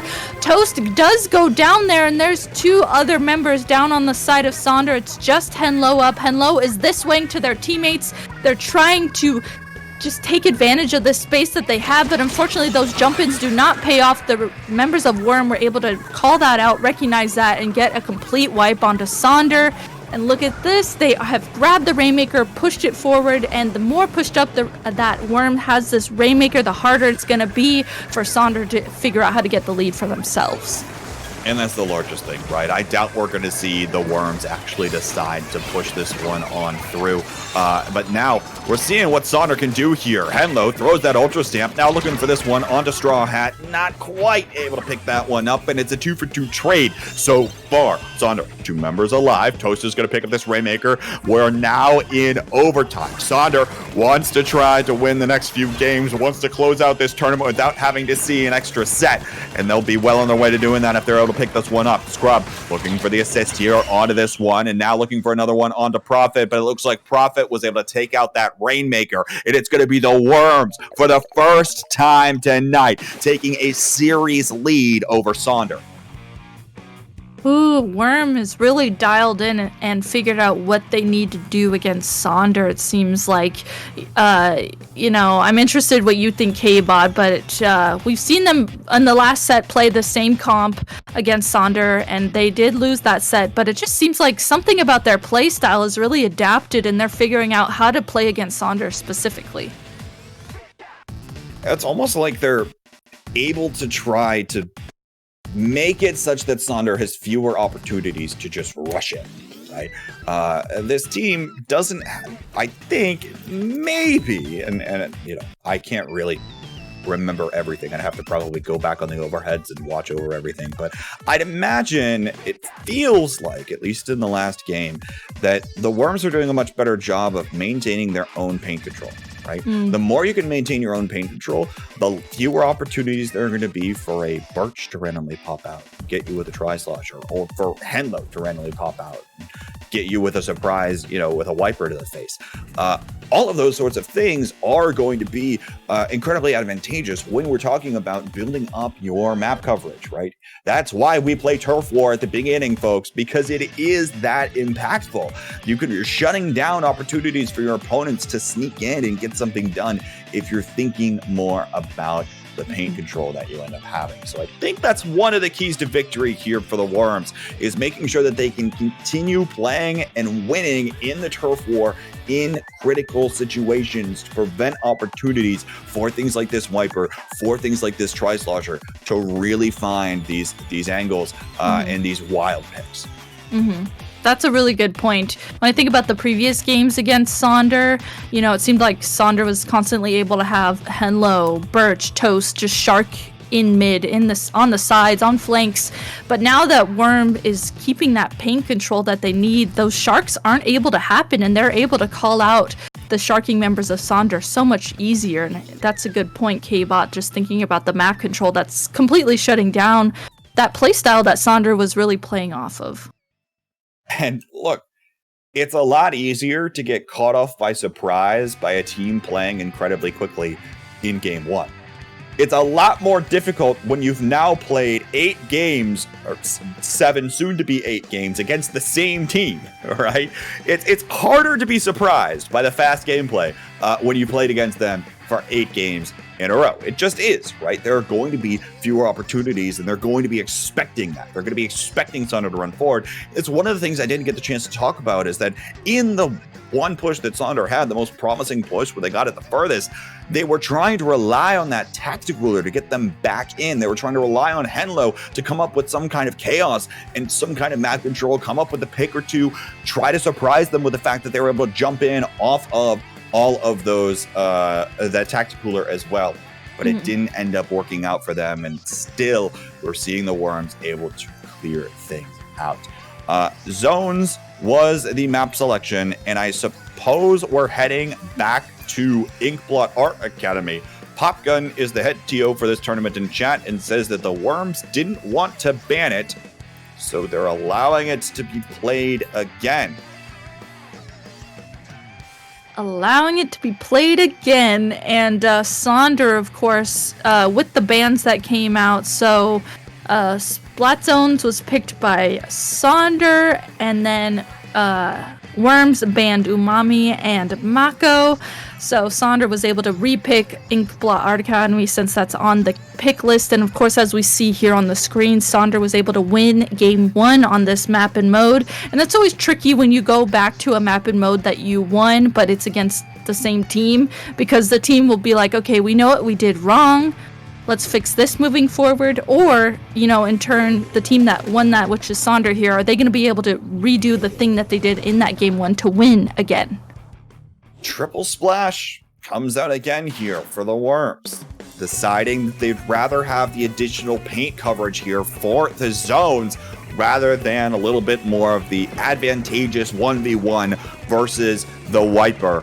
Otherwise, I think it's the same compound of Sonder here too, including all the way down to Scrub on the V-Splash, Crab Tank of their own, finally for Sonder. But the triple strikes come out here, and the Worms go in early 2 down. Sonder will have the first hold of the zone. I was wondering what those 2 members of Sonder did go down to, and on the right side it was Straw Hat there holding down the right side of the map. Prophet there actually goes in to just capitalize on what Straw Hat was doing. Pelu is right there to capitalize on it as well, and this is looking really reminiscent of what we saw in the game 1 against these 2 teams. Worms was just consistently having 3 members group up, and it was actually working out really well for them when they were able to make it work. And now Worms in control of the zone, using their specials to defend the zone as Sonder is coming back in to try and get the zone. See what ends up happening here. 1-for-1 trade on this side of the map as one of the members of the Worms overextends slightly. Now a 2-down situation for the Worms here. 3 down. They won't be able to hold on to things for much longer. Ultra Stamp thrown, but just to cap the zone. Sonder now might have the opportunity, but again, they don't have a lot of tools to start stabilizing. They just have the triple ink strike to try to respond to any engagement that the opponents have, and they're not going to have a lot of things to really go for the hold here. Can't break into that plat area either. Now, of course, Scrub with this Crab Tank, probably going to be looking to try to find an early pick here, but relying on the Crab Tank to find a pick here early, probably not exactly what you want. The ink is going to get trying to flung towards the zone here for the Worms, but still, Sonder giving it everything they've got. It's just not going to be enough this time around, it looks like. Able to hold on for just a little while longer, and they're able to take the lead in the process, which might be critical. That could definitely be critical with the way these 2 teams have been playing. 30 penalty points now going over to Worms, as they are the team now in control of the zone once again. And we are again in this position where Sonder is the team that needs to come back into the zone. Prophet uses this crab to just push back the remaining members of Sonder, maybe getting a pick on them, stalling them out a little bit more. But with the lead switching over to Worms, Sonder now using specials to come back into the zone. The zone is just being stalled back and forth. We're going to see who can get the upper hand first.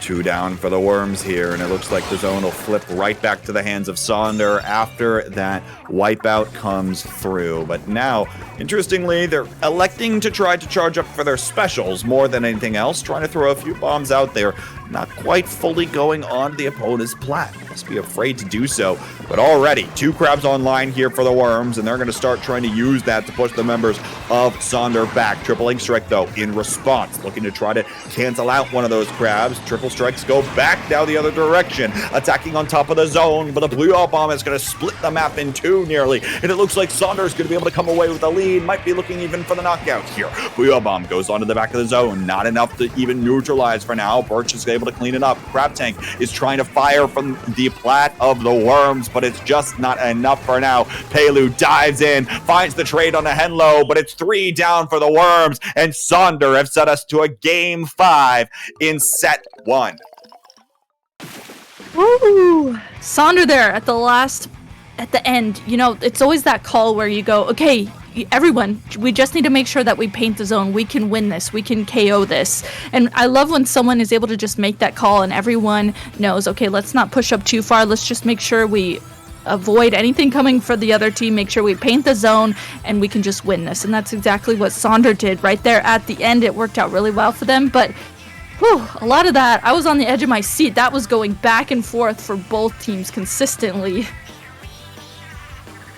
So much so, right, to the point where one team's able to put on a little bit of a hold, the other team's able to respond with everything with specials, and then at the very end, they're just trading special for special back and forth, and not really able to come up with anything. Finally, the Worms decide to pull the trigger when they've got nothing but only their own splashes to try to fend for the zone, and they're not able to rip it back from Sonder. So, it will be, interestingly though, it'll be the Worms counterpick in Game 5. Now, this is worthwhile because, of course, they get to choose the mode, and they'll be able to choose the map after Sonder strikes 2 of these away, which means they are a little bit more in control of their own destiny at this point. So we'll see what they end up coming through with. So looking at this, looks like it came in. Again? We're doing this again!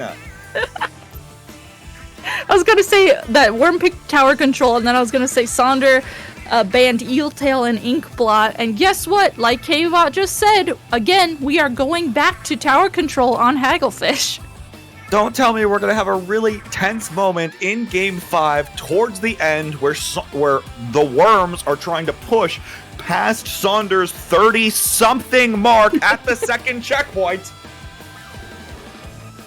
If Sonder gets that again, and then we see that come back again, I'm gonna scream. Like, that's just so crazy. We are inconsistent. If that happens again, folks, we are literally living in a situation, and none of Nessie, Bigfoot, nor aliens exist because none of us exist because it's all simulated. Checkmate, atheists. So, if Sonder gets to 30-something, Kvot has decided we're all living in a simulation. So, let's see if that comes to fruition. Well, specifically Sonder getting to 30-something, and then the Worms, like, oh yeah, that's having true, to crawl back, and like it's a really tense moment for greater than 30 seconds. That's where I'm going to feel the need to play-by-play everything that's happening during all of it. I mean, having that like already happen twice consistently on this map and mode with these two teams, I hate to say, but I could totally see this happening again. So we'll see if either team is really thinking about what worked for them previously on this map and mode, and see if there's any game plan changes here heading into this Game 5 of Grand Finals. Double machine, double V-Splash, V-Splash Neo. Here it goes, folks. Game 5, Sonder can win the tournament here, but the Worms have to win this game to send us to another series between these two teams. And boy, would that be another couple of matches to watch. We'll see, because the Worms are slowly inching their way back. The momentum and the wind is at their back. They're looking to try to come on back in this one, and it looks like they're actually going to be successful in the opening moments of the game. They get Sonder to a 3-down situation, and they're going to be the first ones pushing this tower. Straw Hat here riding the tower, pushing it to this first checkpoint as fast as they could, instantly pushing the tower and getting 2 jump-ins while they're at it. Straw Hat switching with Clef, and Clef is going to clear this first checkpoint now. Triple strikes do come out from Sonder to put a stop to the tower, and trades are happening back and forth. The consistent chaos that we've seen between these two teams we see happening here. And Sonder knows, okay, we need to stop this push. But 2 members are down on the side of Sonder right now, as Worm is just consistently holding this space. And it looks like the Worms are continuing to push the tower here all the same as well. Henlo is on the other side of the map, but that tower is still moving. Now it gets stalled out at the, you guessed it, folks, 40-point mark at the second checkpoint. And now maybe the roles are reversed, where it's Sonder's turn to try to come on back in from this one. Yeah, that score is looking pretty dang close to what we've seen these two teams previously get it to. Sonder, they had the specials that they needed to get a push going, get back into mid, start pushing forward. But 2 members of Sonder do go down, and Birch actually has to use this tri-strike to just help clear out their street plat area. Now with Birch here just trying to wait for their teammates to come back, does go down, and Worms is back on the tower with this crab, and they are pushing forward once again. Profit now doesn't have the crab tank at their disposal, might be forced to back on away, and now we're seeing Sonder start to approach a little bit more of this tower, trying to collapse around the second checkpoint once more, especially through that canopy, and there are all of the specials getting thrown out to clear out so much space, but the Worms didn't go any members down. Okay, now I say that, a little bit of a skirmish on that far right side, looks like 1-for-1 trade over there, but most notably, Sonder not fully able to move forward. Toast, though, is going to be able to come up with 2, taking care of business and opening the window of opportunity for Sonder to start moving forward and getting their first push of this game. See, Sonder there had to make sure they cleared out that remaining member of Worms together because they did not want to get flanked. They didn't want jump-ins to come in from Worms and flank the tower. And finally, for Sonder, they're able to get through this first checkpoint, and they are actually using 3 specials right now to do everything they can to clear through the second checkpoint. And just like that, they are able to ride the tower through that and get the lead. Toast here actually able to come up and continue to push this tower. Able to push the tower past the second checkpoint, now onto that third checkpoint, able to take care of business now, but now Birch, Toast, and probably Henlo soon to get taken down. No, Henlo might be able to escape from the jump. No, not quite this time around, but down to 11 now for Sonder, past that second checkpoint, past the point where the game balances on a knife's edge so often, and the Worms are in trouble. Sonder have the advantage in the tournament winning game. Sonder, it seems like once they're able to get explosive pushes like K-Bot's highlighted before, where they're able to utilize someone like Henlo, someone like Toast, that aggressive playstyle, they're able to get those really, really explosive pushes, and that's exactly what we saw there. Not only getting the lead, but getting their score all the way down to 11. So with 50 seconds remaining of this match, Sonder here now just knowing they need to play safe. They know they have the lead. They just need to make sure that they do not let Worm get the lead.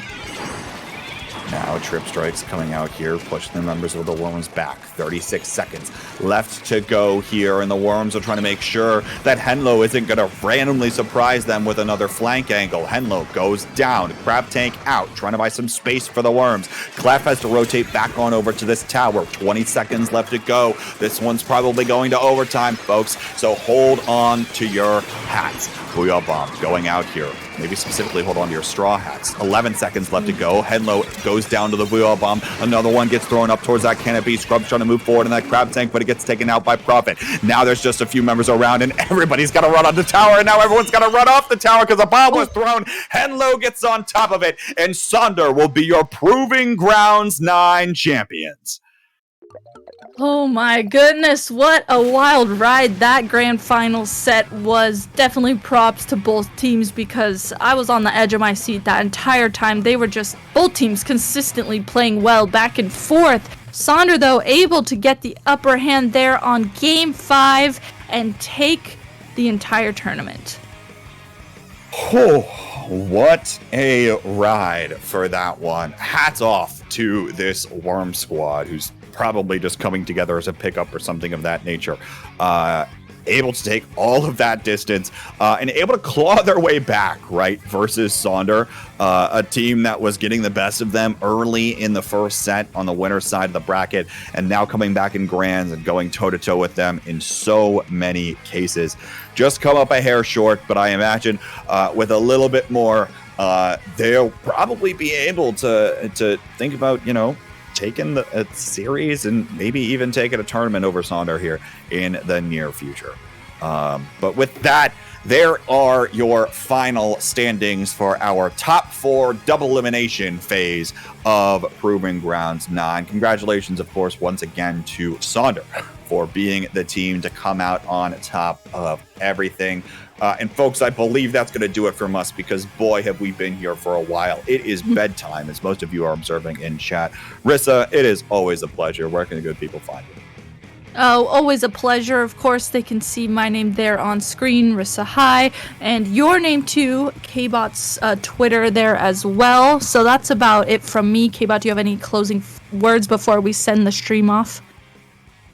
I don't think I've got any closing words, folks. Continue being kind to one another and have a good evening. We'll see you back here in 2 weeks, of course, for Proving Grounds, but stay tuned to IPL, Splatoon for all things in terms of Splatoon tournaments. I'm sure they've got a lot more coming, including Proving Grounds back in 2 weeks. We'll see you all around, and of course, have yourselves a good night.